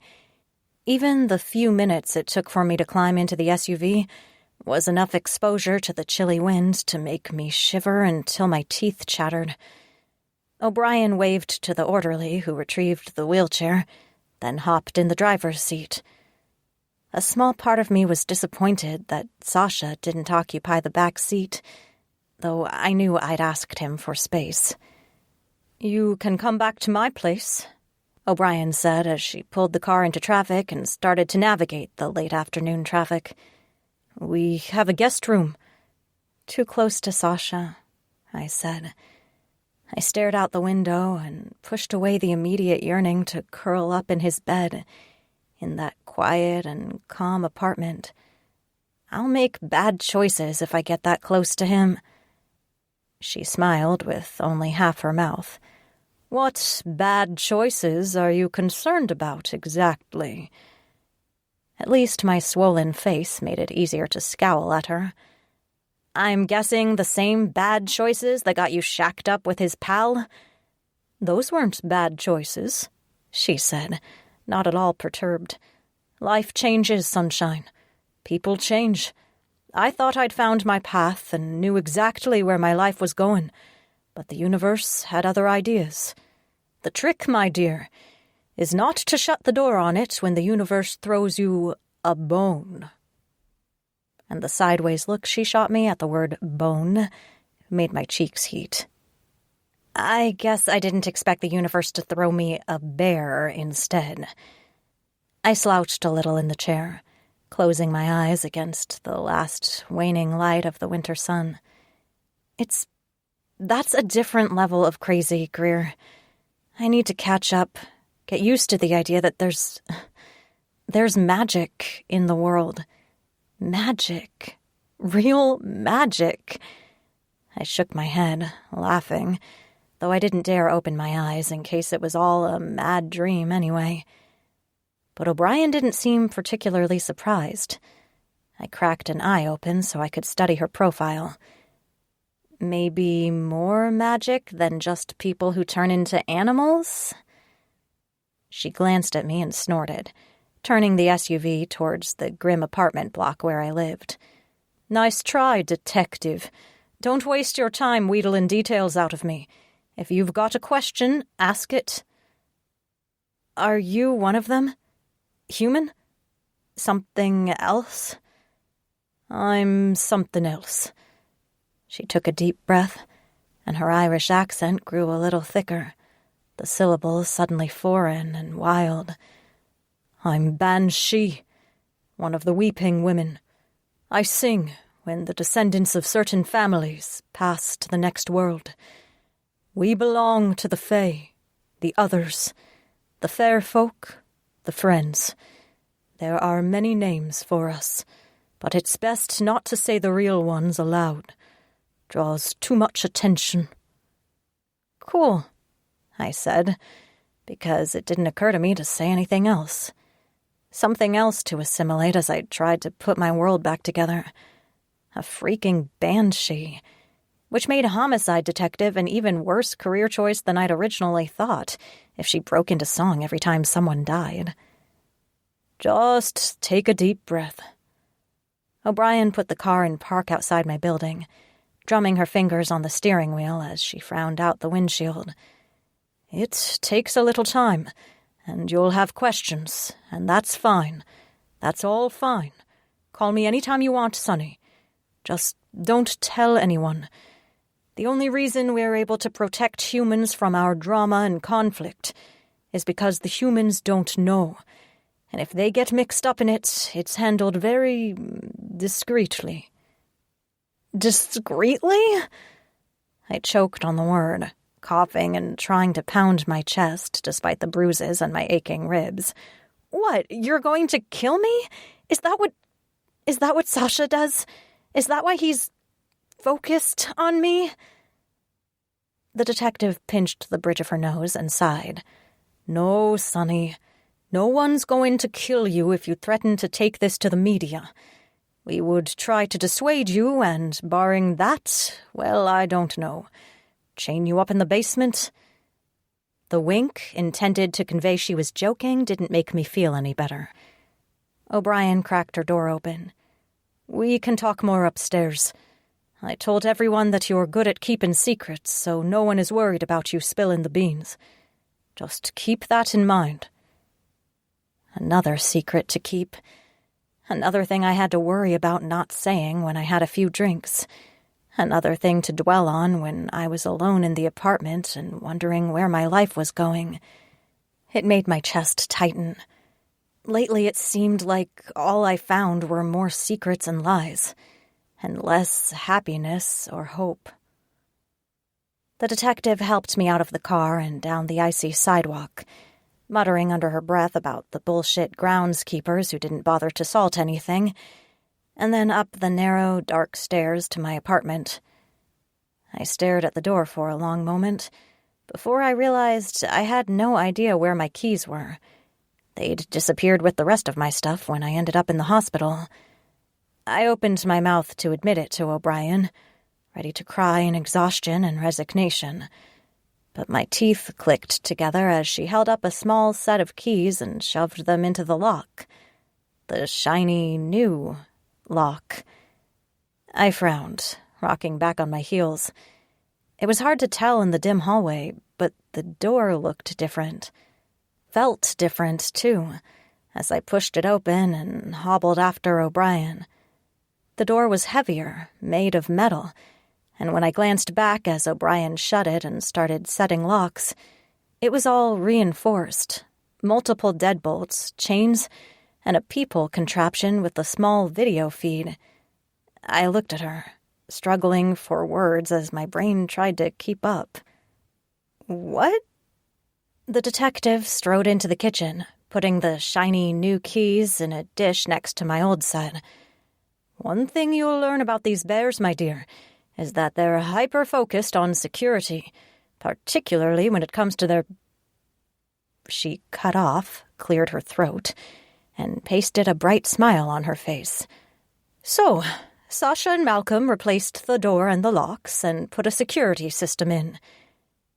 And I got another few steps into the apartment before I stopped in my tracks, vertigo stealing my balance as I looked around the kitchen and living room.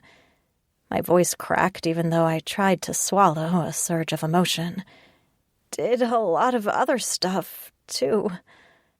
A new couch and love seat, remarkably similar to the furniture in Sasha's place, dominated the formerly threadbare living room. A television with fancy gadgets and boxes around it took up one wall, and the books I'd had scattered on the floor were lined up neatly in a beautiful dark wood bookshelf underneath the television. The carpet looked cleaner and felt softer under my feet as I stumbled out of the borrowed shoes, and I leaned against a new kitchen table as I stared around the rest of the apartment. What is this, Greer?" She made a thoughtful noise as she fussed in the kitchen, and my heart nearly stopped when I turned to look at the fridge as she opened the door to retrieve a soft drink. A new fridge and other appliances filled the kitchen, and it looked like they'd gotten new dishes as well, since I'd never seen the glass O'Brien used for her drink. One glimpse into the fridge showed it was fully stocked with food and drinks and God only knew what else. She leaned her elbows on the cracked kitchen island, watching me. "It's a lot, isn't it?" I turned in a slow circle, feeling off balance and overwhelmed and like I'd somehow stepped into a completely different world. People didn't do things like refurnish an apartment in my world. It didn't happen.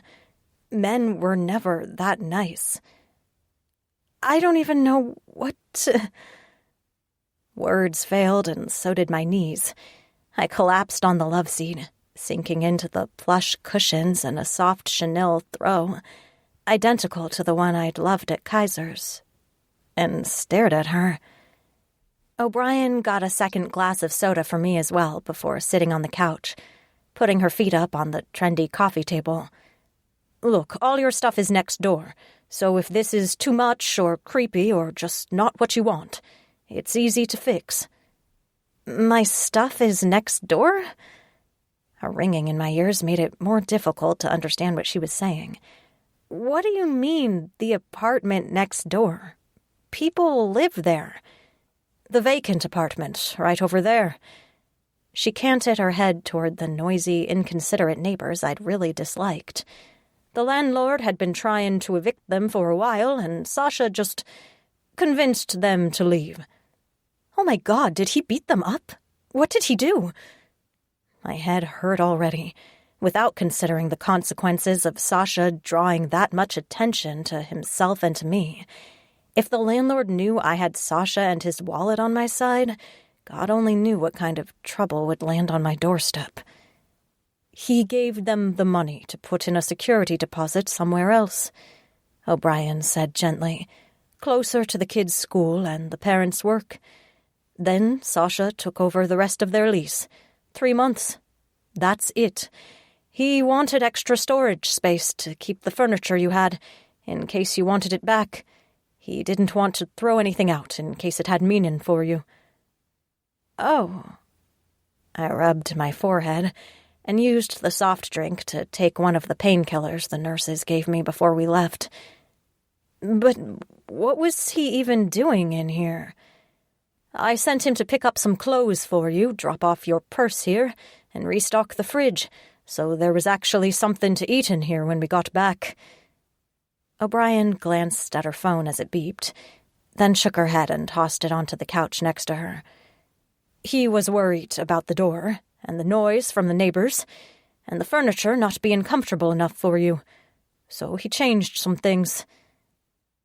I studied the ceiling and tried to reason through what this meant. No one has ever done anything like this for me, or for anyone I know, or for anyone who's a friend of a friend of a friend. Help me understand, Greer. Use small words. What is this? Is this a bear thing? "It's sort of a bear thing," she said, her eyes drifting from silver and back to their normal dark color. "But mostly a Sasha thing, I think. They're very protective, the shifters, especially the men, and even more when they find a woman they love. They don't understand boundaries the same way we see them, to be honest. But if you make it clear where the lines are, they respect them. Unless they think you're in trouble." She sighed, checking the phone again, and held it up. "Like this. Sasha is worried, and he's bugging Malcolm to bug me about whether you're feeling okay, whether you like the apartment, if you're mad, if you want something else. Sasha won't pester you, because he wants to respect that you asked for time, but that doesn't stop them from wanting to fix everything, to make everything perfect and safe for you." It helped that I didn't even know where my phone was. "But this is expensive furniture, Greer. This isn't stuff he found in the secondhand store. I've known him 3 days? 4? I don't even know, but it sure as fuck isn't long enough to justify spending this much money on me." I sat up. "Unless he's expecting something. Does he think—" "No." Greer held up her hands, almost laughing at me. "God, no. Sasha doesn't think like that. He's not a quid pro quo kind of guy. Look, this isn't exactly my business or my place to tell you, but you're a smart girl and Sasha's a good guy, and I think you two would be good together." The detective took a deep breath and gripped her knees as she faced me, and I braced myself for the worst kind of news. Maybe kissing Sasha really would turn me into a bear. Maybe I was already changing, and that's why I stayed in the hospital as long as I did. My hands trembled as I hugged myself, pulling the Chanel throw closer as I shivered. Greer studied me closely, her eyes still drifting from dark to silver and back. "All of the shifters have one person they're destined to be with, a true love who completes them, makes them whole, a mate.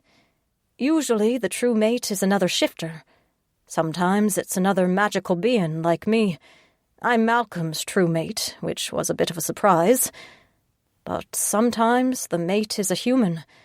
That makes things complicated since the shifter feels love immediately. Immediately. It's like you're drowning, Sonny, and this person is the only thing keeping your head above water. I didn't believe it until I met Malcolm. But it's different for humans. That's a lot to accept and understand. That shifters exist, that magic exists, that you're tied to this person who can say the moment they meet you that you're it. You're who they want for the rest of their life." My heartbeat was slow thunder in my ears, and it felt like the room spun around me as everything Sasha said and did came back to me in jagged pieces. And me, drunk and lonely, asking him to love me. I cleared my throat a couple of times before I trusted myself to speak. "Are you saying that I'm his? That's what this is?" "Yes." O'Brien rubbed her forehead. "And I shouldn't be the one telling you about it, Sunshine, believe me. Sasha should have gotten that opportunity. But I know him and I know you, and I know how this might look. He's not a controlling asshole. He's not a stalker. He's not one of the guys you should run from. He's struggling with an overwhelming urge to protect you, which might make him look like you need a restraining order. Just talk to him. Take the time you need to figure out how you feel about this stuff.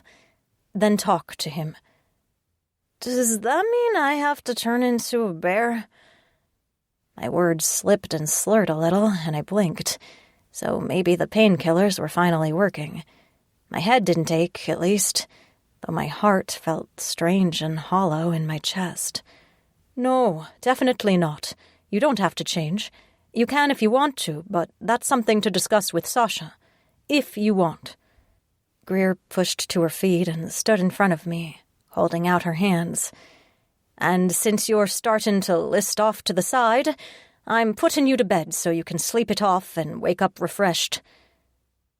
I wanted to argue, to keep pestering her with questions, but by the time she half-carried me to the bedroom, once again all words failed me. Instead of box springs and a mattress on the floor, with mismatched bedside tables, a new bedroom set waited, white and clean and traditional, with a chest of drawers and delicate tables next to the pretty headboard. It was perfect. Not too girly, but not the cheap knock-together squared-off sets I'd debated buying because they were all I could afford. I would have picked that exact set if I'd had all the money in the world. And to top it all off, the mattress felt new. Everything else matched. New pillows and sheets and a bedspread, and they felt high quality. Expensive.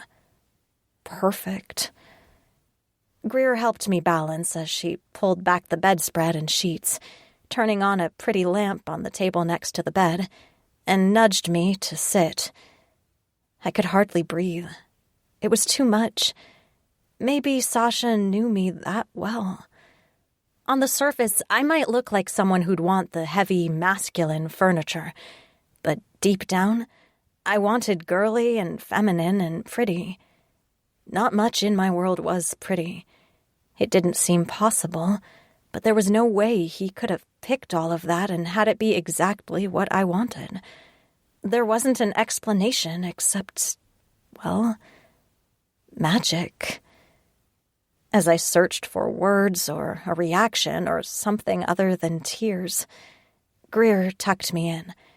She disappeared and returned with a few bottles of brand-name water, something I'd never buy for myself when I already had to pay for tap water, and the bottles of pills from the hospital. She also plugged in a brand-new phone, holding it up so I could see it. "Clarkson destroyed your old one. This is the same number, and we transferred all the data, so it's set up exactly like your old one." "It's just new and expensive," I whispered. "I know." Greer touched my head before turning toward the door. "My number is in there. Call if you need anything. I have a spare key, so I'll lock the door on my way out. But the next time you get up, make sure you set the deadbolts. If you have questions, call me or Sasha or anyone. You can ask any one of us a question, and we'll answer. Don't wonder about something. Ask." I nodded, already half asleep, and closed my eyes as my hands slid over the cool sheets, and for the first time in a long time, I felt pampered, cared for, safe. Even with magic in the world, it didn't all seem scary and wrong. Some of it felt very right. Chapter 18. Sasha didn't know how he got from the hospital to the sidewalk outside of Samyuzdat. After Sunny said she thought he was too dangerous, everything got blurred and strange. He knew she needed time, and he would give her time, but that didn't make it easy to walk away when the bear demanded he stay. The only thing that would possibly make him feel better was destroying something, hurting someone, particularly with what Edgar Chase brought to his attention.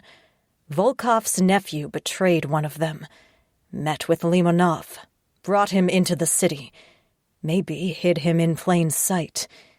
Sasha's teeth grew too large for his mouth as he struggled to keep the bear at bay. Thankful at least there wasn't a long line outside the club as he glared at the bouncers. The two Russians outside glanced at each other and then at him, one speaking into the radio while the other held up his hand. "One moment." Sasha never waited. He walked into the club because that was what Volkov owed him. Volkov was nothing, less than nothing, before he and Sasha worked together. The bear growled and Sasha's fists clenched, and he snarled in Russian, "Get out of my way." The bouncers closed ranks, calling for backup, and that was all Sasha needed. He threw the first punch, and the larger bouncer dropped to the ground and didn't get back up. The night blurred into a sea of muscular, black, leather-wearing thugs and criminals, trying to keep him from his vengeance. When they managed to hit him or tackle him to the ground or blast him with a taser, it was the smallest of irritations, a slight flash of pain that did nothing to match the aching hole in his chest, in his soul. He roared and threw the last two out of his way, ripping the metal hooks from the taser out of his side and throwing them to the ground before storming into the club. Inside, the music carried on as if it was just a normal night. But the girls knew something was wrong. They stayed out of his way and didn't even try to flirt.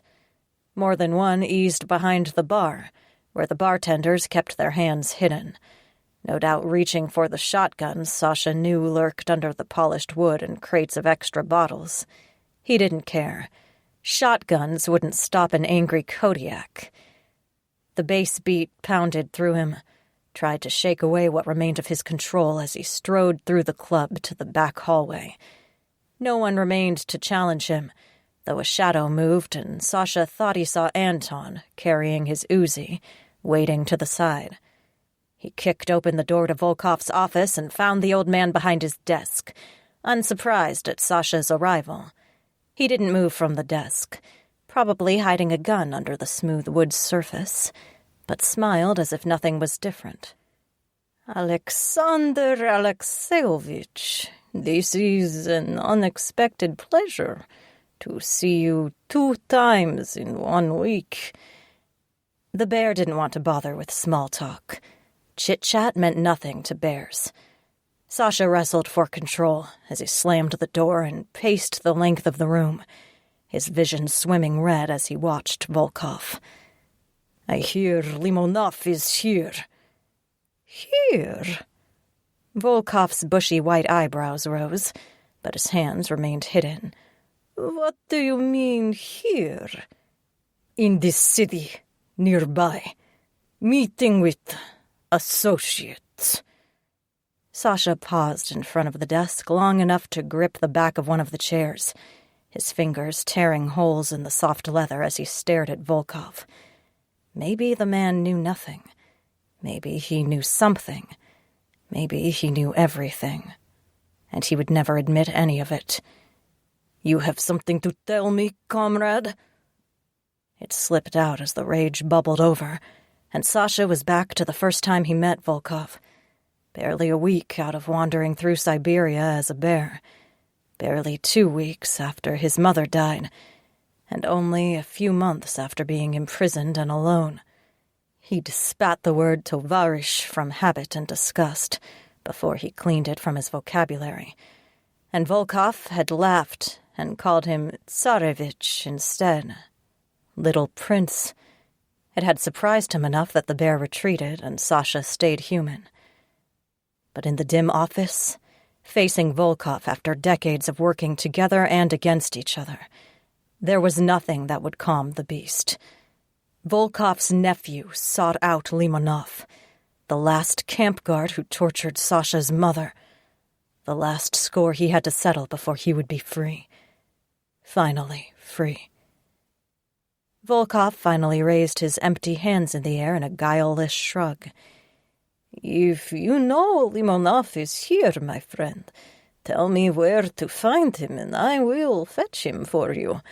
But I have heard nothing from him. Maybe you are mistaken." Volkov spent a lot of time telling Sasha he was mistaken. The bear believed the photo and Edgar Chase. Sasha gritted his teeth. "I am not mistaken. There are photographs. one of your men meeting with Limonov in this city. So either we have a problem because you are lying to me, or you have a problem because your men are lying to you. Whose problem is this, Kolya?" The older man's expression darkened and his pale eyes flashed. Hands clenched into fists on the desk. "One of my men. You are certain? Of course, I would not make a mistake like that." Volkov grimaced and shoved his chair back, easing to his feet, though Sasha heard his bones creaking. "I will deal with it, and you can have both Limonov and the traitor who dealt with him. Da?" Sasha's eyes narrowed. Too easy. There was no anger, no accusations, no denials. The Volkov he remembered would have raged at the inference that one of his men was a traitor, and would have demanded that Sasha identify the man immediately. Instead, he clambered to his feet and retrieved a shopping bag with vodka and a few cartons of cigarettes from the closet. "Here," Volkov said, offering the bag. "You look on edge, Alexander Alexeyevich. Go home, have a drink and a smoke. I will call you when I have Limonov for you." Sasha folded his arms over his chest, though every cell in his being screamed for a cigarette, to rip open a pack and smoke all of them at once. It had been almost 3 hours since his last smoke, and it could still kill him. He wanted to peel his own face off. "I will wait. If I do not hear from you in a day, I have my answer. Da?" Volkov made a face and held the bag out, shaking his head. "Take them, Sasha. I quit." The older man straightened in surprise, blinking several times. "What? You quit what?" "Smoking. I quit smoking." Even the words hurt to say and made him want to light up the entire carton. But Sunny didn't like it. She didn't like it, and so he quit. That was life. She was more important than the comforting habit. He still carried his lucky lighter, just for other things. Volkov stared at him for a long, long moment, then burst out laughing. He laughed so hard he bent over and barely kept himself from falling to the floor, and eventually shuffled over to where Sasha waited at the door. Volkov, still chuckling, hung the bag on Sasha's wrist and patted his shoulder. "I know you, Alexander Alexeyevich. You are a funny boy, making jokes like that. Take the cigarettes. You think you can change, but you will always be what you are. That you cannot escape.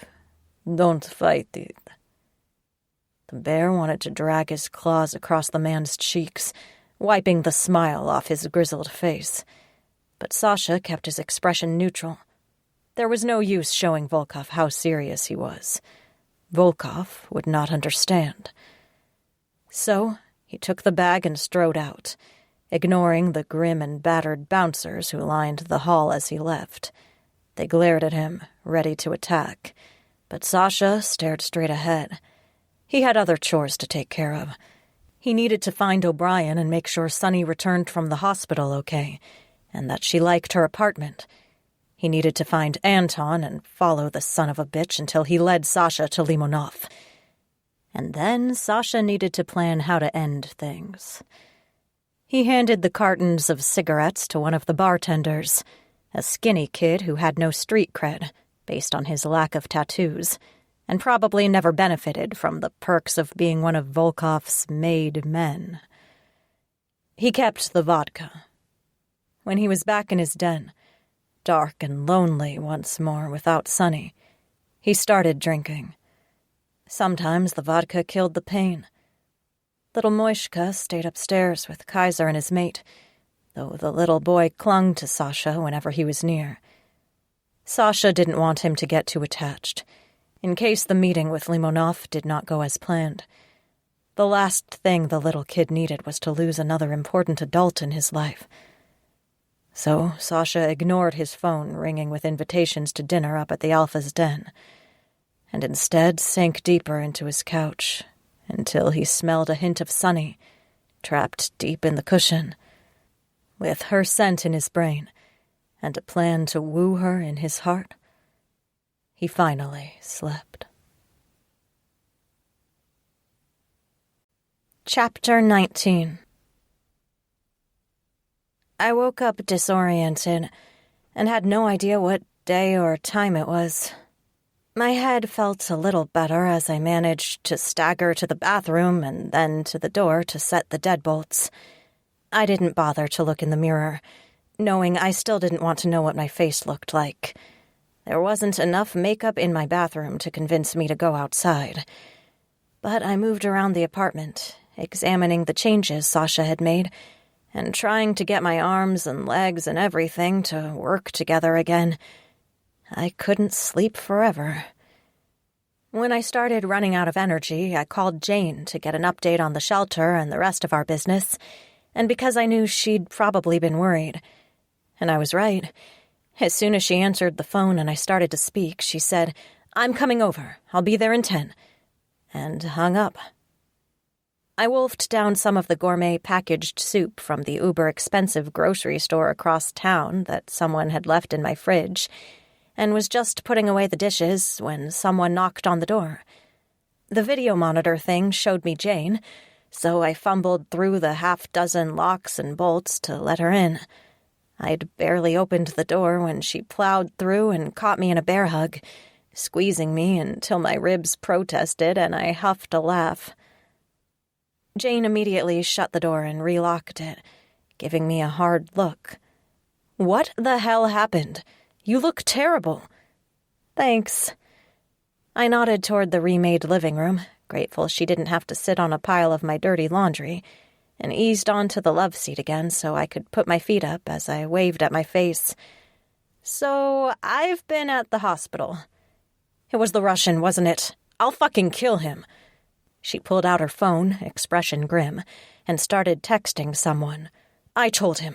I warned him. He's going to regret the day—" "It wasn't Sasha," I said, holding up my hands. "Whoa, take a breath. It wasn't him. It was Arthur Clarkson who attacked me. Sasha saved me from him, then he took me to the hospital." Her eyes narrowed. "Are you sure you're not just saying that?" "I'm sure. Sasha is a good guy." As I said it, I knew it in my heart to be true. He was a good guy. A little rough around the edges, but still good. He's really helped me out. If it wasn't for him showing up at the shelter, well, Clarkson was standing over me with a gun. I shrugged, not wanting to get into it anymore. The thought still gave me shivers, and in one of my dreams, a shadowy figure had pursued me through the darkness. It would be a long time until I could walk down an alley like that again. Jane took a deep breath and put her phone aside, still watching me closely.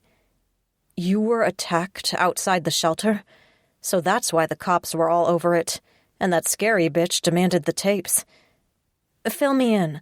I'm still trying to piece everything together."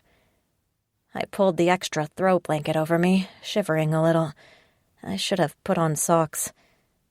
She took a deep breath, brushing dark hair out of her eyes. "The alarms were going off, so I drove over there to figure out what the hell was going on after I tried to call you and you didn't answer. The cops had broken into the shelter and were all over it.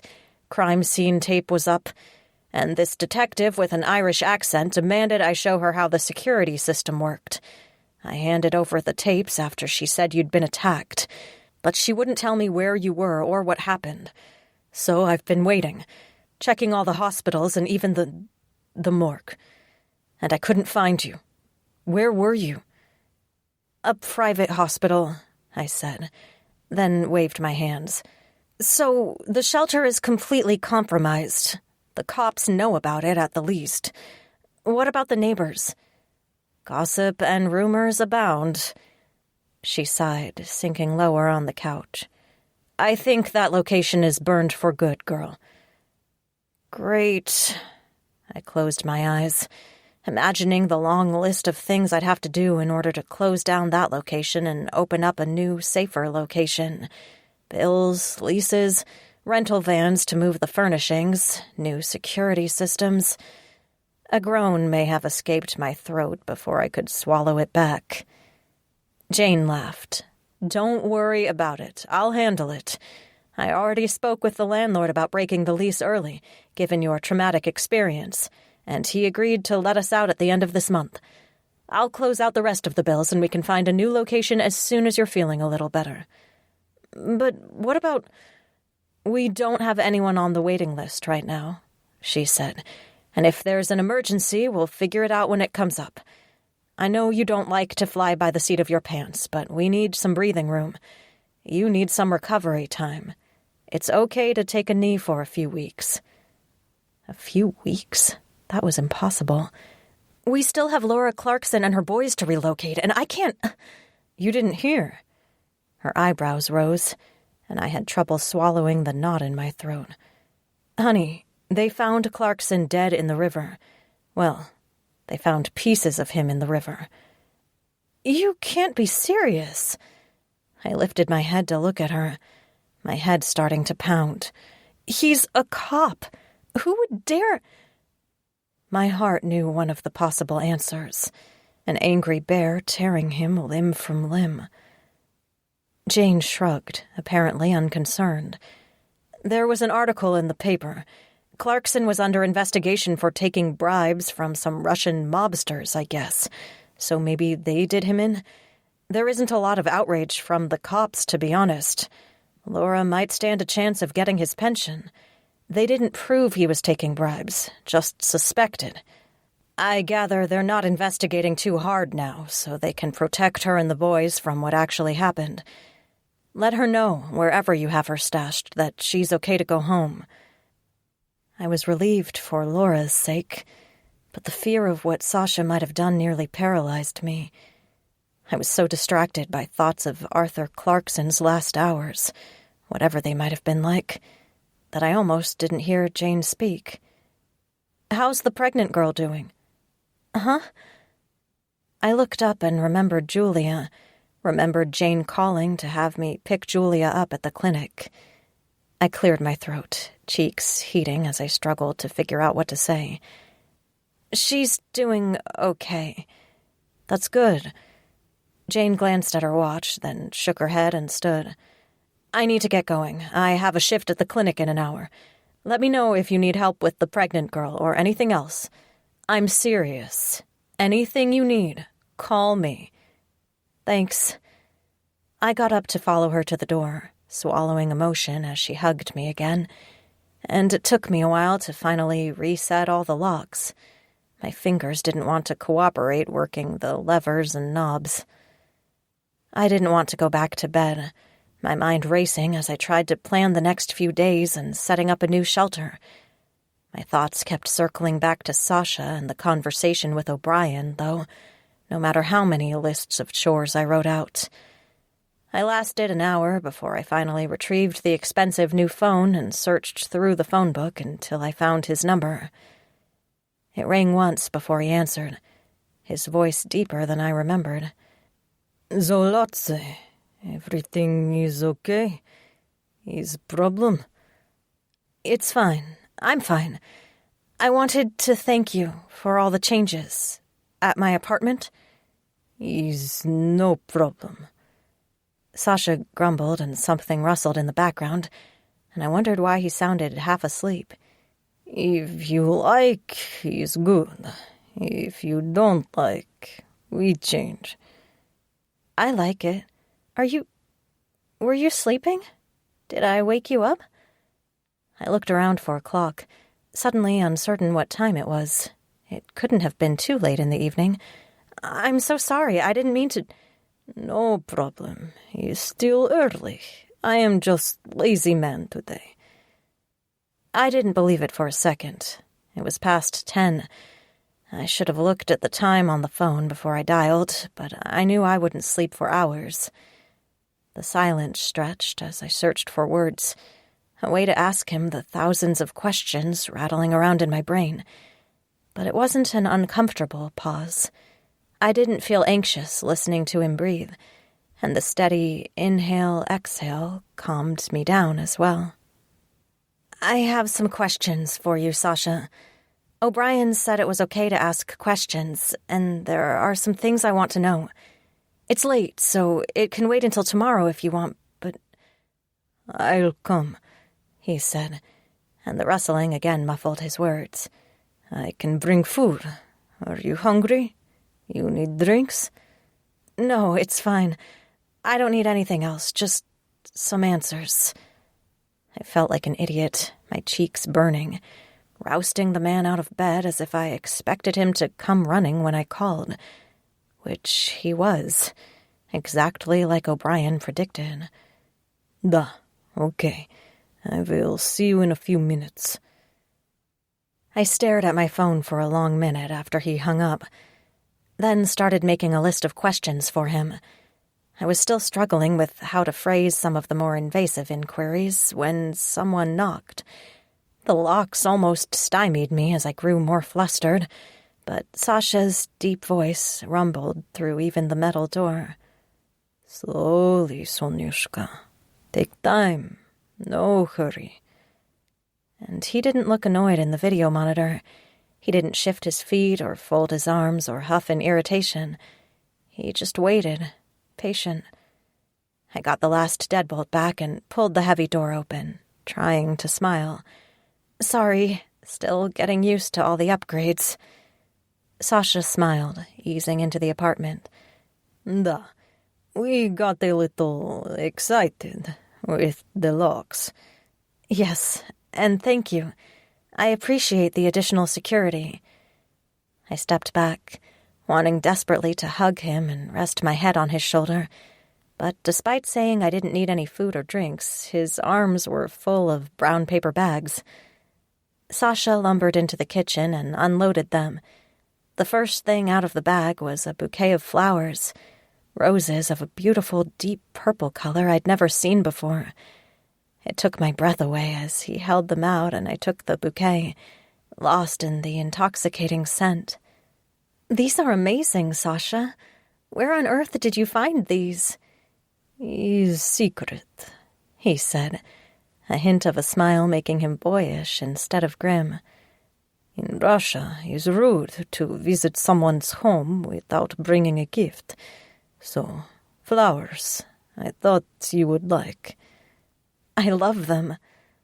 The petals brushed my cheek, and I nearly closed my eyes to enjoy the soft sensation. I don't think I've ever seen this color before. Violet roses, he said, and when I looked up, he watched me with a strange expression, almost one of longing. They mean enchantment, first love. First love, I repeated, my voice a little weak. Well, that was a message. Sasha cleared his throat, abruptly turning his attention to the rest of the bags. I brought also ice cream. Ice cream? My thoughts wouldn't keep up, still stuck on first love. Mine or his? Ours? What did it mean? Chocolate. He took out a small carton, a can of whipped cream, a jar of cherries, chocolate and caramel syrups, and half a dozen other things, including sprinkles. Sasha frowned suddenly, smacking his forehead. He's wrong. I said this wrong. What? Not first love. He rubbed his temples, looking flustered. Sasha spoke slowly, enunciating each syllable without much accent, though he didn't look at me. Means love at first sight. From the moment I saw you, it was clear. Love. Oh. Love at first sight, just like O'Brien said. He'd known when he first met me, lurking in the shadows at Laura Clarkson's house. It seemed like years ago, though it had been less than a week. "That's lovely." He smiled with half his mouth, glancing at me, and held up the slowly melting ice cream. "You want?" I wanted something, just not the ice cream. I shook my head, glad the perpetual headache seemed to have disappeared after sleeping for a day. Other than my swollen jaw, black eye, and split lip, I was in pretty good shape, which made me want to laugh at myself. It was a ridiculous thought, to wonder whether I should have put on makeup or nicer clothes than my cotton pajama pants with candy cane stripes. "No, I think I'll wait. Can we talk?" "Of course. I put these away." He knew his way around a kitchen, at least. In a blink, all the ice cream and groceries disappeared into the fridge, and the roses were in a vase I didn't recognize. A vase? Maybe he'd brought it with him. And then Sasha shooed me toward the couch, even fluffing a few pillows on the big couch so I could sit there. Then he draped the chenille throw over me and tucked in the sides so I wouldn't get a draft. Even with what O'Brien said about the shifters wanting to protect their mates, it seemed a little excessive. Sasha flopped onto the love seat so he could face me, his blue eyes expressionless. "Ask me any questions. Anything. I answer." I cleared my throat and pointed at the coffee table, where my list waited. I wrote some of them down. His eyebrows rose as he picked up the small notepad, then flipped to the second and third pages. Sasha looked at me, that hint of a smile spreading. "You are a very thorough girl. These will take many days to answer. We must save some secrets for later, da?" "Okay." I might have flushed a little. Thorough. That was a nice way of saying obsessive and kind of a control freak. Seemed about right. "Were you born like this? Like a bear, I mean." "My parents were both bears," he said, and something changed in his face. It wasn't exactly a guarded expression, but there was pain there. Too much pain around the memories to make even mentioning it difficult. "Kodiak bears, from the very north, so I was born bear." "Have you ever changed someone?" His gaze drifted away, over my shoulder, and grew very distant. More pain. I held my breath, hoping it wasn't a woman he'd changed. Sasha took a deep breath, then met my gaze without flinching. "There were many dark years, Solatse. I did many bad things because I was too crazy to care who I hurt. There was so much black in my soul. Nothing mattered. Yes, I changed people. People who did not want to change, even. I do not remember how many." It wasn't exactly how I envisioned a second date going, if I counted our drunken night at his friend's bar as the first date. I wished he was sitting closer, and I wondered if the distance was safer for me or safer for him. Playing with the fringe on the throw gave me an excuse to look away as I asked, "Am I your mate?" Silence. He didn't speak for so long that I finally dared to look up, and froze. His eyes had gone completely gold, molten metal, boiling with some emotion I couldn't name. But he looked relaxed on the love seat, and when I looked at him, Sasha took a deep breath. "Yes, you are mine. The bear recognized you as soon as we saw you. I think I am too dangerous, maybe, to have a mate, to keep you safe. There are many bad things about me, Zolatse. You are too much sunshine for me." "So you don't want me?" Disappointment filled me at the thought. "I want you more than I have words for." A flurry of Russian followed as his eyes threw sparks, and my breath caught. Intense didn't come close to describing it.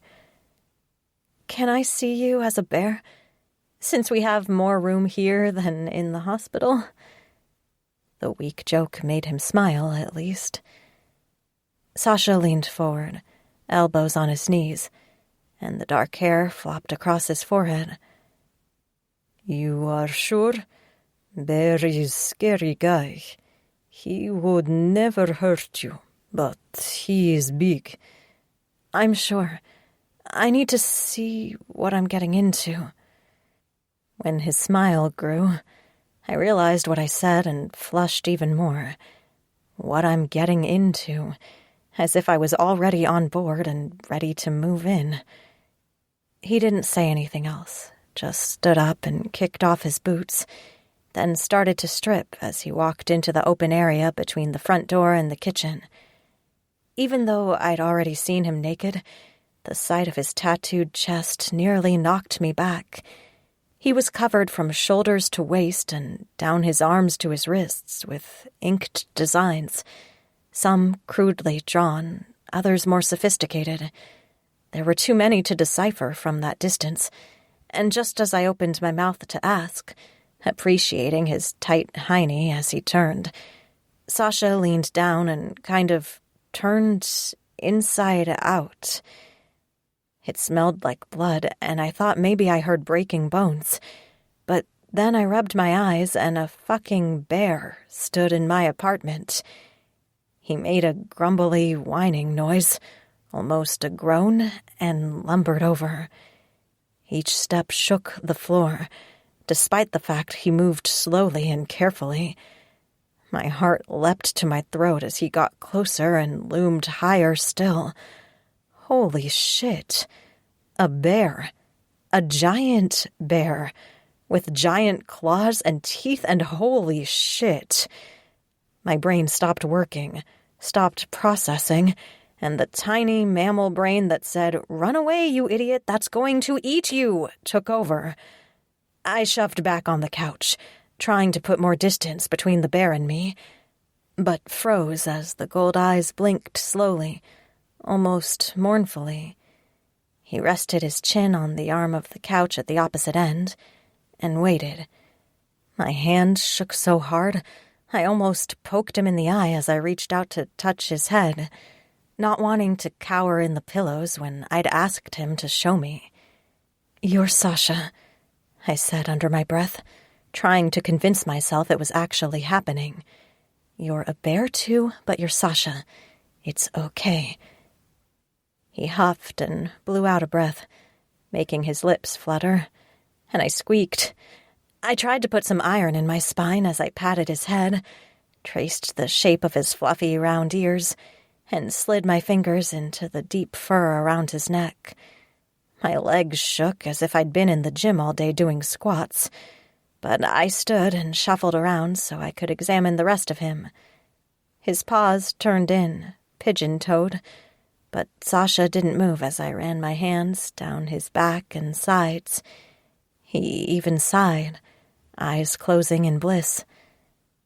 The fur felt soft and warm and comforting, like a well-loved blanket, and for a brief moment I envisioned curling up next to him in front of a fire on a cold winter morning, petting his back and sides, and taking my time examining the giant paws and equally intimidating claws.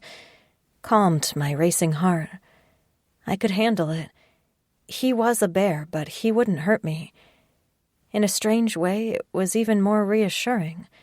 Nothing could hurt me with Sasha at my side. I retreated a few steps and perched on the arm of the love seat. "Okay. Thank you." The massive bear head swung around, and I could have sworn he smiled, jagged teeth gleaming in the dim light, then nosed my side before shuffling back to the open area in front of the door.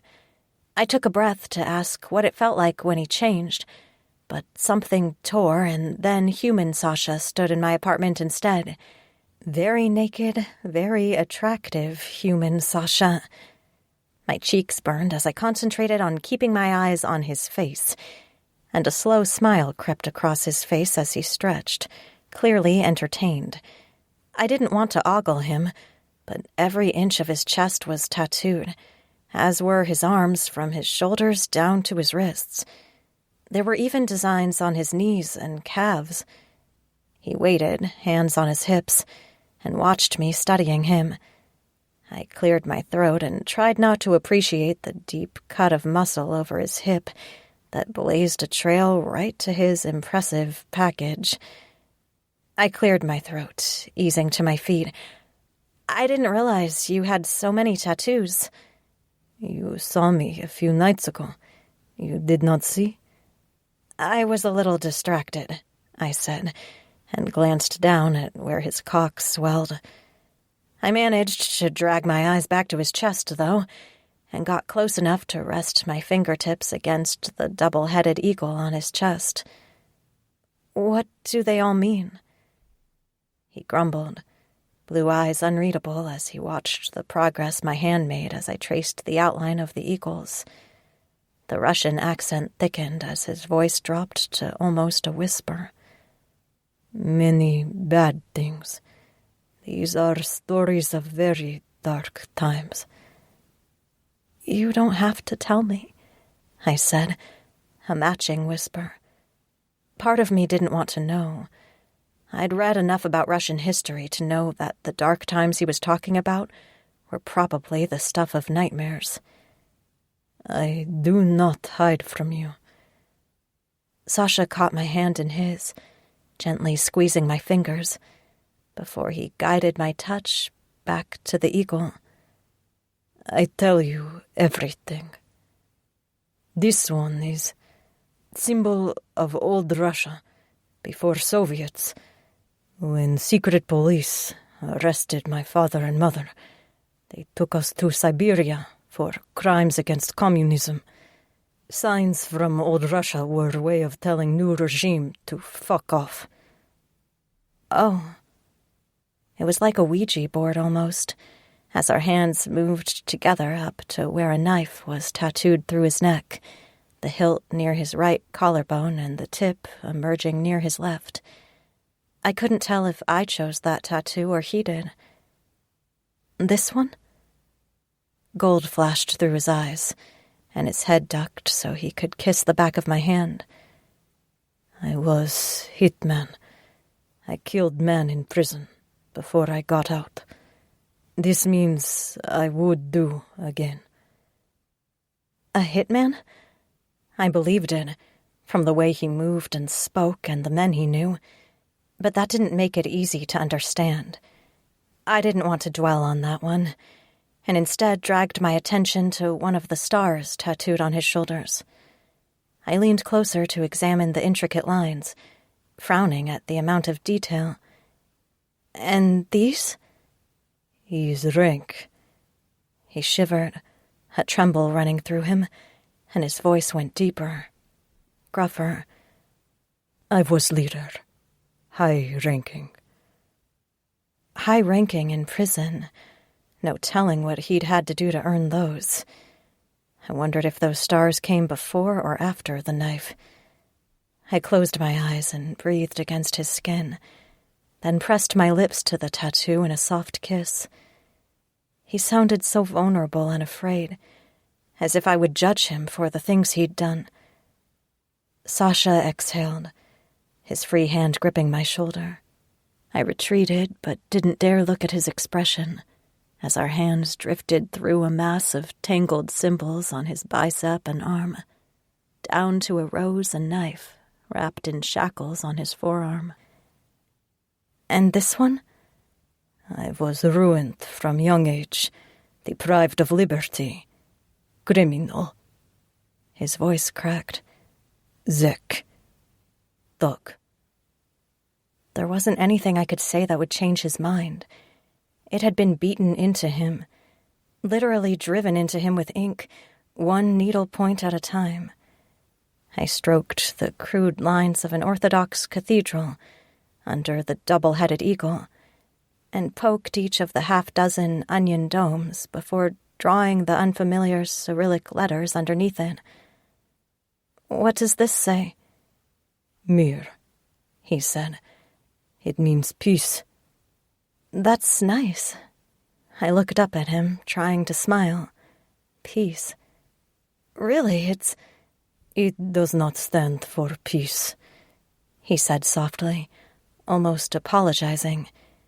His blue eyes flashed gold as he searched my face, a hint of desperation in the lines around his eyes. It stands for Mnie spravedlostrio. Execution will reform me. Oh. I blinked, frowning down at the 3 letters. What a burden to have placed on himself. His skin felt cool through the ink, despite the body heat he kicked off like a furnace. I took a deep breath.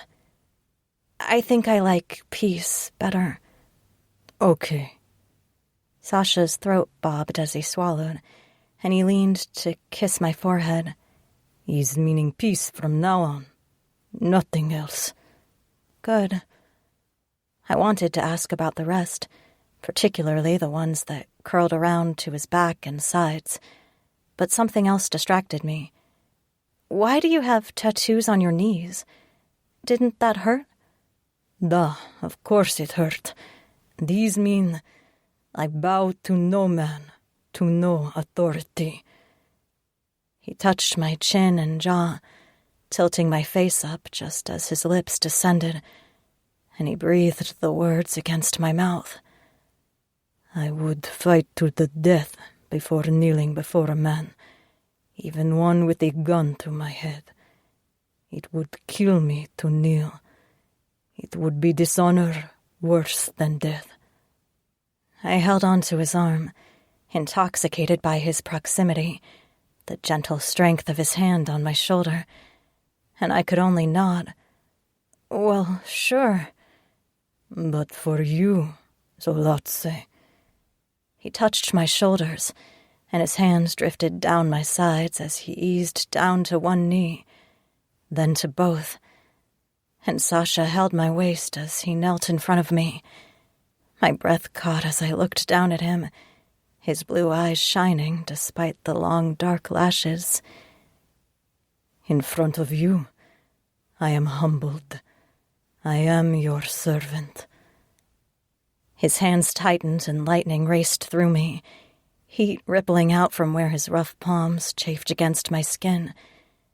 Sasha closed his eyes and pressed a kiss to my stomach, over my ragged tank top, and his forehead rested against me as he exhaled.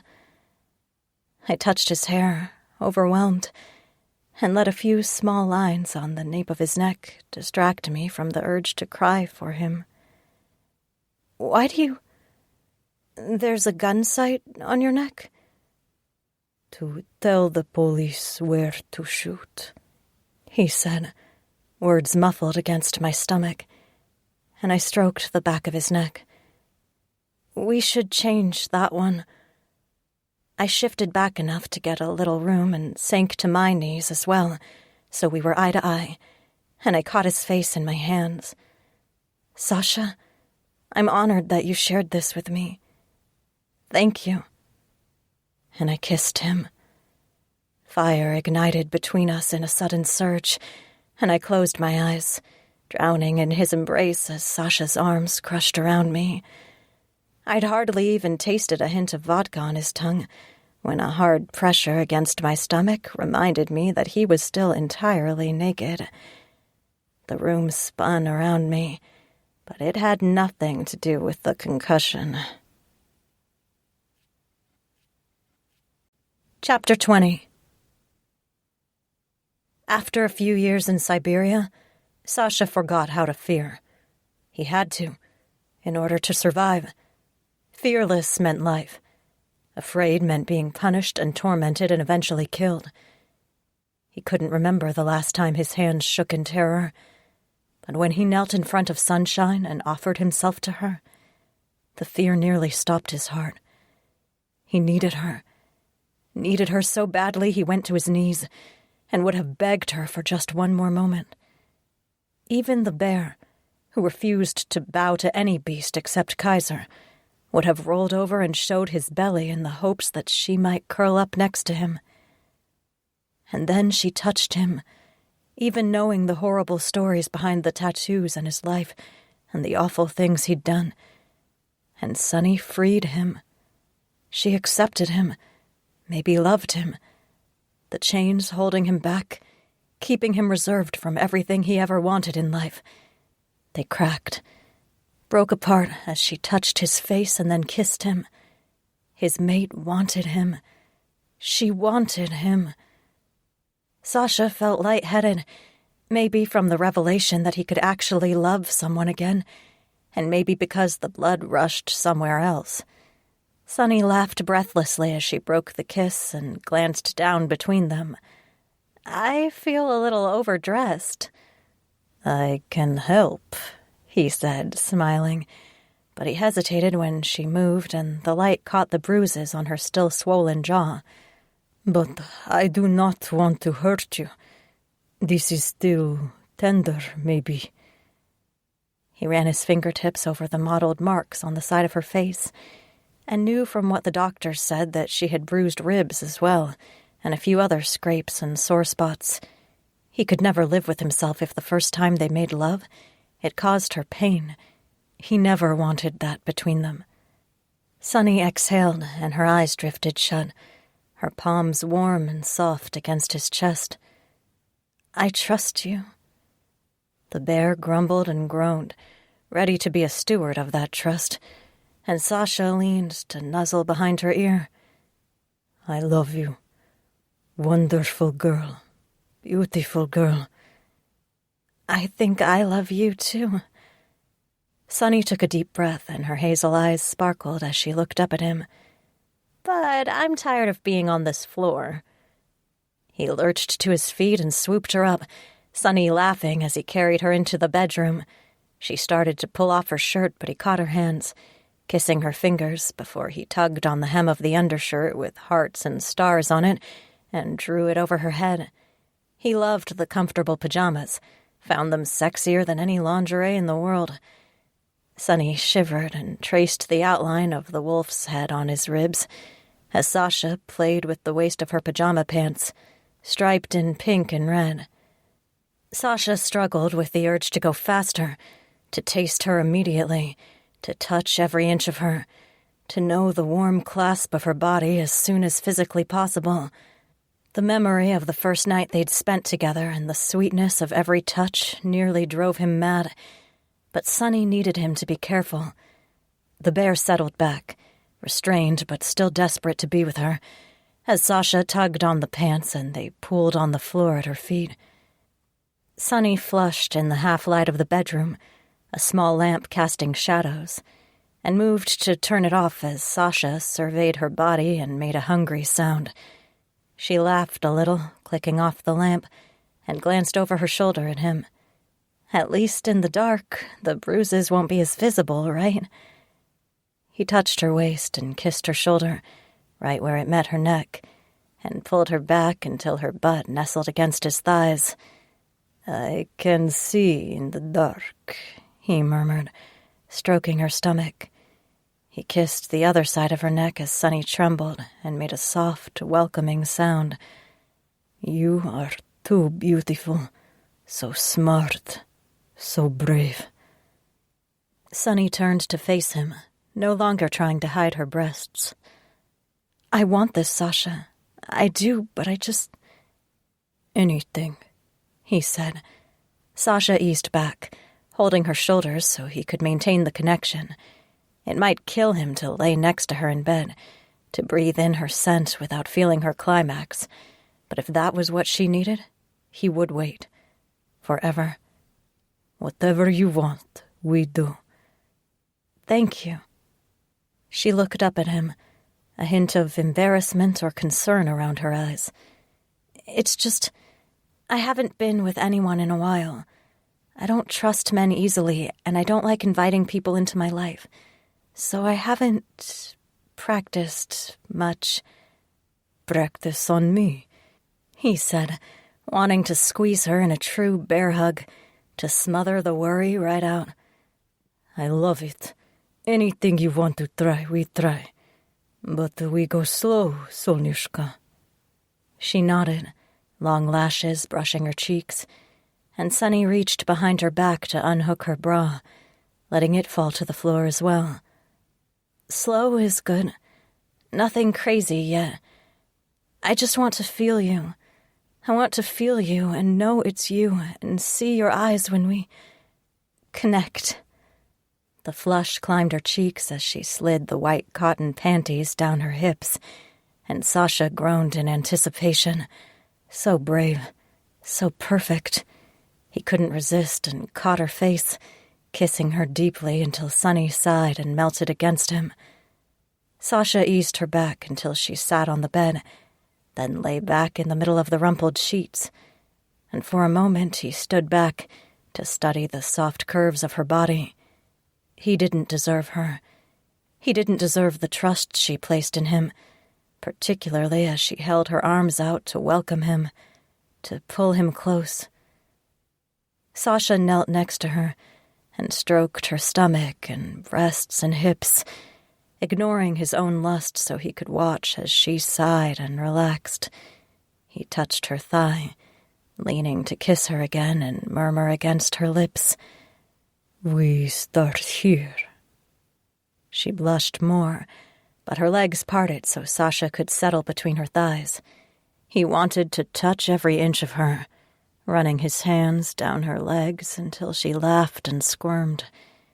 He teased the soft flesh of her thighs, drawing a moan from Sunny, and dragged his bearded cheek against her knee. He took his time and paid attention to her reactions as he kissed and then licked her slit, her warm folds swollen and slick with desire. Sunny moaned and touched his head, her fingers working into his hair. She helped guide Sasha as he nuzzled and nibbled at her center. When he eased his fingers against her opening, Sunny exhaled his name. The bear almost took over when he touched her wet heat deep inside and stroked through the rippling muscles at her core until she tensed. Sunny dug her heels into the mattress and squeezed his head, dragging him to her but holding him off at the same time. Sasha chuckled against her, pushing through the sudden spasms as Sunny cried out and froze. She howled his name, panting, and jumped every time he pressed his fingers deeper and retreated. Sasha rubbed his cheek against her thigh and watched the rise and fall of her breasts as she struggled for breath, still trembling in the afterglow of her climax. He could watch her forever. Sunny lifted her head, eyes dazed, and held out her hands. "Sasha." He eased over her, kissing his way up her body, and pausing to worship her breasts until Sunny moaned more and tried to wrap her legs around his waist. He loved when her fingers gripped his hair enough to nearly tear it out, demanding what she wanted. The bear wanted her to find that confidence, to tell him how to please her, to take what she needed. A bead of sweat ran down his cheek and dripped to the tender flesh between her breasts, mixing with the sheen of perspiration that made her skin rosy and warm. He licked it up, then returned to his exploration of her dainty pink nipples, until Sunny reached down and took his aching cock in her hand with a gentle squeeze. His brain almost short-circuited as he looked up at the mischievous expression on her face, and Sunny murmured, "Please." It was his turn to groan. Sasha nudged her knees apart with his, wary of resting his weight on her, and kissed her deeply. "I go slow. Tell me what you need." "I need you. Inside me." Sunny arched her back, undulating against him, and her fingers worked back into his hair. "Please, Sasha." Russian escaped in a torrent, a prayer or a promise to her from him and the bear alike. She would always be safe with him, always treasured and loved. He would show her. She would always know. Chapter 21. Every time he touched me, I trembled. The aftershocks of the first orgasm still rushed through me, sparking low in my stomach as Sasha loomed over me. I wanted to feel him. I needed to feel him. I held his head close, arching so I could kiss him, and the hard line of his cock brushed against my slit. I tensed, then repeated rolling my hips until his length slid against my clit and I moaned. Sasha chuckled, careful as he nibbled on my non-bruised jaw, and the muscles bulged in his arms as he held himself over me. His hips dipped and his cock dragged against me, slow and torturous, as I cried out and stars dotted my vision. I trembled, already sensitive from his earlier attention, and clung to his shoulders as Sasha continued the slow movement. He grumbled at me in Russian, his voice gruff and controlled but still wild, and he dragged his teeth against my throat. It was too much. I hovered on the edge of another climax, another whirlwind of unbelievable pleasure, and the soft pressure of his teeth against my skin took me over the cliff. I froze, a guttural noise escaping from me that I'd never heard before, and everything grew dark and slow. Even breathing felt like it took too much effort. Sasha waited, laying on his side next to me, and his fingers traced patterns across my stomach and around my breasts. It felt like forever, and yet only a blink, until I could feel my arms and legs again, and I stretched, reveling in the smooth sensation of the sheets against my naked body. He murmured something more, and when I managed to lift my head and look at him, Sasha's eyes burned gold and hungry as he watched me. It didn't scare me, though I shivered in anticipation. Sasha picked up my hand and studied my fingers, kissing each one before he moved over me again. Sasha bumped his nose against mine, nipping at my lower lip as he grumbled, "You want more, my love?" "Yes," I said, though it escaped as a pleading sigh, desperate and wanting. I wanted more, all of him, forever. His weight moved the mattress, and his knees nudged mine apart as Sasha lowered himself, the broad head of his cock nudging at my opening. I sucked in a breath and tried not to tense in anticipation, eager to feel him. I caught his face so I could watch him, could see his eyes, as he eased forward and his hard heat slid deep into me. A moan escaped, and I clung to him as Sasha retreated and thrust again, slow and gentle, and all my muscles clenched, trying to keep him close. Sasha cursed and laughed, his forehead resting against mine, and his elbows indented the mattress next to me as he paused. Sweat dripped off his chest. He kissed me, making what I assumed was a bear noise, and his hips punched forward, driving his cock so deep our stomachs touched, and I cried out against his mouth. He waited as I writhed and moved against him, holding to the stars tattooed on his shoulders as wave after wave of tremors ran through me. He filled every inch of me, perfect and close, and a heavy presence that made me feel as if I'd always been empty. My body clutched at him as Sasha started to withdraw, wanting to keep him close, and he chuckled with a masculine but breathless sound. He moved slowly, gently, and growled as he kissed my neck. I clung to him, struggling to breathe, as his pace increased and another tsunami of ecstasy hovered. I'd never felt anything like it. I wanted it to go on forever. I wanted to stay in his arms and wrap my legs around his waist and fuck him until we were both sweaty messes in my bed. His blue-gold gaze locked with mine, and a shock ran through me. I couldn't look away. I didn't want to, but it felt more intimate than anything I'd experienced. Ever. Like he was seeing all of me when I was most vulnerable, most exposed, and he still loved me. I clung to him, gripping his shoulders until my nail gouged into his skin, but I couldn't look away. Sasha growled, his thrusts becoming harder and more urgent, and as he moved faster, on the verge of uncontrolled, a tidal wave of pure bliss crashed into me.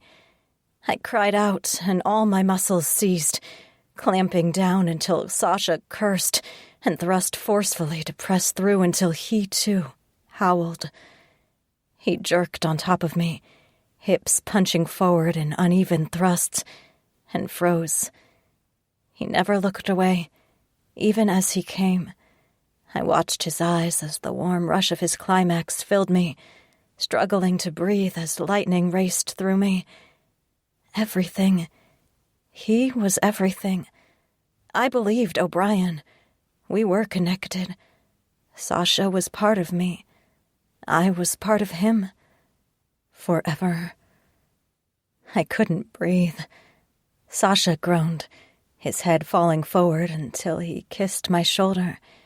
His hips still pinned mine to the bed, though he eased his torso to the side so I didn't have to wheeze and struggle to breathe.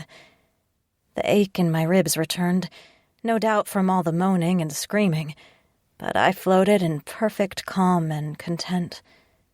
We dozed, half-conscious, and Sasha draped his arm over my chest. I held his bicep and listened to the soft rasp of his breathing, the thump of his heart, the occasional bare grumble that escaped. I was still enjoying the occasional tremble of pleasure when Sasha lifted his head, resting his chin on my shoulder. "You are okay, sonny girl?" "Da," I murmured, and he groaned. His body responded, too, and I blinked, looking down at where our bodies still nestled together. Sasha frowned at me, though his eyes flashed gold and his teeth looked longer and a little pointier. "Naughty girl, teasing me." "I'd never do that." I stroked the back of his neck, closing my eyes as I relished the feeling of his dick hardening against my thigh again. "Pravda." Sasha growled as his hips slid forward, and his dark eyebrows rose as he started to kiss me. "You make me do all the work." He squeezed my thigh and rolled to his back, dragging me on top of him as I squeaked. Sasha patted my butt, holding his cock with his other hand as I leaned back against the hard strength of his thighs. "You will like this way." I trusted him. As embarrassing as it was to have my soft stomach and hips and breasts flopping around on top of him, I didn't care. He loved me. He gazed at my naked body with reverence, and I felt absolutely worshipped, revered. So I took a deep breath and lifted myself, holding on to his shoulders so I didn't pitch to the side, and Sasha guided the head of his cock to my slippery flesh once more. I groaned as the sensitive folds parted and more tremors ran through me, shivers of perfect agony as I tried to hold myself up and failed, sliding down on him until my butt nestled against his thighs. Sasha's eyes glowed at me through the dim light, stark desire giving him a hungry look, and he gripped my waist as I rocked forward. He guided me, helped set the pace, and lifted his hips to help when my thighs shook with the effort of controlling my movements.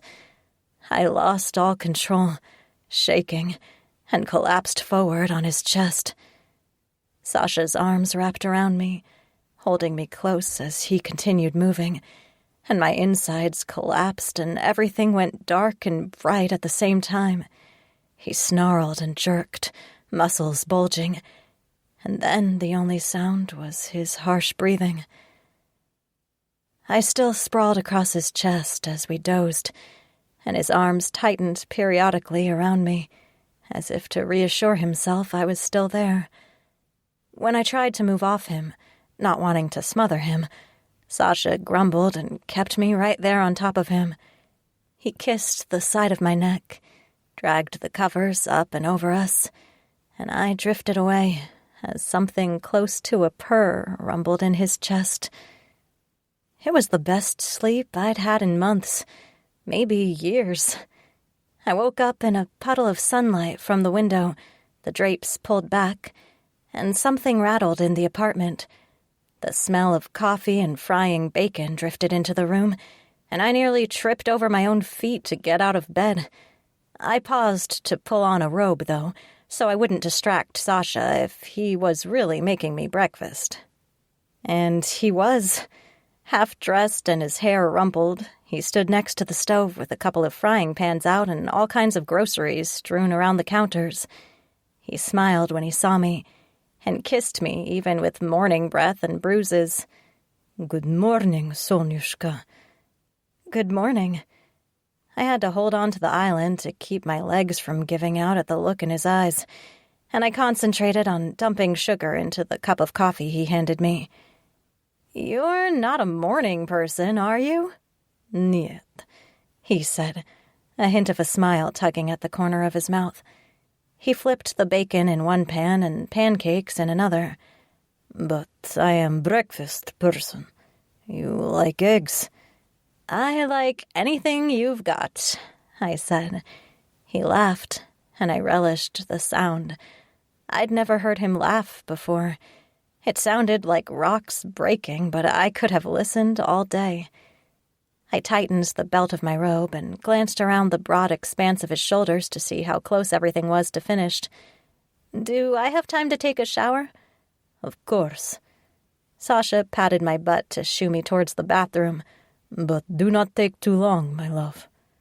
I snorted, not minding the gentle squeeze, and took the fastest shower of my life. I got dressed in jeans and a sweater, feeling better all around, and wrapped my wet hair in a bun to keep it out of the way. Not having my hair down exposed all the bruises on my throat and jaw and face, but I didn't mind if Sasha saw them. He didn't care. By the time I padded back to the kitchen in my socks, he'd set the table and loaded plates with pancakes, eggs, bacon, sausages, and even French toast. We ate mostly in silence. It wasn't exactly embarrassment that kept me quiet, but some small degree of uncertainty. I didn't know what happened next. The last time a guy stayed over, he wasn't there when I woke up. There wasn't a breakfast. My mind raced, trying to come up with what to do next. Did I invite him to stay? Drag him back to bed for another sex marathon? Thank him for a lovely evening and morning, slap him on the ass, and send him on his way? Sasha made it easy, though. He checked his watch and got up to load the shiny new dishwasher, scrubbing out the pans as I finished my French toast. "Kaiser called early about a meeting, so I have to go, but I will be back. You are okay to stay here? You want to come with me? Stay at the den?" I swallowed a mouthful of the delicious cinnamony and syrup-covered goodness and carried my plate to the dishwasher. "Thanks, but I'll stay here. Rest up, do some laundry. I need to figure out what to do for a new shelter, and probably new vehicles, and all kinds of stuff, so I've got plenty to do." "Do not work too hard." He frowned as he caught my cheeks, studying me closely before kissing the tip of my nose. "Sleep, sonny girl. I kept you up too late." I laughed, flushing, and patted his chest. I didn't mind Sasha. He grumbled and growled a little, hands bolder on my waist, and he squeezed my butt again as he pulled me close. I kissed him, and he tasted sweet, like French toast. But Sasha closed his eyes and groaned, carefully untangling us. "I have to go. I will be back soon." Sasha pulled on his sweater and grabbed his coat, kissing me one last time before he left. I stood in my kitchen for a long moment, debating what to do. The apartment felt empty and cold without him. A couple of hours later, I'd managed to get a load of laundry done and started the research into the best location for our next shelter when someone knocked on the door. My heart jumped, thinking it was Sasha, back already. The video monitor showed a dark figure on the landing, but something was wrong with the light and I couldn't see his face. I frowned as the deadbolt slid back and I cracked the door open. "Sasha?" He turned, and my heart plummeted. It wasn't Sasha. The young guy smiled, but it never reached his eyes, and his thick Russian accent made my blood run cold. "He sent me to pick you up, sunshine." Something wasn't right. I managed to smile, but adjusted my grip on the door. "Oh, right. Let me just get my—" He jumped forward just as I tried to slam the door, and I threw my shoulder into the door to try to squeeze it shut.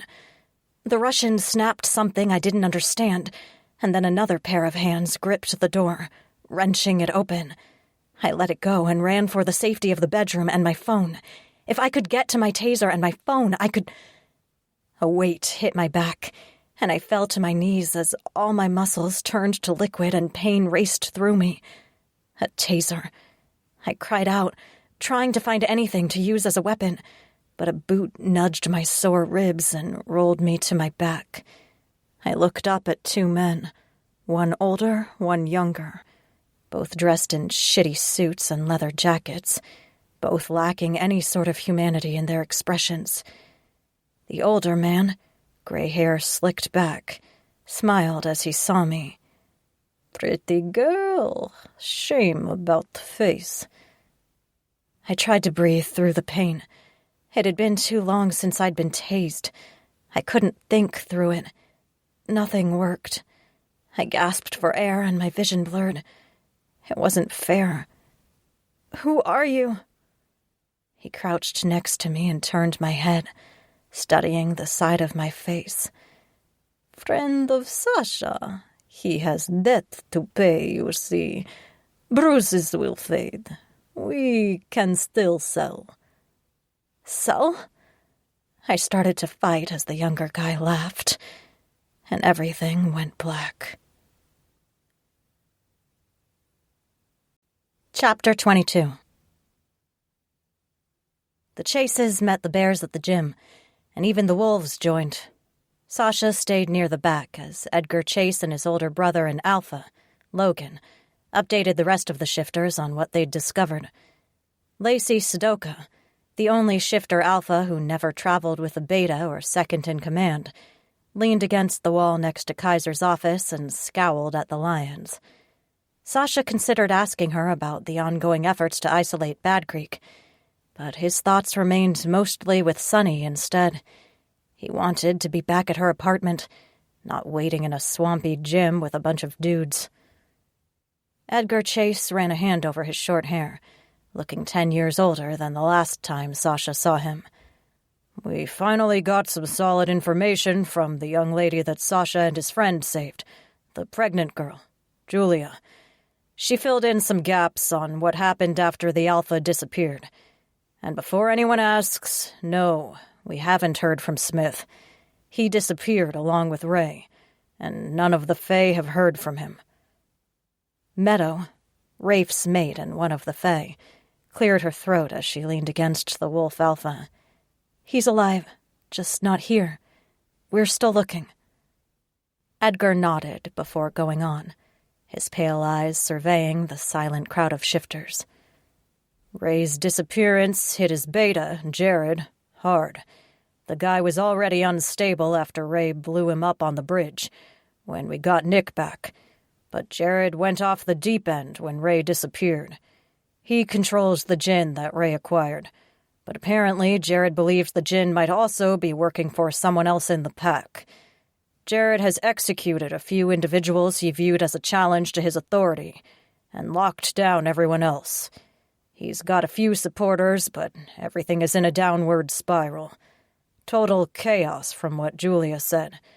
Food and water and medication are running out because Jared controls everything that enters and leaves the compound.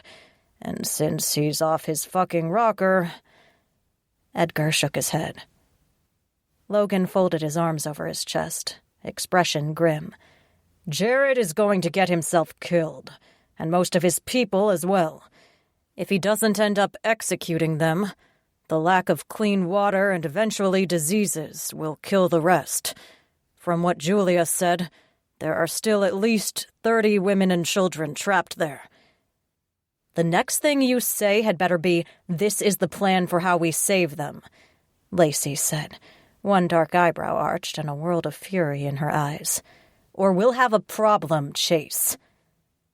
Logan's blue eyes flashed as the lion reacted, but he only gritted his teeth and gave the hyena queen a dark look. "Julia heard Jared talking to someone on the phone. He wants to get rid of the women and children. He doesn't care about the experiments and genetic manipulation.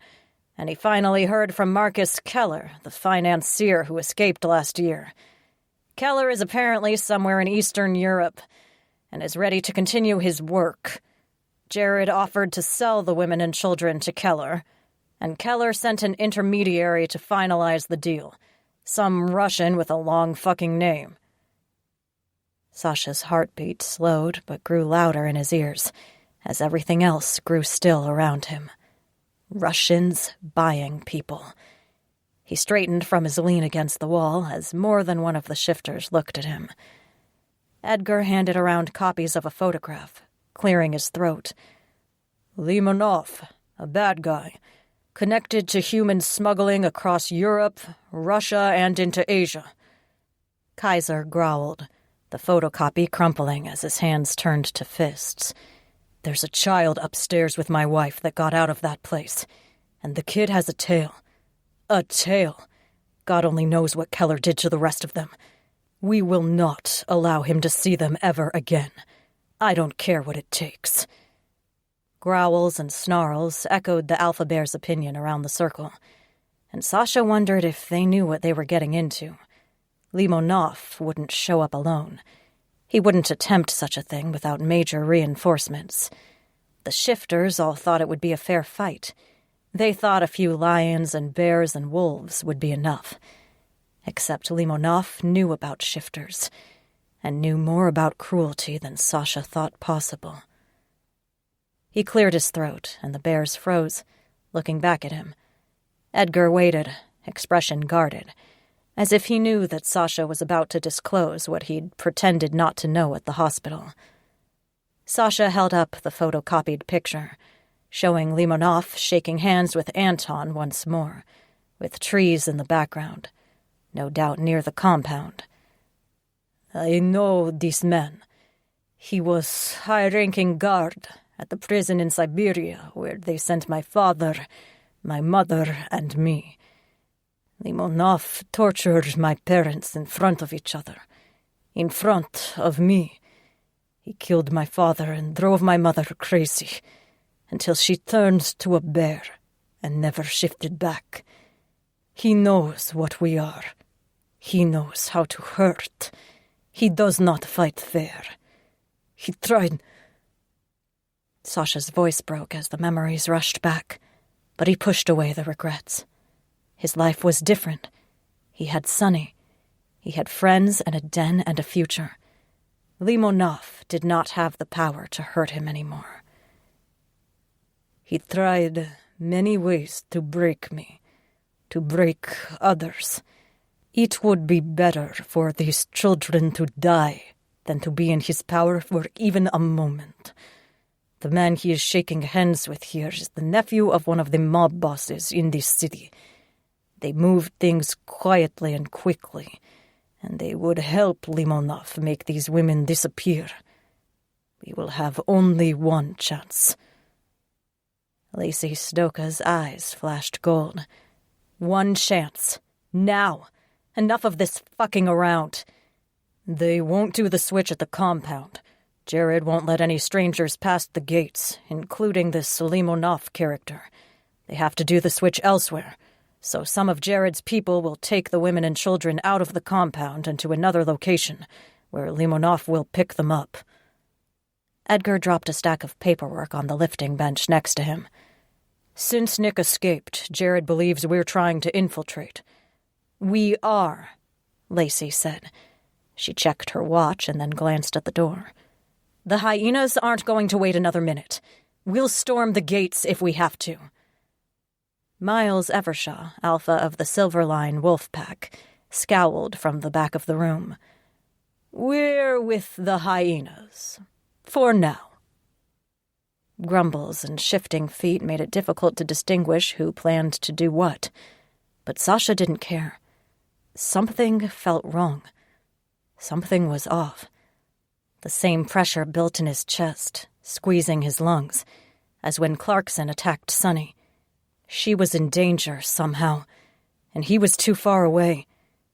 Sasha started to pace, ready to make a break for the exit, and tried to call Sonny's phone. Maybe she was just tired, not afraid or in danger. Kaiser gave him a sideways look. Dude, you... Lacey and Edgar continued to argue, but Sasha ignored it as his phone lit up. Sonny, calling him back. He exhaled in relief and answered. But it wasn't Sonny who said hello. Anton's smooth voice replied instead. You have pretty girlfriend, Alexander Alexeyevich. She is fighter, too. A roar strangled Sasha as the bear raged to the surface. He could hardly form words. If you hurt her, she's worth more in one piece. Anton said more, but Sasha didn't hear. The bear didn't hear. The phone crushed and splintered in his grip as heat roared through him, and then everything flashed red. His claws found a weight of racks and hurled it across the room, fighting through the gym equipment to the door. He would find her. He had to find her. Shouting filled the air around him, but Sasha didn't slow, even when a lion blocked his path. He roared and staggered to his rear legs, towering over the wild-maned king of the jungle until the lion snarled and launched at him. The force of the blow knocked him back a step, but it wasn't enough. Nothing would keep him from Sonny. Anton had her, which meant Limonov would have her, and Limonov knew how to hurt. His thoughts splintered until the only thing he knew was rage. His mate was in danger. The lion's paws slid on the bloody mats, and Sasha slapped him aside, lumbering for the door. A huge bear slid in front of him, blond and giant and snarling. The Growler bear, half grizzly and half polar bear, roared until the entire building trembled. Kaiser. Sasha didn't care. The alpha bear stood between him and saving Sonny. Sasha charged. Chapter 23. It felt like my head would always hurt. I couldn't see much except flickering light, though that might have been in my head as well. My side burned where the taser went in, and I lay on my shoulder in an odd position. I tried to sit up and immediately regretted it, groaning. A dark-haired man with dead eyes crouched next to where I lay, shining a flashlight into my eyes in brief flickers. She's awake. Fuck you, I said and tried to stand. I stopped short with a clank, staring at the shackle around my ankle in dumbfounded silence. Chained to a grate in the wall, and asleep on a shitty surplus military cot of some kind, in what looked like a cabin. God only knew where. I pulled on the chain, panic starting to squeeze my chest. Where am I? Who the hell are you? The guy next to me didn't even really look at me, instead moving my head to check a knot on my temple. Concussion, but she'll be fine. Most likely. If she had a hemorrhage, it would have killed her by now. You are not very good doctor, someone said in a thick Russian accent, and I froze. The old dude from my apartment sat in a large armchair near a fire, sipping from a glass of clear liquid. I didn't think it was water. The old guy just raised bushy white eyebrows. This one stays alive. For now. I couldn't breathe. The doctor sniffed, irritated, and retreated to another chair across the room, picking up a paperback before putting his feet up on the table. I don't give a shit, Volkov. I'm here to keep the merchandise alive until your buyer gets here. That's it. What's going on? I sat on the edge of the cot, taking a deep breath to steady my nerves. I was still alive. Things were bad, but they weren't as bad as the alley when Clarkson almost killed me. I'd survived that. I would survive this. But my vision swam and nausea burbled in my stomach as the scent of vile, unfiltered cigarettes reached me. Who are you? I am old friend of Sasha, the Russian, Volkov, said. We have some business. You stay there in corner and be quiet. Be a good girl. When Sasha comes, we will let you go. Easy peasy, like you Americans say. I didn't believe him for a second. Bullshit. Sasha wouldn't hang around with assholes that would beat up a woman and kidnap her. The old guy laughed, putting aside his vodka, and leaned his elbows on his knees as he watched me through a cloud of cigarette smoke. You know nothing about him. You see one side of him, one small part. He hides the worst of himself, girl. He is dangerous man. I would do the world a favor by putting him down, sparing him more pain. I don't believe you. He's not like that. Maybe he was a long time ago, but he's not now. He's a good man. And I had the memories of Sasha caring for the little boy and taking care of me to prove it. A dangerous man wouldn't have done those things, or replaced the door on my apartment, or bought me a new couch and furniture and appliances. He's nothing like you. Volkov smiled, shaking the short cigarette at me until the ash fell to the floor. Silly girl. Sasha used to work for me when he was not in prison. You know what he did for me, girl? What I paid him to do? I don't care. The pounding in my head made it difficult to concentrate, but I knew in my heart that whatever the Russian said didn't matter. I loved Sasha. He loved me. And from what O'Brien said, Sasha and I were meant to be together. He killed people. The Russian poured himself more vodka and tossed aside the cigarette butt before lighting himself another. Many people. Dozens. Maybe hundreds. We lost count. He was an angry man, a vengeful man. So he killed without remorse. He did not care. Any job I had, he took. He ignored the risks, ended up in prison again and again, and killed people inside prison. He has no soul, girl. Whatever soul those animals are born with. Sasha lost it in Siberia. He is worse than a beast, because he could choose to be different, and he is not. My heart sank. I shook my head. It didn't matter. Sasha had blood on his hands, but he was different. He'd chosen differently. Volkov leaned forward, eyes narrowed and a hint of a smile curling his mouth. He pretends well, doesn't he?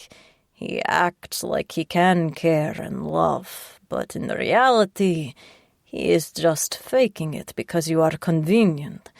You are a pretty girl, and he wants something from you. He'll use you, and when he is done, he will throw you aside. I have seen it before, girl. Normally, he uses the girls at my club, but maybe he wanted a challenge. Do not risk too much of yourself for him. He is not worth it. He is, I said, though my words came out too soft, uncertain. He's not like that. He's different. The old man chuckled, shaking his head. Sasha has gotten even crueler than I remember, if he convinced you of that. That is fine. We will see if he shows up to save you. He won't even answer his phone when I call. I shook my head. You don't know what you've done. You're a dead man. Both of you. Sasha will come for me and you'll pay for this. The Russian laughed, lifting his vodka in my direction. You hear that, West? We will pay terrible price for chaining one girl to the wall. All the other crimes, the dozens of women locked in a shipping container outside, they do not matter. But for putting our little sunshine in harm's way, we will die. The doctor grunted, not looking up from his book. If she's the reason I die, I'm killing you first, Volkov. Put her in the crate with the rest of them. She's still human, but that can be changed. And Keller wants as much breeding stock as possible. Volkov laughed and got more vodka, while I stared at them both and tried to figure out how the hell to get out of there before something worse happened. Chapter 24. He woke to cold, snow, and bars around him. Sasha staggered to his paws and stared through the swirling snow. Siberia, caged again, behind thick iron bars. The bear groaned and threw his shoulders against the bars, desperate to be free. There was something he had to do, something so important it made his heart race even without knowing what it was. And as the weak sunlight filtered through the blowing snowflakes, he remembered. Sunshine. The roar that ripped from his throat shook the cage around him until the iron vibrated and rang, an eerie accompaniment to his rage. Sasha tore at the bars until his claws broke and his paws split, blood splattering the white snow. He raged until his lungs wouldn't work, until he lost feeling in the freezing wind. It was worse than Siberia. At least in Siberia, he hadn't really known what he would lose, what he'd already lost. A mournful cry escaped before he could bite it back, and he collapsed in the snow, beaten, defeated. Something splashed across the yard, and he looked up in time to see Axel rise up out of the above-ground heated pool. The polar bear raised an eyebrow as he clambered out and walked across the snow to stand next to the cage, unmindful of the freezing temperatures. "Are you done?" Sasha growled. That son of a bitch knew nothing about what he'd lost. Sasha vaguely remembered charging Kaiser and the Lion Alpha, which might have explained why he was in a cage. He'd do it again, if it got him closer to saving Sonny. Axel folded his arms over his chest and nodded at the reinforced door to the gym. "Get human, asshole.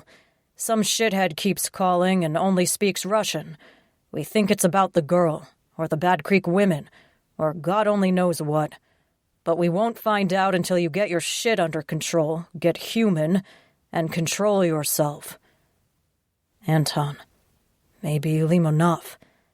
The thought sent a shiver of fury through him, and the bear spasmed into one more howling tornado of pure hatred, venting his rage at the iron bars until they bent and splintered, and even Axel looked a little worried.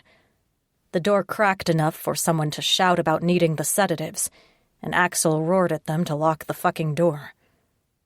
Sasha's legs shook and gave out, and he forced the bear back. Sonny needed him to be a man. Once they found Limonov, the bear would have his turn. The bear had to wait. He finally sat in the snow, exhausted and dejected, and stared at Axel through the bars, feeling adrift and empty, hollow, in a way he hadn't felt since he stopped killing for Volkov. Axel didn't move. "If I open this cage, are you going to keep yourself together? You scared the shit out of the kids. It will be fine. His voice sounded strange, raspy and battered from the screaming, but curiously devoid of emotion. Flat. I must find her. We will. The polar bear grumbled as he unlocked the heavy iron door, dragging it open with brute force, until Sasha could shove to his feet and stumble out. Axel caught his arm and pulled him up short, his ice-blue eyes staring into Sasha until the bear started to wake up at the challenge. But instead of threatening him, Axel said quietly, We will find your mate, brother. We will not rest until the ones who took her are dead.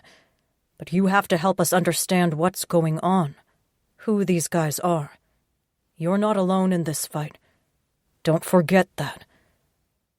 Sasha stared past him at the steel door, seeing only Siberia and the truly awful things that could be done to a person. He couldn't expose the others to that. Axel had a mate and a child on the way. Owen had only recently found his mate and a little peace for himself. And Kaiser and Malcolm had families as well. People relied on them. No one needed Sasha. Once his mate was safe, his job was done. Sonny would be fine. But Sasha managed to nod. Yes. That was all he could manage. His brain whirled in a mix of Russian and English, unable to string a thought together. Chaos nearly unhinged him. Axel didn't look convinced, but he only squeezed Sasha's shoulder and marched him over to the door. The polar bear knocked in a specific cadence. Then the door rolled back a hint to reveal Josie, Kaiser's mate. The mama bear looked just on the sane side of pissed off and watched him with red-rimmed eyes. Well, Sasha? I am sorry I scared children. I will not do again. He felt like a robot, repeating what they wanted to hear until he could finally throw himself at Limonov and the other Russians. They'll be fine. Josie hurled the door the rest of the way open and jammed her finger into his naked chest. Her eyes narrowed. But if you ever try to hurt Kaiser again, I'll end you. Got it? He blinked, glancing behind her at where Kaiser scowled and allowed Owen to bandage his chest. The alpha bear looked much the worse for wear, his arm in a sling, and there was enough blood on the floor and walls around the gym that Sasha figured he almost ended up alpha bear by accident. He took a deep breath, inclining his head to the furious mate. "Da, I will not." "Good." She grabbed his arm and marched him into the gym, throwing clothes in his face. "Now cover yourself up, drink some fucking hot chocolate, and start talking." Axel snorted, then held his hands up when she turned enraged golden eyes on him. The polar bear retreated to the edge of the room, not making eye contact, and started handing Owen additional first aid supplies. Sasha pulled on the sweatpants, accepted the travel mug of hot chocolate that she practically threw at him, and limped to stand closer to Axel, just in case Josie came after him. Kaiser started to stand, and his mate gave him a dark look, so the alpha eased back to sitting on one of the benches, trying to look like he hadn't meant to get up at all. "What the hell happened, Sasha?"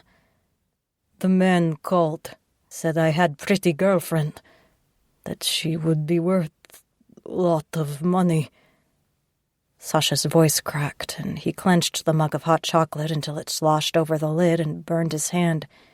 He didn't feel it, didn't look at it, just stared at the bloody walls and wondered where they hid Sonny.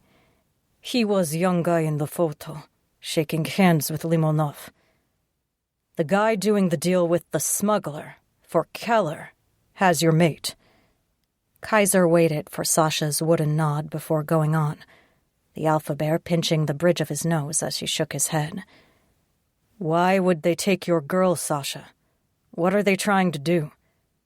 "Punish me." Sasha couldn't look at Josie, whose expression changed from furious to troubled, sympathetic. He couldn't handle sympathy. Only anger would sustain him. They want to hurt me. Axel took a deep breath, handing Owen more gauze as he tried to bandage a tricky spot on Kaiser's shoulder. So how do we get her back? We don't know where they are. They will call. Sasha knew from the pain in his bones that Kaiser gave as good as he got in the fight, and a few wounds broke open to drip blood down his torso. He felt 1,000 years old. Even the scalding hot chocolate didn't energize him. They want me more, I think. Want you for what? Josie frowned at him, stern once more. Don't you think for a second that we'll let you walk out of here to trade yourself, you stubborn idiot? She needs you alive. We need you alive. He didn't blink, focusing on breathing. He had to keep breathing, just long enough to save Sunny. Scary detective would take care of her. I killed for these men. I did many, many bad things. Maybe now it is time I paid for them. You've already paid, Kaiser said, his voice mostly a growl. Asshole, you've punished yourself enough, and you spent enough years in prison to have atoned for what you did. So don't pretend like this is a death sentence. I forbid you from sacrificing yourself. That's an order. The bear didn't care what the Alpha ordered. He knew the truth. Kaiser hadn't seen what Sasha did. Kaiser didn't know. Sasha put the travel mug aside and avoided Owen's attempt to press bandages against his side. Axel said they call. The Alpha Bear frowned more, then held up a cell phone. It's the last number that called. You going to call them back? Yes. And what are you going to say? Sasha reached for the phone, not wanting to play games, despite that the Alpha Bear's expression was deadly serious. He struggled to find the words in English. I will say what I have to, so I can find the girl. Kaiser looked at him for a long moment before relinquishing the phone. I'm serious, Alexander. I'm not letting you run to your death. We can save her together. Sasha didn't believe him. Limonov and his men were too dangerous, and the bears had too much to lose. Even Nick knew better, where the wolf waited across the gym. He knew Bad Creek better than anyone, having suffered among them. Sasha would take Nick if he needed help or a driver. But he dialed the number and waited as it rang and rang, eventually going to voicemail. Sasha wasn't surprised. He left a gruff, "Is Alexander, call me, now," and hung up, waited, staring across the gym as he listened to his heartbeat and prayed that Sunny was okay. Nick would be able to get her out. He would take Sunny and run. The bears would fight for Sasha, to save Sasha, but Nick would only save the girl. It was a better plan. He'd decided on what to say to Nick when the phone rang. He answered, not speaking, and his lip curled back to expose his teeth as Anton Ivanov, the little shit, chuckled. You do not sound happy to hear from me, Alexander Alexeyevich. Are you more yourself today? Sasha kept himself to Russian only, and focused on placing his feet carefully as he paced. Axel and Malcolm stationed themselves near the front door, to stop him if he ran, no doubt. But Sasha had no intention of running. Not yet. Not until he was certain he could get Sunny. You are slimy little shit I will crush under my boot. Where is the girl? She's fine, for now. Anton sounded too relaxed, too confident. He was stupid. At least his uncle would have known better than to bait the bear. Volkov saw what happened when they taunted Sasha. He'd seen the mess left behind. But not Anton. We have a few matters to discuss with you, Alexander. You must meet us soon. Your girl might be going on a trip, so it is important we discuss the details. Where? Each syllable took a layer off his teeth as he ground them. When? Tonight. I will send you the coordinates. Come alone, or your girl will pay the price. I will have a driver. He only drives. He will take the girl, and when the girl is safe, we will talk. That is the deal. Anton muttered something unintelligible, then chuckled again. A deal, comrade. Tonight at 10. No sooner, no later. You do not want to risk such a pretty girl. The phone cracked in his hand as Sasha hung up.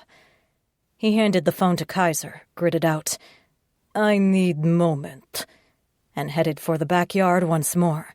He tore the steel door off the tracks trying to open it, and dropped it on the gym floor as he headed for the pile of logs near the steel cage. The bears watched from the open doorway as Sasha attacked the logs as a human. If he let the bear out, he would never regain control. Sasha howled as he picked up the massive logs, throwing them around, heaving them at the cage and the fence, and vented his rage at the world. It wasn't fair. It wasn't fair. He finally found happiness, just a tiny inkling of happiness, and Limonov would take that from him as well. He stood over the logs, panting, and finally looked up at the sky through the swirling snow.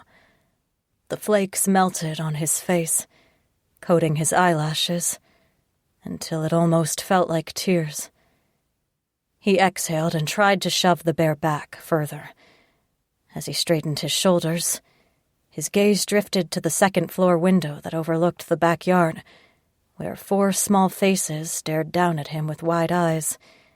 Moishka, Tyler, and Josie's 2 youngest nieces stared down at him, breath fogging the window, and finally Moishka waved. Sasha managed to lift his hand to wave back, wondering what would become of the boy. Kaiser and Josie would love him. He would forget Sasha soon enough. Sasha flexed his shoulders, stretching sore muscles and wounds that complained at the physical exertion of hurling trees, and headed for the gym. He needed to talk to Nick and get a plan together. There would be one chance to save Sonny, and then he would have the rest of his vengeance against Limonov and that little shit Ivanov. He breathed in the snow and thought of Siberia. He never wanted to be that person again. But that man survived many things. He would survive again. Chapter 25.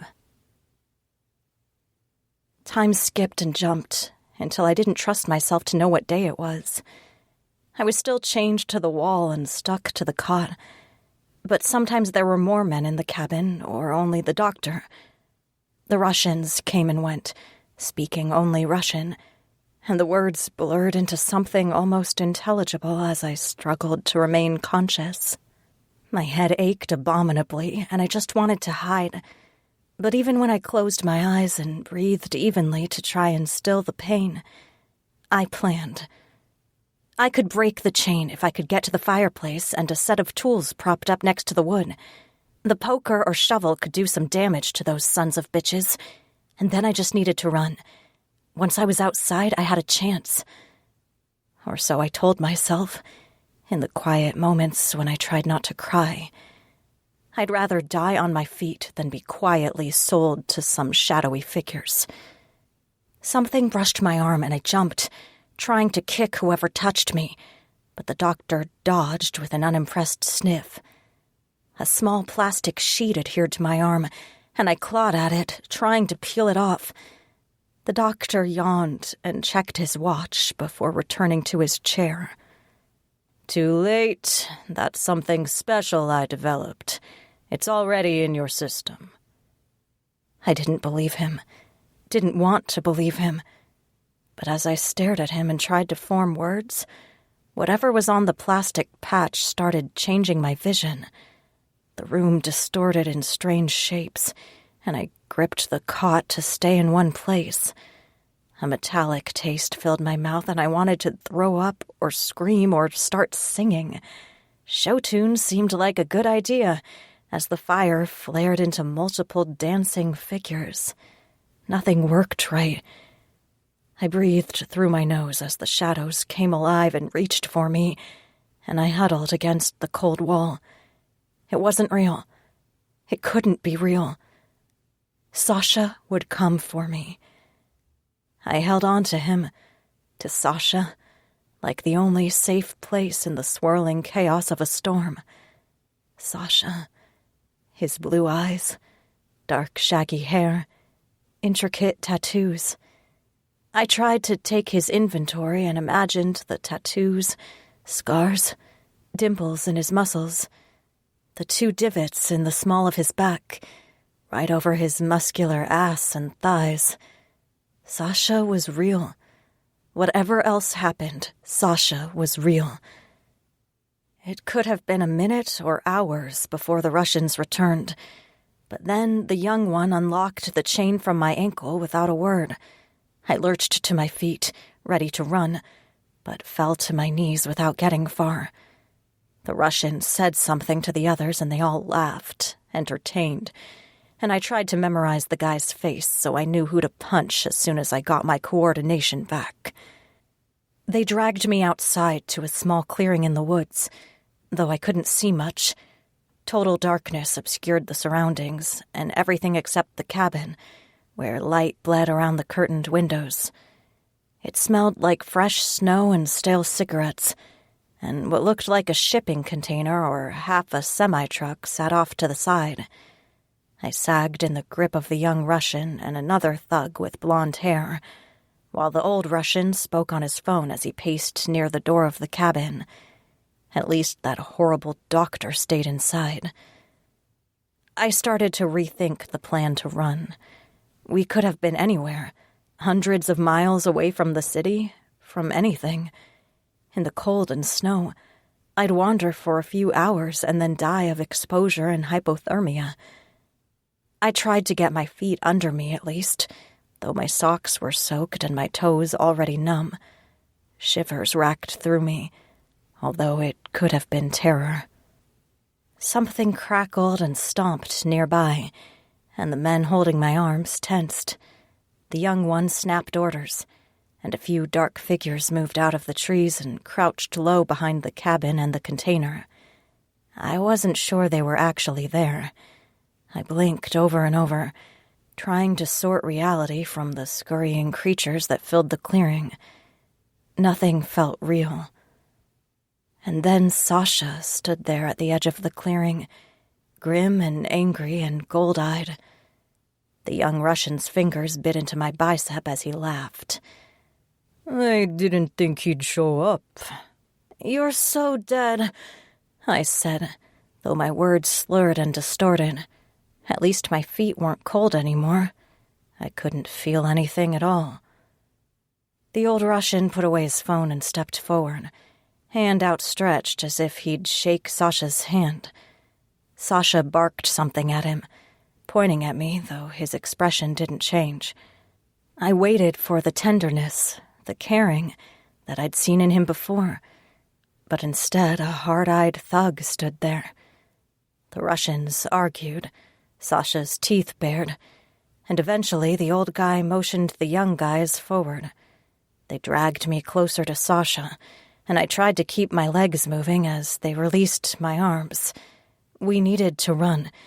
Sasha would want to fight, but we had to run. Sasha barely looked at me. He pointed behind him. Run, Sonny. That way. Run, and do not look back. You too, I said, barely a whisper. My lips didn't work right. Nothing worked right. Sasha, I can't... Go, he snapped, and shoved me towards the trees. I tried. I headed into the trees and the slight path that he'd used to reach the clearing, but my legs wouldn't keep a straight line. I made it a few feet before yelling erupted behind me, and Sasha roared in pain. I looked back over my shoulder just as the trees moved next to me, and a ghost rose up out of the snow, and I screamed. The ghost looked almost familiar, someone who'd been around the bears, but as he reached for me, other shadows moved. More ghosts. A confusing scrum of figures jostled me, trying to grab me, and I still tried to run. The cold air froze my lungs, burned in my throat. I couldn't breathe. Something tightened around my waist, and a giant thug lifted me off the ground, shouting in Russian. The familiar ghost held a knife, the blade dull and dark in the moonlight, and the man holding me grunted, released me. The ghost dragged me another few feet, but more shadows erupted. Someone cursed, "You fucking traitor!" And then everything fell apart. I hit the snow as the ghost fought, but someone bent over me and snarled, and everything went dark again. Far away, I heard Sasha scream. Chapter 26.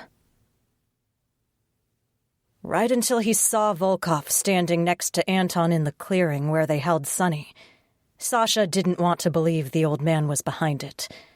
Volkov should have known better, but maybe he did, and just wanted to get rid of Sasha so no one living knew all of Volkov's secrets. The old man tried to joke around, asking if Sasha would let one girl get between them, but they all already knew the answer to that, and it wasn't laughter. Two shaven-headed thugs held Sonny up, but even from across the clearing, Sasha knew her pupils were dilated and wild. They'd given her something, and she gazed around as if seeing something no one else could see. His jaw clenched as he watched her, wanting to reach out to her, to carry her away, but he held the bear back and took refuge in cold, in Siberia. In his heart, it was Siberia. It was the only way. She only had to make it a few feet into the trees, and Nick would get her. The wolf would take her back to the car and eventually back to the den, where Kaiser and the others thought they waited for one more planning meeting. He told her to run, and she tried, though the hurt look on her face when he yelled at her would haunt him forever. Sasha thought of Siberia. Just snow and ice. No feelings, no pain, no hope. Dark snow. So it didn't surprise him when Volkov shot him with a tranquilizer, and Sonny screamed in the woods. He fought. He raged and managed to kill one of the thugs who went after Sonny, and nearly killed Anton before another set of tranquilizers and at least 2 rifle rounds went through him and slowed him down. Sasha roared as his muscles failed, and he went to his knees in the snow, enraged that he'd have to slice off his tattoos for kneeling in front of another man. Volkov crouched next to him, out of reach, as Sasha gouged his fingers into the frozen earth and tried to drag himself to where the bastards carried Sonny back from the trees. She hung limp from their hands, and he could smell her blood on the air. Volkov crushed some dirt between his fingers, frowning, and the Russian words filtered through the static in Sasha's brain. "She's strong, but you know she can't be allowed to leave, Sasha. You knew that the moment we took her. She knows too much. She's seen and heard too much. Nothing she promises and nothing you say can change that. So, she goes to Europe with the rest of the cargo.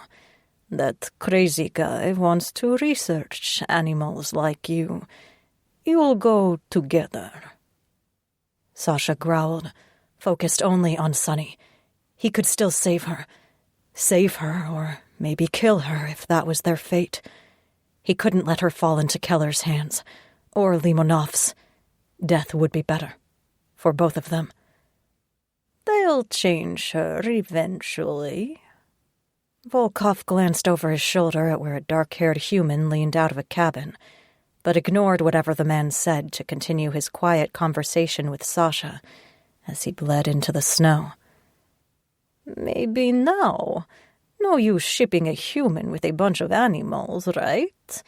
Maybe you can watch one of the wolves bite her." The bear snarled and rose up, fighting off the tranquilizers, and Sasha tried to push himself out of the snow. A boot landed on his shoulder and drove his face back into the ground.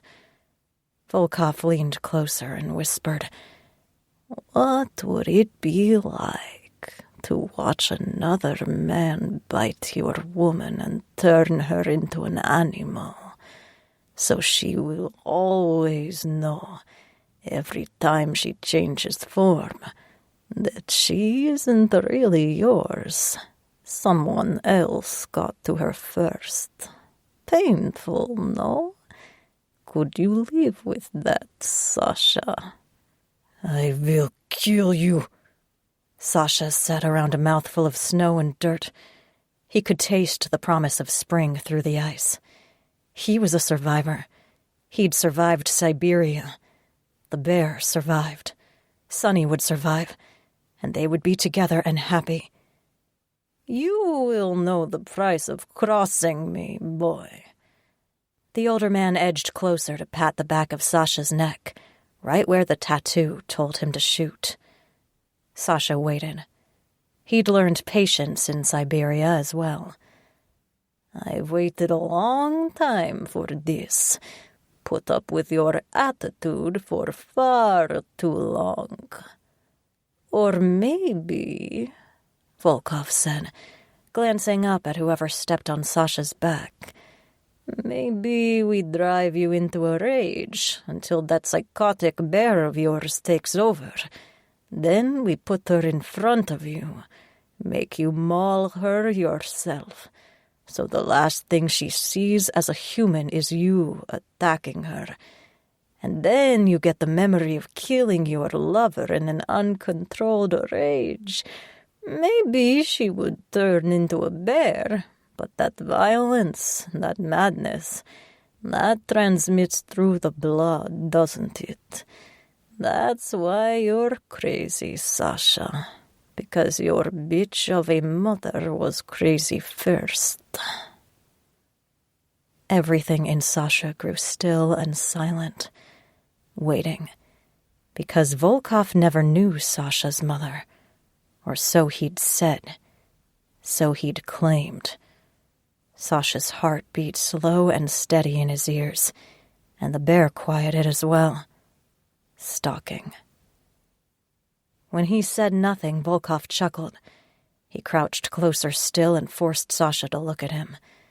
The old man's voice rasped, low and cold, and a Ukrainian accent crept into the man's otherwise unremarkable diction and struck a chord in Sasha's memory. A young prison guard, crueler than the others, with a distinctive accent from the Crimea. "You don't remember me, you piece of shit. You killed my best friend when you and your mother broke out. I've been waiting for this moment, for you to pay for what you did, to look you in the eyes and tell you that you're nothing. You're worse than nothing. An animal, a piece of Chechen trash, descended from a traitor and a whore. And you will pay for..." Something snapped. Sasha didn't roar or growl. Real bear attacks in the wild were always silent. No room for bluffing or showboating. He was done with threats. He lurched up from the snow and tackled Volkov, grabbed the man's head with what remained of his strength and yanked. Hard. For his mother. For his father. For all that the man had taken from him and driven him to. And for Sonny. For himself. 3 cracks, a gurgling sound, and Volkov's vacant blue eyes stared at him. Yelling erupted around him, and gunshots followed as Volkov lay lifeless in the snow. Sasha spat on his body and collapsed under the weight of the drugs and the bullets. He heard someone shouting not to kill him. The bear was too valuable, but he didn't care. He got at least part of his vengeance. Kaiser and the others would finish it for him if Sasha died there in the snow. Chapter 27. I woke up cold that time, freezing. It was dark and freezing, and lights flashed in my peripheral vision as shadows moved and twisted. My thoughts didn't connect, jumping from one thing to the next, and I tried to sit up from where I lay on a ratty blanket. "Hold on, hon." I froze as someone touched my shoulder and my skin crawled. Something moved, and then a soft light glowed not far away as someone moved the shade on a camping lantern. I found at least 20 pairs of eyes watching me, reflecting light from the darkness, and my heart jumped to my throat. Panic started to squeeze my chest. Locked up, locked in, someplace dark and cold. Strangers, all women and children, at least. I couldn't move. A woman a few years older than me was the closest. She was the one who'd touched my shoulder, and she studied me carefully as she propped a few blankets up near the wall and helped me sit. "Move slowly, okay? What they gave you will fuck with your head for a couple of days, so just take things easy." "Who are you?" My arms and legs didn't want to work together, so I flopped like a rag doll as she helped me lean against the freezing metal. "Where is this?" "You're the one who was outside," another woman said, her expression flinty. "You tell us." The first woman, with long dark hair and blazing green eyes, gave her a dirty look. "Chill the fuck out, Sam." Then she looked back at me, patting my cheek and leaning close to study my eyes. "My name is Olivia. We don't know exactly where we are, except we're in a shipping container. West brought you in here not long ago." "West?" I rubbed my forehead and tried not to pay attention as another little kid with a tail wandered over and sat in the angry woman's lap. "The doctor?" Sam, the angry one, made a rude sound. "He's a quack, a med school dropout who gets paid to torture little kids." "Jesus Christ." Olivia gave her another look and pointed to the other side of the dark container. "Sit the fuck over there." Olivia took a deep breath as she faced me again and tried to force a smile. "Look, hun, we're in a tough spot. I don't know how much you know, but we're in the woods," I said slowly, trying to drag as much detail to the surface as I could. She was right. It was a tough spot. Somewhere outside those walls waited men ready to drug us, sell us, or maybe just kill us. Maybe they left us locked up and waited for us to freeze to death. I couldn't close my eyes without the entire world spinning, so I focused on the dirty, torn toes of my socks. "There's a small cabin to the right of the container. If we're in that one. There are a bunch of Russians out there. Guns. Sasha tried to get me away, but they started fighting, and I don't know where he is now." "That helps," she said, squeezing my ankle. "That really helps. Who is Sasha? Who else knows you're here?" "Sasha is my mate." It felt strange to say, but if anyone would understand it, these women would. They had to be the ones from the pack that the old Russian had been talking about. Julia had been right. Maybe they knew her, too. "He's a bear. The rest of his guys might know, but if they knew, they'd already be here, so I'm not sure. One of his friends was in the woods trying to help me, but I don't know if they got him, too." "The bears?" someone said from the darkness, and a low murmur ran through the group. Olivia's eyes went reflective even in the soft light from the lantern. "We heard rumors the bears might be ready to take down the Alpha, but I thought it was just more of Jared's paranoia." "They're real." I took a shaky breath, hugging myself to try and stay warm. "Very real, and pissed off if these guys really hurt Sasha." "But you're human," one of the other women said. You're mated to the bear? I don't know. My voice broke as I thought of the look on Sasha's face when he saw me, when he told me to run. The rage and pain in his shouting as I ran into the woods and failed. I curled over my knees as the pain welled up, hiding my face. I didn't know anything about any of this a week ago. I met Sasha and he saved me from this awful guy, and then Sasha was a bear, and now I'm here. I'm here and I don't know what's going to happen. Silence. A baby babbled in the quiet, a tiny, hopeful sound at odds with the reality of being locked in a shipping container by men who wanted to sell us. Olivia took a deep breath and patted my shoulder. Listen to me, honey. We're all wolves in here, with a couple of foxes, mountain lions, and even a cheetah. She gets terrible mileage in the snow, but she's still faster than the rest of us.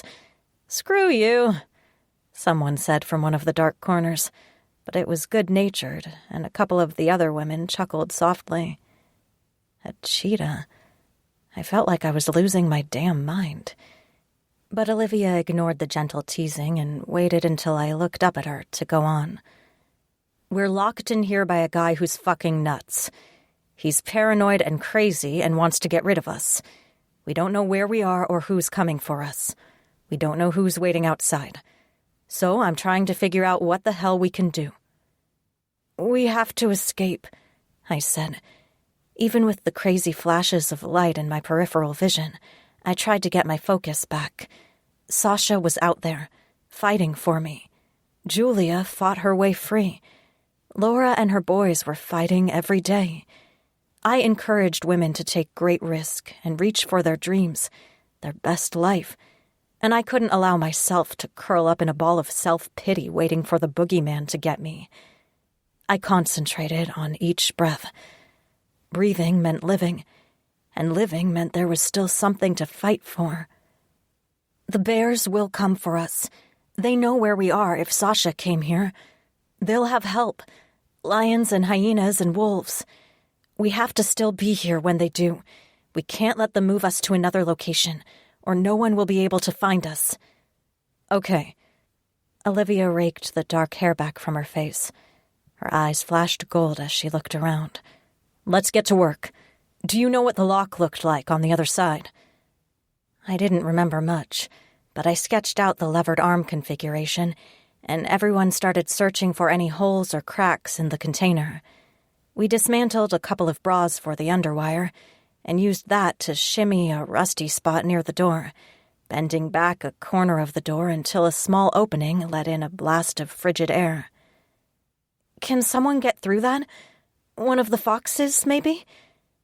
I glanced around at the women, wondering if they really trusted me. I would have been suspicious in their shoes. Olivia nodded at one of the girls, maybe 16 or 17. Jana, think you can make it? Bet your ass I can. I blinked, and she'd shifted into a fox with silky black fur, creeping over to the narrow opening. She stuck her head out for a long moment, then wormed through. The rusty metal caught at her fur, tearing out a few chunks. But after a long, tense moment, the wide tail disappeared into the snow. I crossed my fingers behind my back, hoping no one guarded the door of the container or saw the fox escaping. My heart raced until I felt lightheaded and had to brace myself against the freezing wall of the container. One of the babies started to whimper, and I wondered how we were going to get the little ones to safety. It was a long haul through the woods in deep snow. Something creaked, then groaned, and metal ground against metal as the door moved. Everyone held their breath. The door opened a crack, and the girl, stark naked after her shift, stood in the snow, grinning. Welcome to freedom. There's no one else out here. Get dressed and warm, Olivia said, throwing the girl her clothes. Thank you, Jenna. Olivia and I crouched near the door, surveying the clearing and the blowing snow. Bloodstains scattered across the ground, and I held my breath. No telling who they belonged to. The other woman glanced up at the stars, visible through the bare branches, and sniffed the sharp, cold air. I pointed at the cabin and the churned-up snow around the door. That's where they had me at first. At least 3 guys in there. 1 large front room, maybe a back room as well. Fireplace with a poker I'd like to get my hands on. "We'll find you a weapon," she said, tone grim. "Most of us will fight as wolves. I want to taste their blood." "What about the kids? Someone's got to get them away." I gestured at the start of the small path where Sasha had told me to run. "I think that's the way back to a road or somewhere. That's where I was supposed to go when Sasha tried to free me. A couple of people can get the little ones away. If they can get to a phone, they should call this number and ask for help." I found a crumpled-up receipt in my pocket and scratched O'Brien's number onto it. "She's a detective, but she knows all about this. She'll be able to get the bears here. Fast." "Good call." Olivia retreated from the door to hold a quick conference with the other women. More than one argued about staying to fight, but when Olivia put some iron in her words, they all listened. Chaos swirled in the container as the kids were bundled up in spare clothing.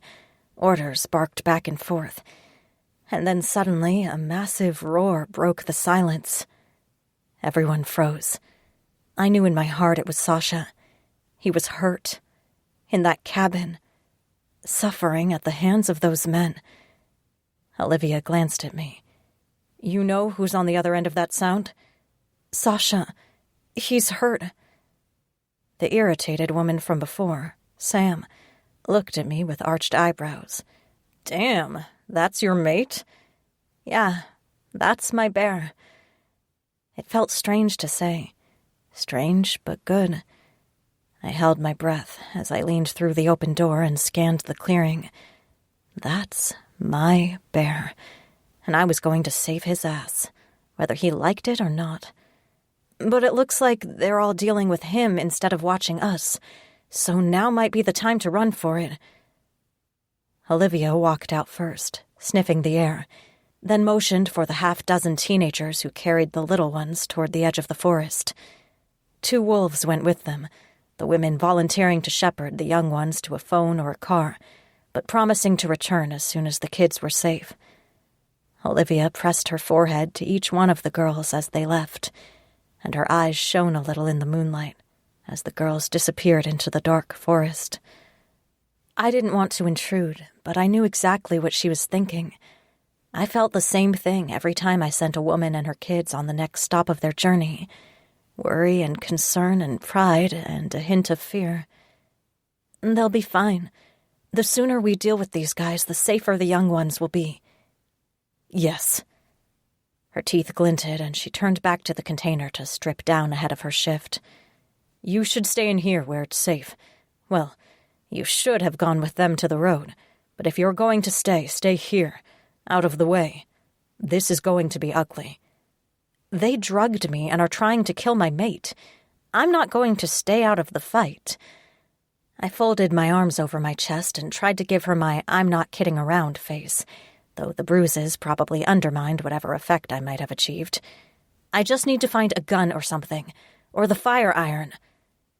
Just stay back at first, until we know what we're dealing with." She took a deep breath, glancing back at the grim women in the container. Half of them started shifting to animal form, mostly wolves.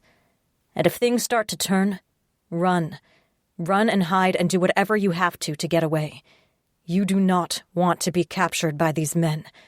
The last year has been a hell I never—" Her voice cracked and she looked away, then shook herself. "You don't want to be caught alive. Do you hear me?" "I understand. I was helping Julia. I saw what they did to her." A blonde young woman jumped up, her shirt half off. "Julia? You saw Julia?" "She's mostly fine, at a shifter hospital that one of the Lions owns. The little boy is with the bears. They're looking after him." I wished I had better news, though. "They're working on a safe place for her, after she has the baby." A tear snuck down the woman's cheek, and she brushed it away. "Thank you. I'm her sister. I thought they'd... When she escaped, I didn't think I'd see her again." "She's waiting for you." I tried to smile, nodding in the direction of where I thought the city might be. "We can take you right there." The girl hugged me quickly, then gave Olivia a hard look. "If West is still there, he's mine. I'm going to tear his fucking throat out." "We'll try to save him for you." Olivia nodded to me. "Just stay back until we know how things are going. And what's your name?" "Sunshine," I said, expecting a joke. Instead, she shook my hand. "Regardless of how this goes, Sunshine, thank you. At least we'll go out fighting, right?" "Right." In a flash, they were all wolves and foxes and sleek cats. The wolves went out first, stalking into the snow, and I shivered as I watched them work around the edges of the clearing toward the cabin. For a brief flash, I felt a little off balance, maybe disconcerted. Watching intelligent wolves stalk a cabin full of humans felt almost traitorous, as if I should have sided with the humans. But the feeling disappeared as soon as Sasha bellowed again. The men in that cabin were the animals, and they were about to get exactly what they deserved. Chapter 28. Anton wanted to kill him. Sasha prepared himself, hoping for just one more chance to do some damage and maybe save Sonny from an awful fate. But the dark-haired human told Anton to fuck off, that the bear was too valuable, and sent him outside to deal with Volkov's corpse. When Limonov walked into the main room from the rear bedroom, Sasha almost lost what remained of his control. The smug bastard eyed him without expression, judging and weighing, and warmed his hands by the fire, as if Sasha was just another exhibit in the menagerie. The human doctor, West, crouched next to the cage where they kept Sasha, far from the fire and any light or warmth. The man kept trying to give him sedatives and other chemicals, but none produced the desired effect. Sasha just watched him, still weak from blood loss, but stayed caught between bear and man. The half-shift happened only when he was truly enraged, and it caught his thoughts halfway between beast and human as well. It deformed his body into a horrible combination of bear fur and muscles and shape, but the man's face and head and hands. He could still laugh, a rusty, ugly sound, as the doctor scowled at him in consternation. "It's not possible. They're either animal or human. What the fuck is wrong with him that he's caught between?" Limonov lit up a cigarette, iron-gray hair unruffled as he stood near the fire. The sound of his voice made the hair stand up on Sasha's neck. "It was an experiment in Siberia. Drugs to control some of his muscles so the change would stop. He got stuck a few times. Now he is all fucked up. More bear than man most days. Isn't that right, Alexander?" A growl was all Sasha could muster to answer him. The bear was in control. Sasha held on with his fingertips, afraid he would disappear forever if he let the bear take the reins fully. But he didn't want to be a man. The doctor made a face and shoved another needle in Sasha's arm, and Sasha reached through the cage for him. The human stumbled back, eyes narrowed, and Limonov chuckled. The Russian picked up the cane he normally carried and ran it across the bars of the cage. "He's used to being behind bars, isn't that right? Worthless trash. I will look forward to turning you over to Killer. I thought men like him had been driven away, hunted to extinction by the authorities. But no, he has a vision. Genetics from beasts like you, combined with the abilities of other animals and the best of the human race, to make superhumans, super soldiers, warriors stronger and faster and better than you, Alexander. You are such a disappointment." Far away, a wolf howled. Limonov looked around, not exactly worried, but at least aware of the threat. Russians knew to respect wolves, even when they couldn't turn into humans. In the long months of the Russian winter, wolves were always the most dangerous predators. But West, the doctor, rolled his eyes when he saw the Russians' watchfulness. "It's probably just Jared fucking around. They're dropping the rest of the women off any minute. That's the signal, I bet." Limonov went to the window and flicked the curtain aside, frowning as he looked around. Sasha held his breath, wondering if he was lucky enough for Kaiser to have brought the Blood Moon pack with him.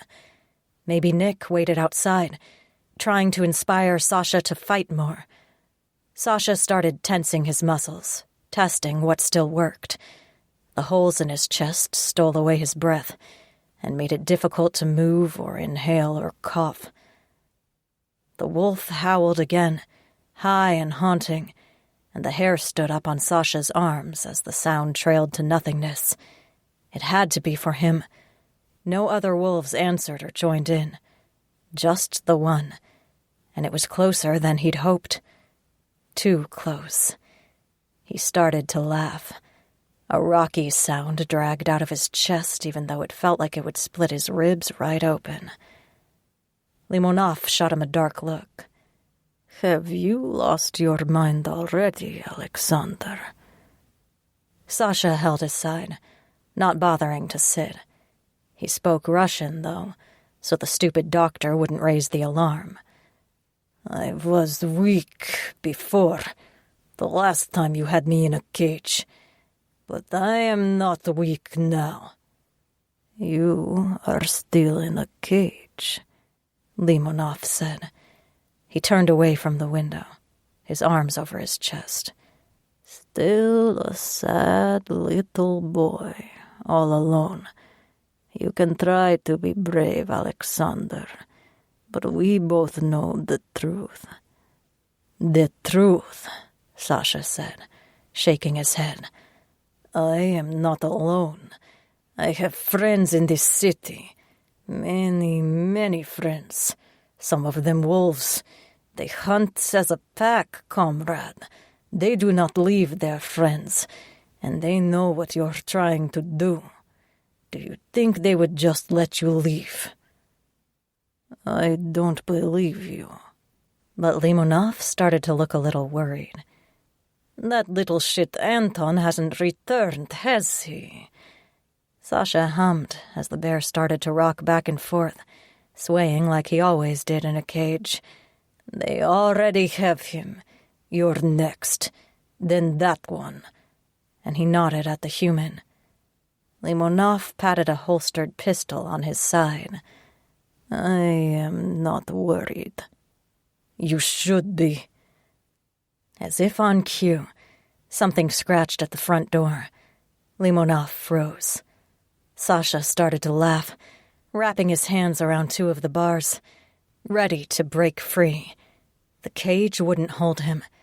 He didn't care if the wolves were actually outside. He just needed Limonov to believe it. He hoped Sunny was safe, wherever she was. As the door creaked open and a dark wolf's muzzle appeared, Limonov cursed and pulled out his pistol.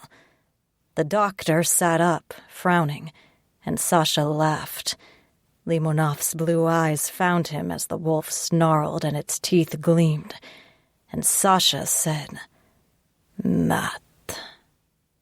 Checkmate. He was still laughing as he wrenched at the bars until the metal screamed, and the wolves flooded the cabin, snarling and howling, in a gray river of chaos.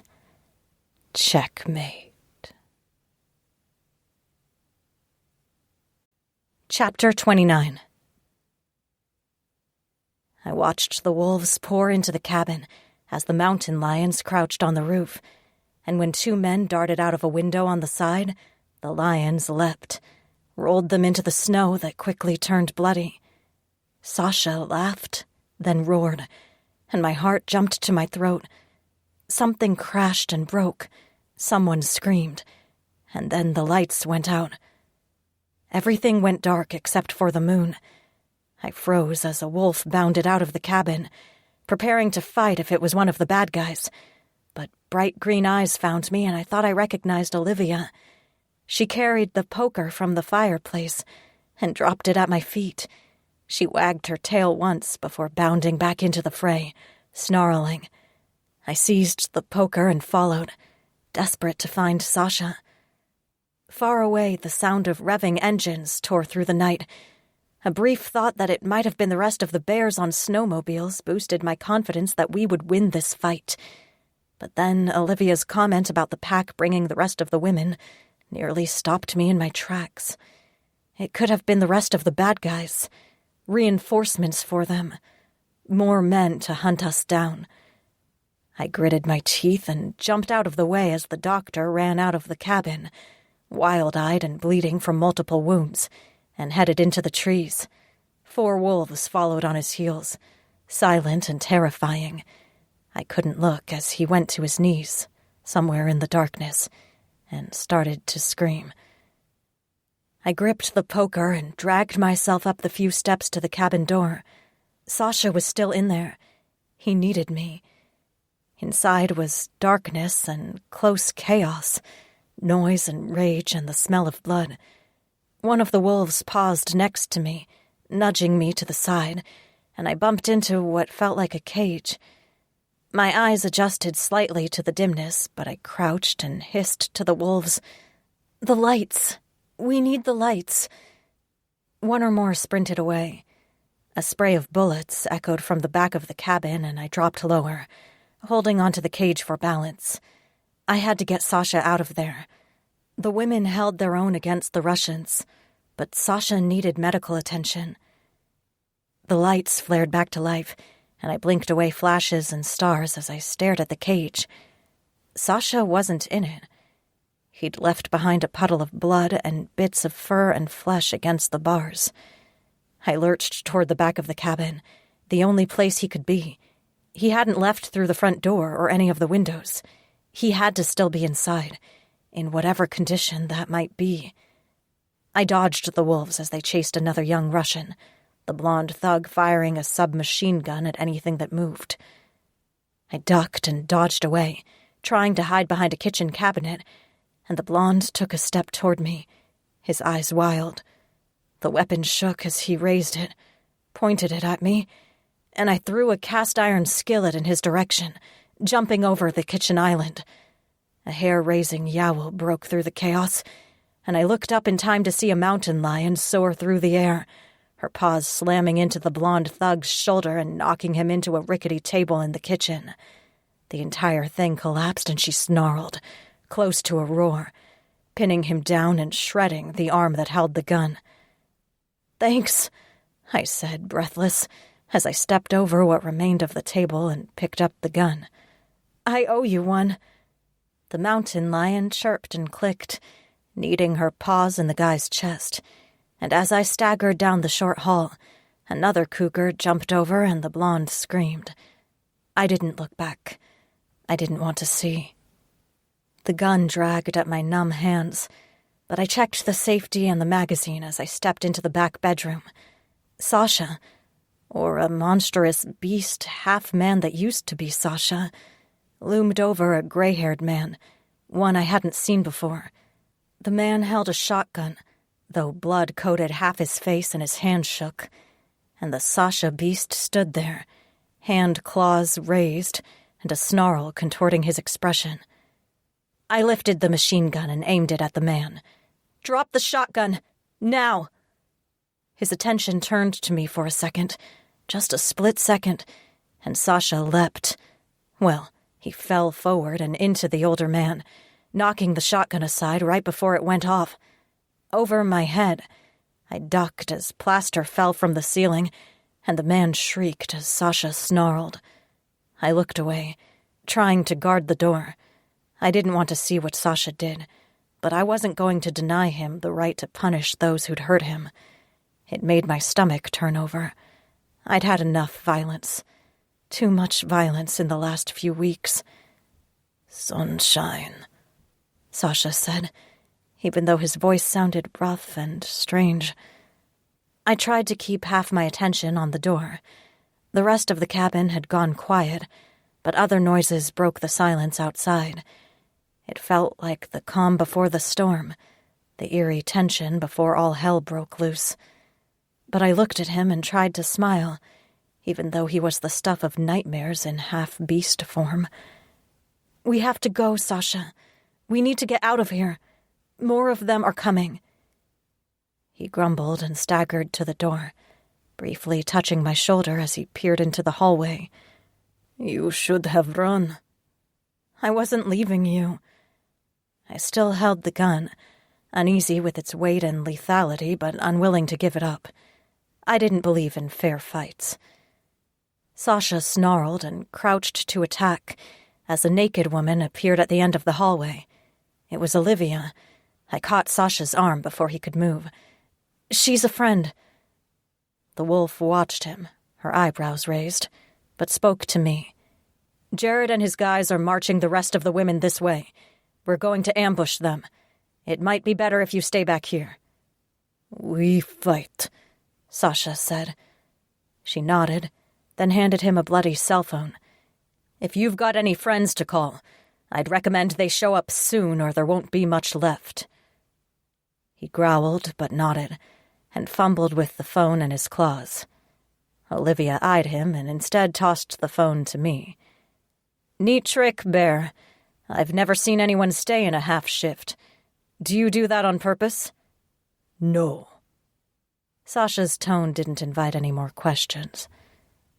Olivia's green eyes found me, as if she wasn't stark naked in front of two strangers, and she took a deep breath. "Maybe you two should head for the road instead. Direct the cavalry our way when they show up."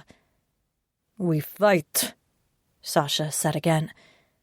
I dialed O'Brien's number, juggling the gun, and gave her a tight smile. "We'll fight, but we will stay back until it looks like you need help. Signal with a howl, and I'll unleash the beast." I patted Sasha's shoulder to take some of the sting out of it, and Olivia snorted. "Got it. Good luck, Sunshine. Bear." Then she curled once more into a dark gray wolf and darted back into the main part of the cabin. I closed my eyes as the phone rang and rang, and finally O'Brien picked up with a dark, "Who the fuck is this?" "It's Sonny." O'Brien started shouting at me, screaming at someone else in the background, general unintelligible cursing until I managed to break through the chaos. The noise on the other end of the call distorted, like it was on speakerphone, and I dropped my voice. "Calm down and listen. We're in the woods somewhere. More of the bad wolves are on their way, with the rest of the women they plan to sell. I need you to listen. We don't have time." Sasha growled, and everything else went still as he filled in the gaps I didn't know. The exact location, the number of men from the bad pack, the types of weapons. And then he trailed off, glancing at me with feverish gold eyes. "But there are fighters here." "I freed the women they captured initially," I said. "The younger girls and the kids are on their way to the main road and have 2 wolves with them. Get them to safety. The rest of the women stayed to fight, at least 20 of them, mostly wolves, some mountain lions and foxes and a cheetah. They're going to ambush the bad guys." More noise, arguing, the sounds of squealing tires, and then Kaiser's calm voice. "We're on the way, Sonny. We're almost there. We'll get the kids to safety.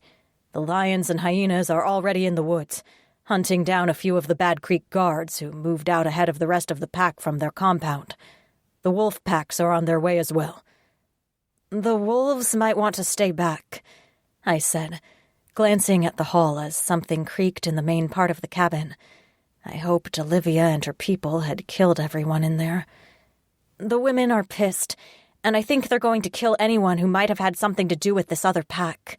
I don't know if they'll be discerning in who they attack." "Got it." Kaiser took a deep breath before he went on. "Sonny, be careful.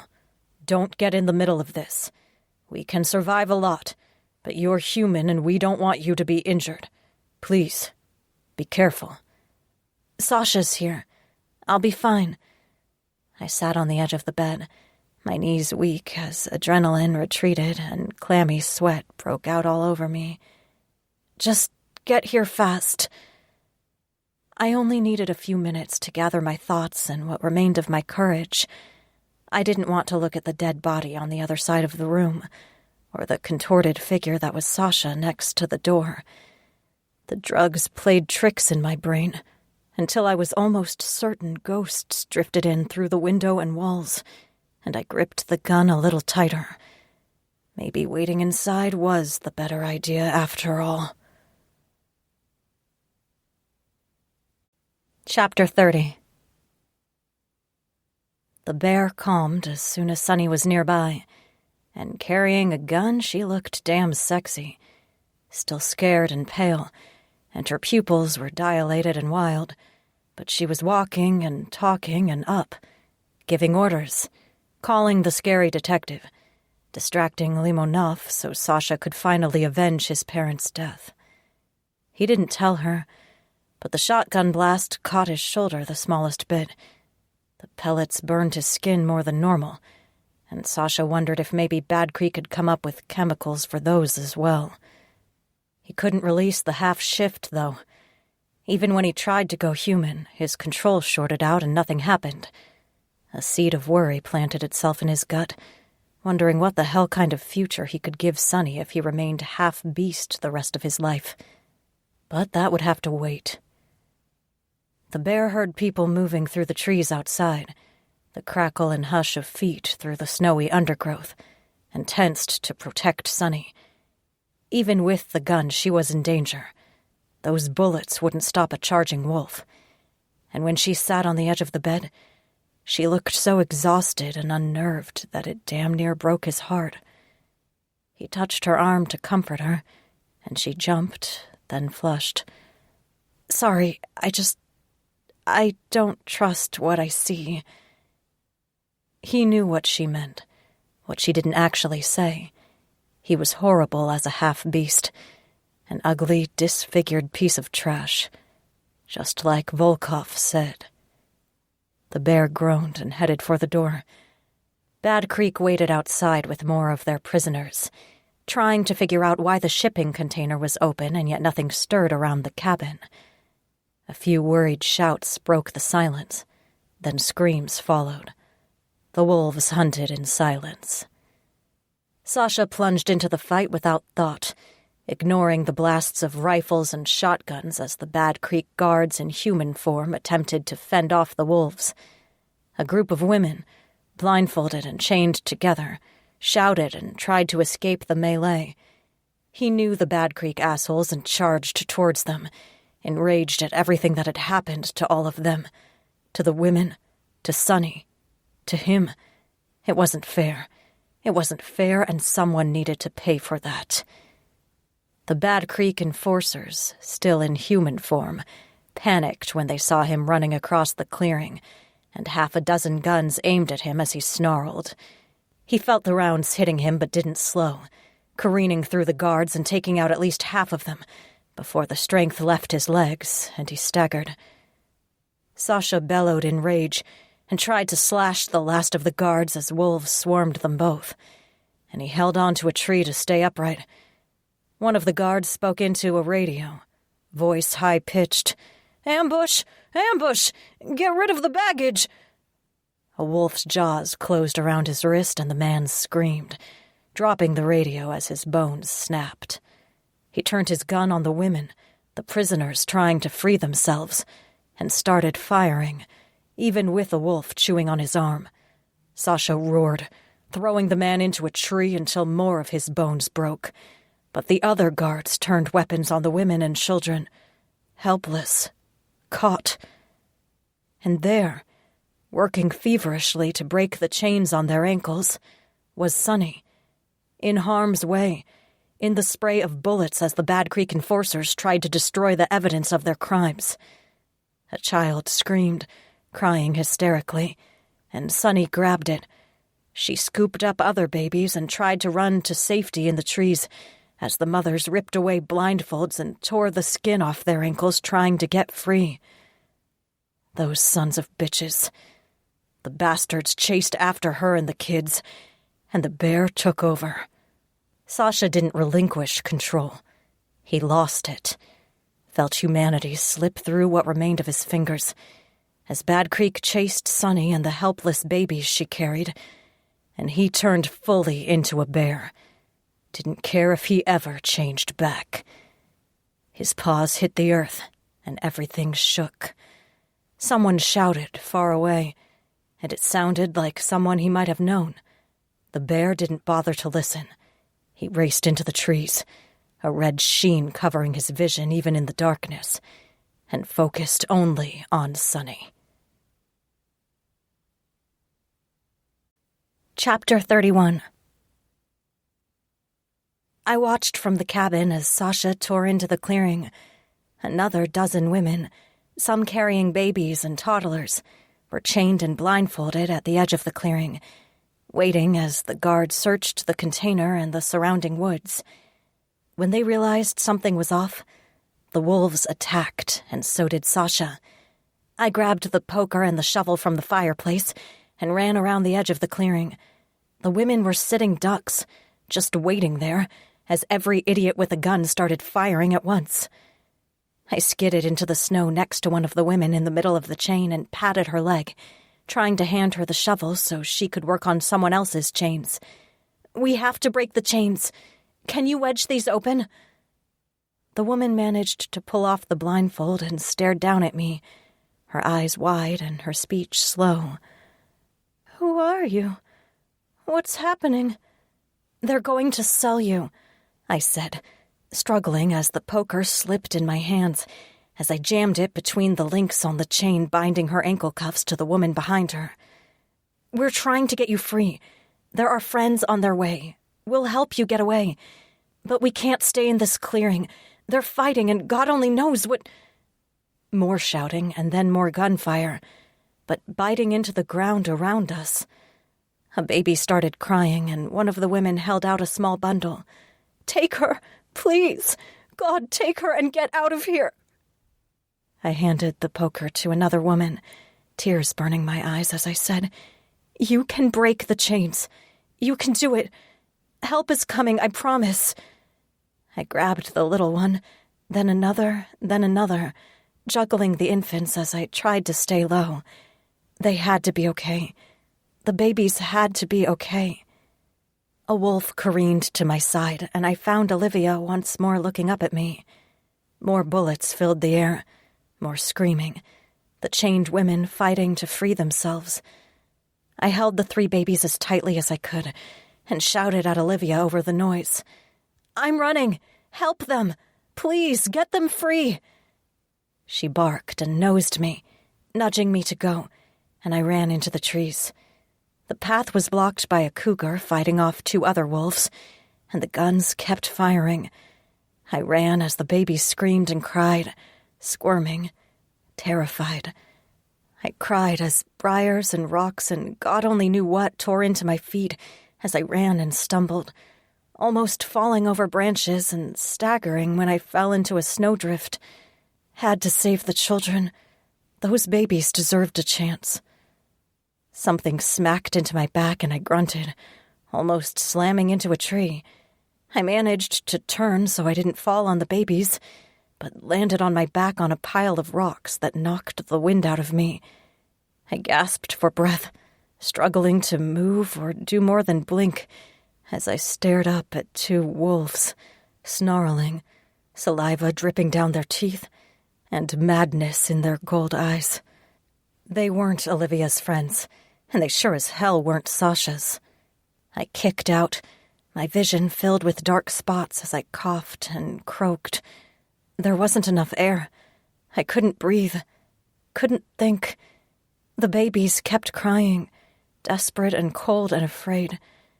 I wished I still had that gun. One of the wolves sank its teeth in my ankle, and pain flashed in a bright tear, stealing what remained of my breath until my lungs screamed. I held the babies tighter and scrambled to sit up, to keep moving as rocks gouged into my back. Air wheezed in my chest, and I started to scream for help, to curse the wolf that jumped forward until its rank breath made me recoil, and its teeth broke the skin on my shoulder. The ground shook, and snow fell from the branches above me, almost burying me and the babies. And then a thing of nightmares, a form of pure darkness, crashed into the wolves. It knocked them away, though the teeth tore through my skin before the wolves disappeared, and the giant bear rose up, swiped at the wolves with one massive paw, until the wolves flew through the air and disappeared with a yelp, quickly silenced. I couldn't move, couldn't breathe. The bear lumbered over, nosing me and the babies, then groaned in a low, mournful bear noise. Sasha. It had to be Sasha. But I didn't recognize the eyes. There was no hint of his blue, laughing eyes. Just gold with a hint of red. Just a bear's gaze. The air rasped in my throat as I tried to sit. "The babies! We have to save the babies!" He groaned again, then edged closer and leaned down until his shoulder was right next to me. I staggered, trying to soothe the babies as another burst of gunfire tore through the night behind us, and I managed to crawl onto his back, holding onto him and the babies as Sasha lurched upright and started through the trees. The world distilled down to the babies and the bear, holding on to both, trying to breathe, ignoring the numbness in my hands and feet and heart, trying not to think of the babies' mothers, back there in the clearing, or Olivia and her wolves, fighting to avenge their treatment at the hands of that awful pack. There was only snow and darkness and the bear, plodding through the trees until lights flashed ahead of us. I blinked, and then we were on a road filled with SUVs and people. I stared at Owen as he approached, an easy smile on his face as he held out a hand, like it was a totally normal night and he was asking me to dance. "Hi there, Sonny. Boy, we're glad to see you. Can you stand up okay?" "I can't feel my legs," I said, barely a whisper. "Help the babies." "Of course." He said something over his shoulder, and then O'Brien appeared from the other side of an SUV, carrying blankets. She blinked tears from her dark eyes when she saw me, her words almost unintelligible as her accent thickened. The detective held out her arms. "You crazy girl! How many times have I told you to run? Give me the little ones and let Owen look you over." I surrendered the babies, still crying, and O'Brien carried 2 of them to one of the running SUVs, wrapping them up in blankets and tucking them into the warm seats before returning for the 3rd. I collapsed forward against Sasha as soon as she had the baby safely away, and I pressed my face against the fur on his neck, wanting to sob. There was so much badness in the forest behind us, so much evil, and Sasha, stuck in that awful half-form and then suddenly only a bear. Owen sounded disturbingly cheerful, patting my shoulder despite the bear grumbling, and shifted his feet. "Okay, honey. Why don't we get you into one of the cars where it's a little warmer? I want to check out your feet. They look a little rough. Can I just pick you up?" "I don't know," I said, managing to lift my head and look around. It was still snowing. I couldn't feel the cold, or any part of my body other than where I dug my fingers into Sasha's fur. It felt like a dream, a nightmare. "Well, let's find out." He winked, and I could only stare at him, dazed at the cheerful bear. And he looked so slight compared to Sasha and Kaiser, that I thought he might just collapse under my weight. But Owen hummed what sounded like a lullaby, pulled my arm over his shoulders, and lifted me up as easily as O'Brien carried the babies. Owen sang under his breath as he put me into the back of one of the SUVs, leaving the gate up, since Sasha remained next to him and rested his bare head on the bumper to watch. Owen wrapped me in blankets and heating pads and some of those little bags of self-heating gel for my hands, putting a hat on me and leaving a travel mug of steaming hot chocolate on the floor of the SUV next to me. He layered blankets on my legs before peeling what remained of the dirty socks off my feet. He kept up the humming and half-singing as he worked, and I watched him, unable to form complete thoughts. The medic had cleaned most of the blood and dirt off my feet by the time I managed to stop shaking enough to speak. "There's something wrong with Sasha." "Oh?" Owen didn't pause, not a hint of concern or judgment in his voice, and I wondered where he got such composure. "Why do you think that?" I watched Sasha as the bear watched me, still resting his chin on the inside of the SUV so he could see me, and took a shaky breath. "For a while, he was stuck, half bear, half man. And when he became unstuck, he was like this, all bear. There's no Sasha in his eyes. It's just bear." Owen glanced at the bear but only shrugged. "He had a long history with some of the guys back there. I'm guessing most of them are dead now?" I nodded, wincing as he dumped something stinging over my feet. "Yeah, very dead."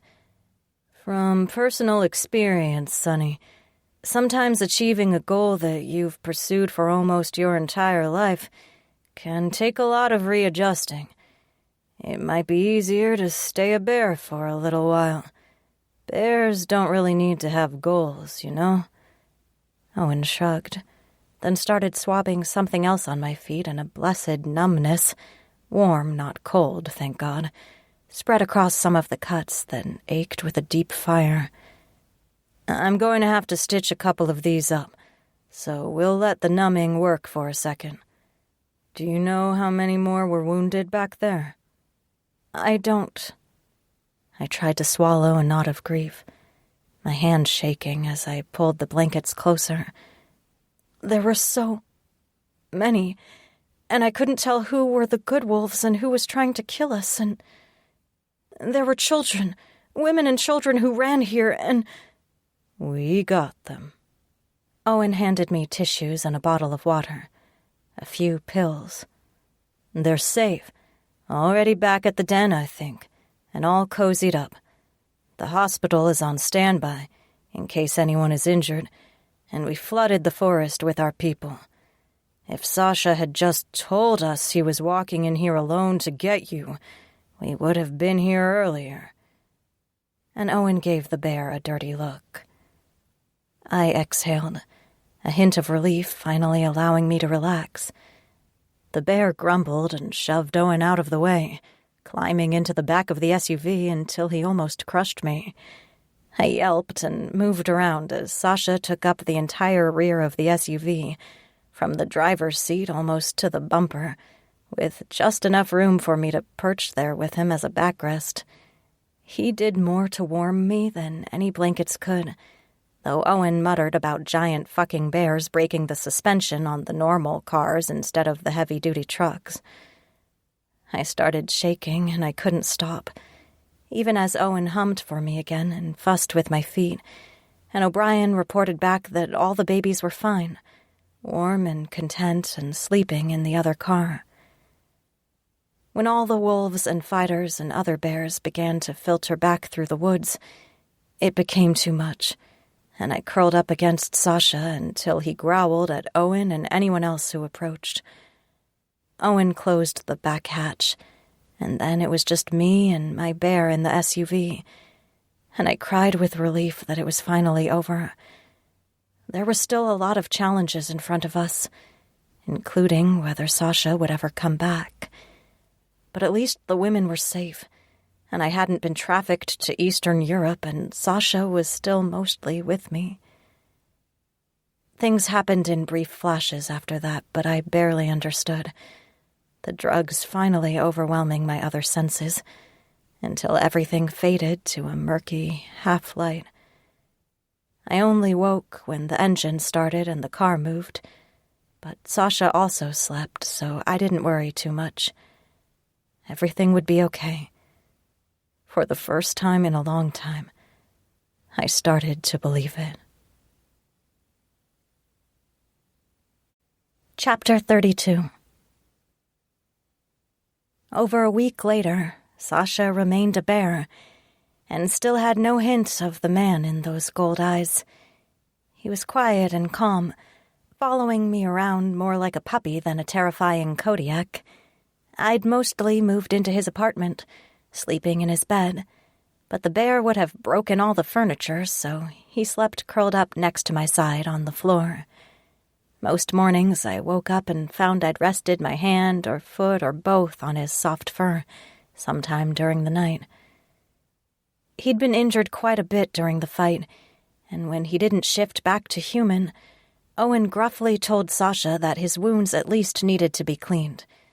The bear resisted, but eventually Kaiser ordered him to cooperate, and Owen shaved patches of fur off different parts of Sasha's body so he could see the bullet holes. It was pretty funny, all things considered. The kids watched Owen cut off huge chunks of fur and laughed hysterically as Sasha ended up with 6 bald patches all over his stomach and back. The bear wasn't nearly so amused. The women and children who were rescued stayed mostly with the lions, the Chases, who had an enormous estate outside the city with room enough for twice as many guests.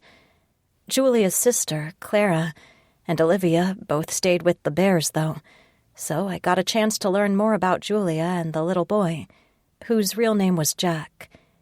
He wasn't glad to see anyone from the old pack, but instead clung to Sasha any chance he got.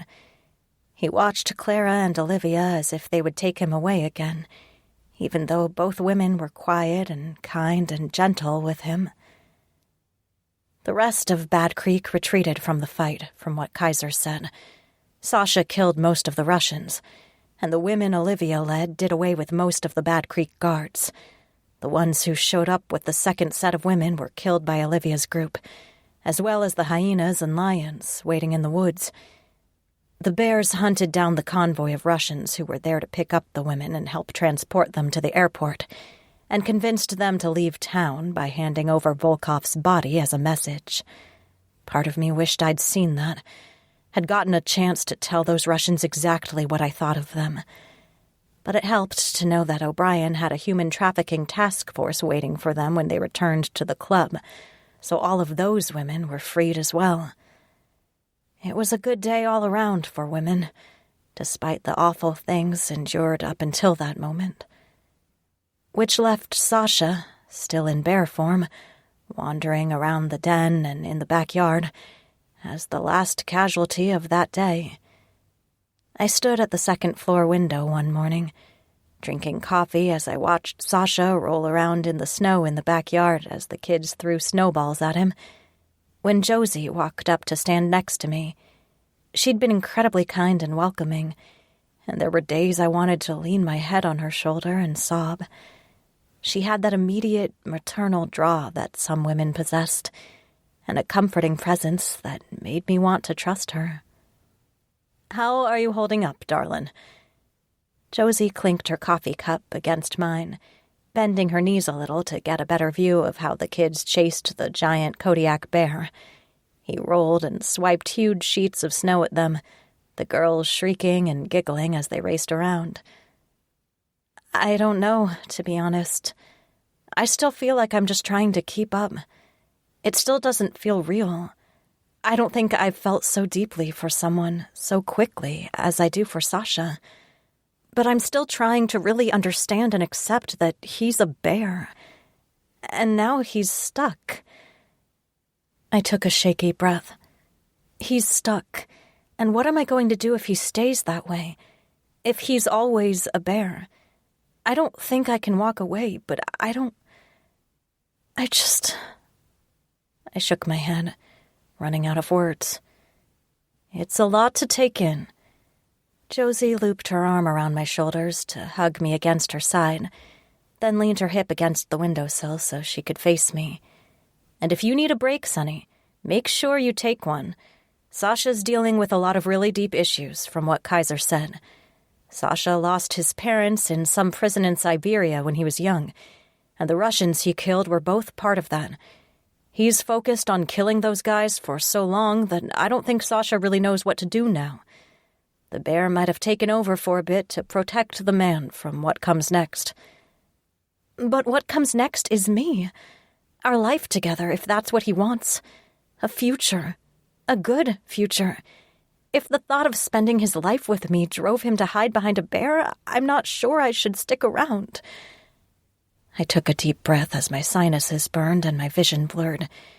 It wasn't a comforting thought after all. Honey, he's not hiding from you. I promise. I think you being here is the only reason he's still alive. From what Nick said, during the fight, Sasha just walked into the bullets until he saw that you needed help. That's when he walked away from the killing, to save you and those babies. She squeezed my shoulder, then gestured at my feet. And Owen says you're not supposed to be up this much, so you're coming upstairs with me. She cracked the window open enough to yell down at her nieces to be careful, and I caught Sasha watching me with his mournful gold eyes before Josie marched me to the elevator. I went meekly, having learned a few days earlier not to argue with the mama bear. Josie herded me to the comfy couch in her living room, covered me in blankets and throws, and propped my feet up on more pillows before she got more coffee and finally sat down herself.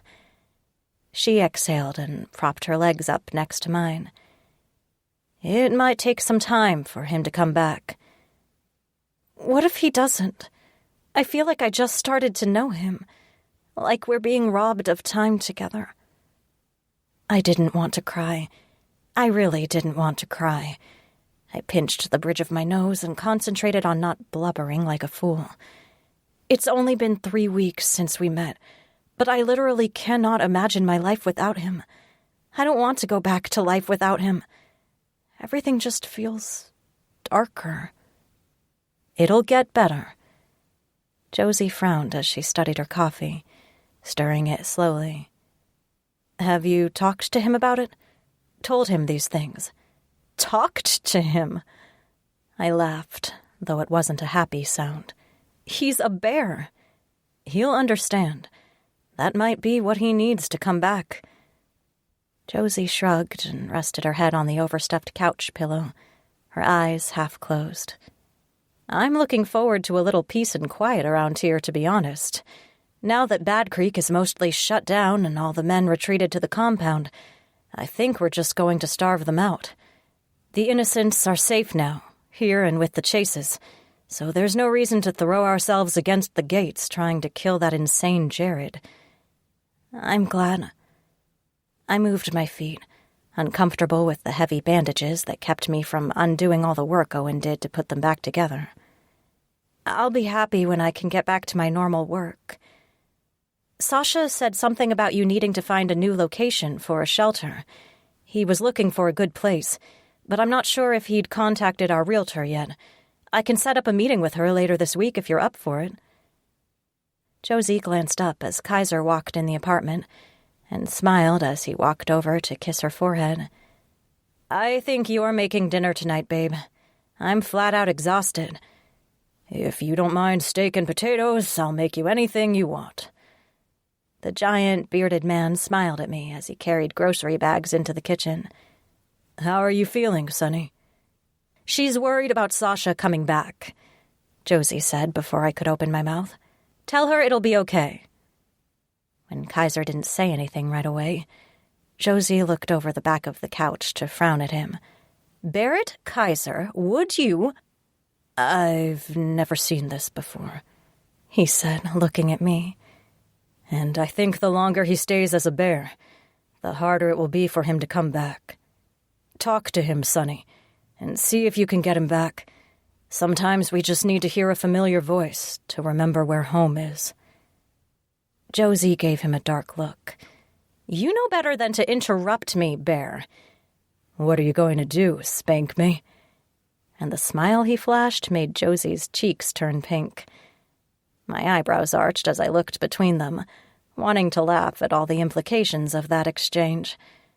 I pushed to my feet before either of them said something they'd regret me hearing, and hobbled for the door. I should go. You're welcome for dinner, Josie said, but I just waved as I shut the door. And a good thing, too, since Kaiser grumbled and picked her up and Josie squealed. As much as I hated the elevator, I couldn't bear to take the stairs on my mincemeat feet. It still took forever to make it to Sasha's apartment, and when I shuffled through the door, I barely had the energy to make it to the bedroom. I woke up later to find that the bear curled up next to the bed once more, though he didn't sleep. His gold eyes watched me as I faced him, pulling the soft sheets up to my chin. I felt a little stupid talking to a bear, but maybe Josie was right. Maybe Sasha just needed to hear me again. So I took a deep breath and told him. I unloaded all the feelings I'd been bottling up since the night Clarkson attacked me. All the hope of meeting Sasha, the fear of relying on him, then the fear of losing him. I still felt half asleep, so it was easy to stroke his ears and whisper a soft confession of how much I loved him. I need you to come back, Sasha. I need you to be in my life. I can't imagine what it would be like to live my life without you in it. I took a deep breath and willed away tears. I need you more than I've needed anyone, and I still can't explain why. I can't reason my way through it, Sasha, because it isn't logical, and I don't care if it makes sense. It makes sense in my heart. I miss you, and I need you back. I gave up and let the tears flow, my voice wobbling a little as I dug my fingers in around his ears, and the giant bear head lifted enough to lick my cheek. Please come back to me, Sasha. But only a bear looked back at me, gold eyes worried but still rather vacant. I cried myself to sleep again, still touching his head, and dreamed that he was human again. I dreamed he held me close and kissed the back of my neck, stroked my side, touched my hip. And when I rolled over, expecting to find nothing but a pillow and empty sheets, Sasha was there, human and whole. His eyes were still a little wild, but they were his. I burst into tears again as I caught his face, the beard wild and unkempt, and kissed him. Sasha breathed raggedly, hunger in his eyes, and he kissed me back until I nearly disappeared into the pillows. His mouth traveled down my throat, leaving a wet trail to my breasts, and he gripped my waist with enough passion that I moaned. He was back. Thank God he was back. I held on to his hair as Sasha dragged his teeth low along my stomach, growling, and I tried to shimmy out of the thin yoga pants I wore. Sasha, say my name. Sunshine, he growled, half wild and mostly bare. My sunshine. The pants tore as he ripped them off, and he shredded my panties on the way to biting my thighs, licking and sucking until his mouth found my clit and I seized up. He devoured me. There was no finesse, just lust. Just the desperation of a man who'd thought he'd lost everything. I clung to him as my legs fell open, and Sasha growled against me, demanding and possessive in a way he'd never been before. It drove me over the edge almost immediately. He wanted me so much it nearly drove him mad. I'd been the one to bring him back from being an animal. He loved me. He needed me just as much as I needed him. I cried out and reached for him, wanting to feel the rest of him, needing to feel his weight and know that he was there, solid and warm and eager, that we would be together forever. Sasha snarled and moved over me on his hands and knees, dominating as his knee moved my thighs apart more, and I stretched beneath him. I felt vulnerable but protected, cherished. I felt safe. Finally safe. Sasha nuzzled my neck and then my jaw, his voice rusty as he nipped at my chin. I want you. I want you too. I stroked the back of his neck, dreamy still with the aftershocks of the orgasm, and lifted my hips to try to meet him. My control is not good. He groaned as my stomach brushed his hard cock, and Sasha's fists tightened in the sheets next to my shoulders. I want gentle, but I cannot. I love you, I whispered. I stroked his sides and reached down to touch him, biting back a moan at the heavy heat of his cock against my palm. I trust you, Sasha. I want you. Now. He made a savage sound and moved, his mouth sealing to mine as his hips jerked forward and he plunged into me. I cried out against the kiss, drowning in the sensation of his tongue thrusting in my mouth as his cock slid into my wet folds. Sasha moved fast. There was none of the gentle rocking from the first time we'd made love. This was a possessive, hungry taking, and I loved it. I grasped his shoulders, lifting my hips to meet every thrust, and cried out again and again as my core seized up and he kept moving. Sasha snarled, his teeth sliding along my shoulder, and I went rigid as lightning raced through me and stars exploded behind my eyes. Sasha grunted, thrusts jerking unevenly until he froze above me, and when his gaze met mine, his eyes were blue, just blue. He collapsed on top of me, panting, and I closed my eyes as I reveled in the comfort of his weight and warmth. We dozed until Sasha lifted his head and kissed the side of my neck, his voice rough. It was too rough. I will be gentle next time. I didn't mind, I murmured. A smile curled my mouth, and he kissed there next. A tear snuck from the corner of my eyes, and Sasha made a pained sound, brushing it away with his thumb as he pushed up on his elbows. What is wrong, sunshine? I looked up at him, my smile wobbling. I just missed you. I thought you might not come back. He made a grumbly noise, and his arm slid between my back and the mattress, holding me close to his chest as he moved to his side. I will always come back for you, my love, my everything. Good. I kissed him, dreamy and dozy, and arched my back as his fingers drifted down my spine to my butt. Because I don't know if you know this, but I can make people disappear. Don't cross me. He chuckled, squeezing my butt and rocking my hips to his again in a clear invitation. You are a scary girl.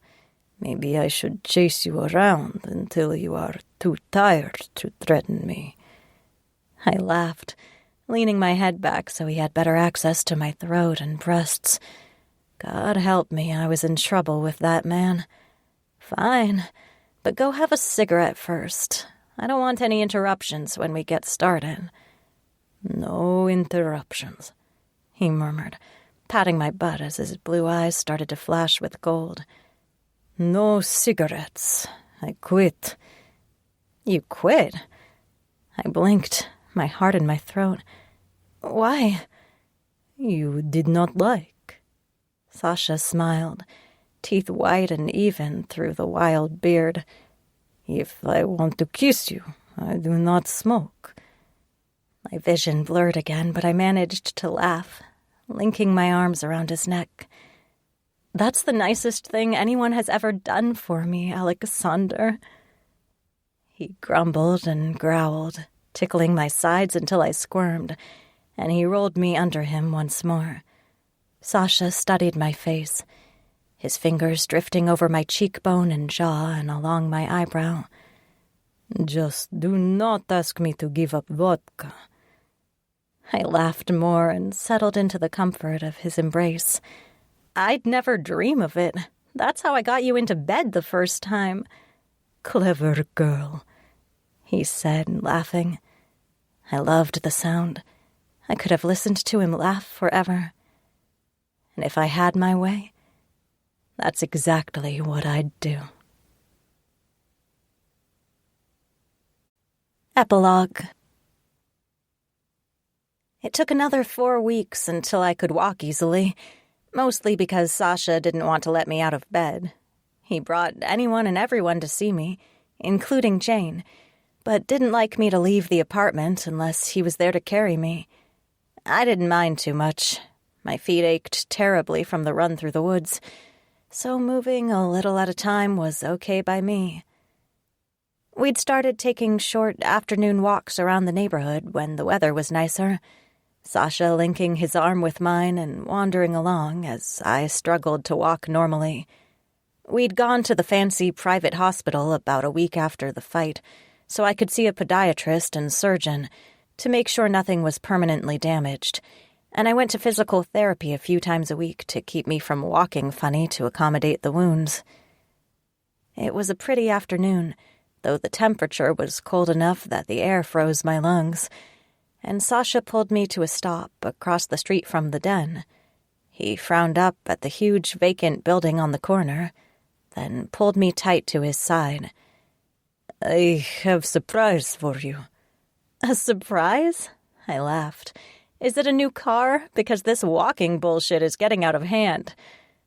Sasha snorted, shaking a finger at me, then picked me up. "I will show you, lazy girl." I leaned my head on his shoulder, grateful for the warmth, but looked up as he turned toward the building and walked up to the half-open door. He went inside, and I started to get nervous. "Sasha, I don't think we should be in here." "Why not? We own this building." "We what?" I sat up, and he almost dropped me, laughing. Inside, Sasha flicked on a bare light bulb, the only light in the place, and set me on my feet near a pair of sawhorses with boards across it. A few architectural drawings curled there, and Sasha spread them out as he glanced at me. "Da, we own this building. I bought. You said before you needed a new place for shelter, for your work. I thought this building would be a good choice." Speechless, I just stared at him. I'd meant a townhouse or condo, maybe a big apartment, not an entire building. Sasha talked faster, starting to look nervous. "This building has 10 floors. The first floor will be reception area, meeting rooms, library, kitchen, maybe school area. And then each floor we can make apartments, studios, 1 or 2 bedrooms, a mix, so that different-sized families can stay here. Each has a kitchen and bathroom and laundry on each floor. It will be safe, of course, with security system and with bears living next door."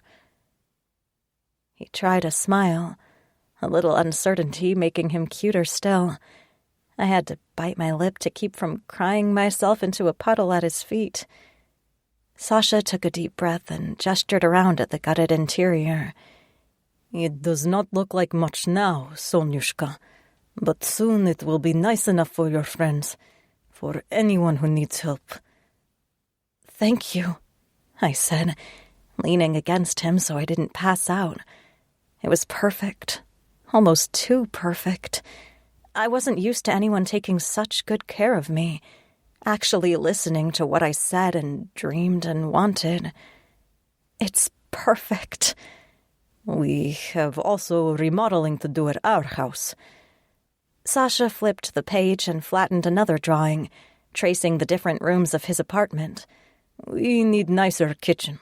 2 more bedrooms, maybe guest room, another bathroom. Which one is Jack's room? Sasha cleared his throat and tapped one of the small rooms in the apartment. Moishka's real name was Jack, though Sasha still called him by the nickname. The little guy didn't speak, but clearly wanted to live with Sasha and me, despite Josie being a much better mother than I could have been. Jack still loved Sasha most, but I'd become a close second to the bear, particularly since I could make Jack his favorite peanut butter and jelly sandwiches. I leaned against Sasha more, my feet starting to ache.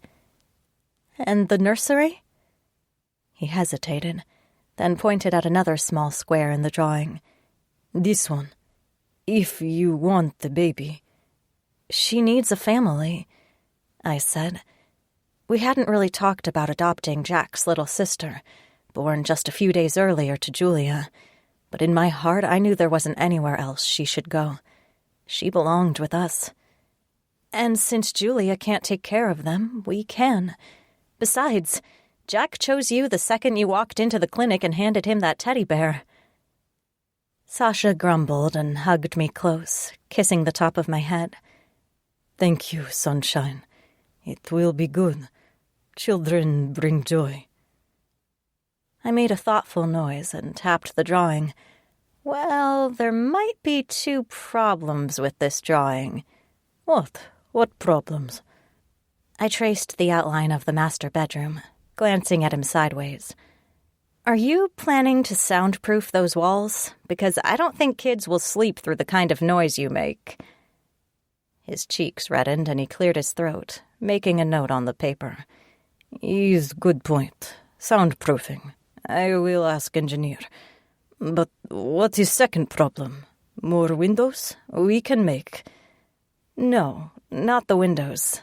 Although more light would be good. My stomach squirmed in worry and anticipation, not sure I was ready to tell him or how he would react. I thought I knew, but he wasn't the most predictable guy. I took a deep breath. Well, I'm counting the bedrooms, and I'm not sure there are enough. Enough? Sasha frowned. Master bedroom for us, 1 room for Jack, 1 room for little girl. Is enough. I nodded, still looking at the drawing since I wasn't brave enough to face him. But what about our baby? Our baby? What baby? I touched my stomach and thought I might barf all over his shoes. From nerves or morning sickness, I couldn't tell. Well... Sasha whooped and grabbed me up in a hug, spinning me around until I laughed and squirmed and then threw up a little in a trash can. He shouted at me in Russian, beaming with joy, and practically danced in a circle before skidding to his knees in front of me. He touched my stomach reverently, pressing his lips to the soft swell through my shirt. I wasn't showing anything since it was only about 6 weeks, but he whispered to the baby in Russian, and when I looked down, moisture glistened on his cheeks. He kissed my stomach again and then lurched to his feet, hugging me tighter. You are best thing to ever happen to me, sunshine. I love you. I linked my arms around his neck and held on as Sasha scooped me up. You're the best thing. But you ruined my drawing, he said, and I laughed. Sasha grumbled as he carried me out of the building and back to the den. Now we have to redesign everything. Maybe your closet will not be walk-in now. You'll fix it, I said, and rested my head on his shoulder. I trust you. He grumbled and kissed me again, his eyes still red, and I sighed as he headed up to our apartment. He took the stairs like he always did since I didn't like the elevator. I rested my head on his shoulder and counted my lucky stars. I hadn't planned on getting pregnant, but it felt right. A new family for Sasha, and a family for me as well. As Sasha kicked the door to the apartment shut, a thought occurred to me. Wait, is the baby going to be a bear? He laughed so hard he almost dropped me, but managed to make it into the bedroom.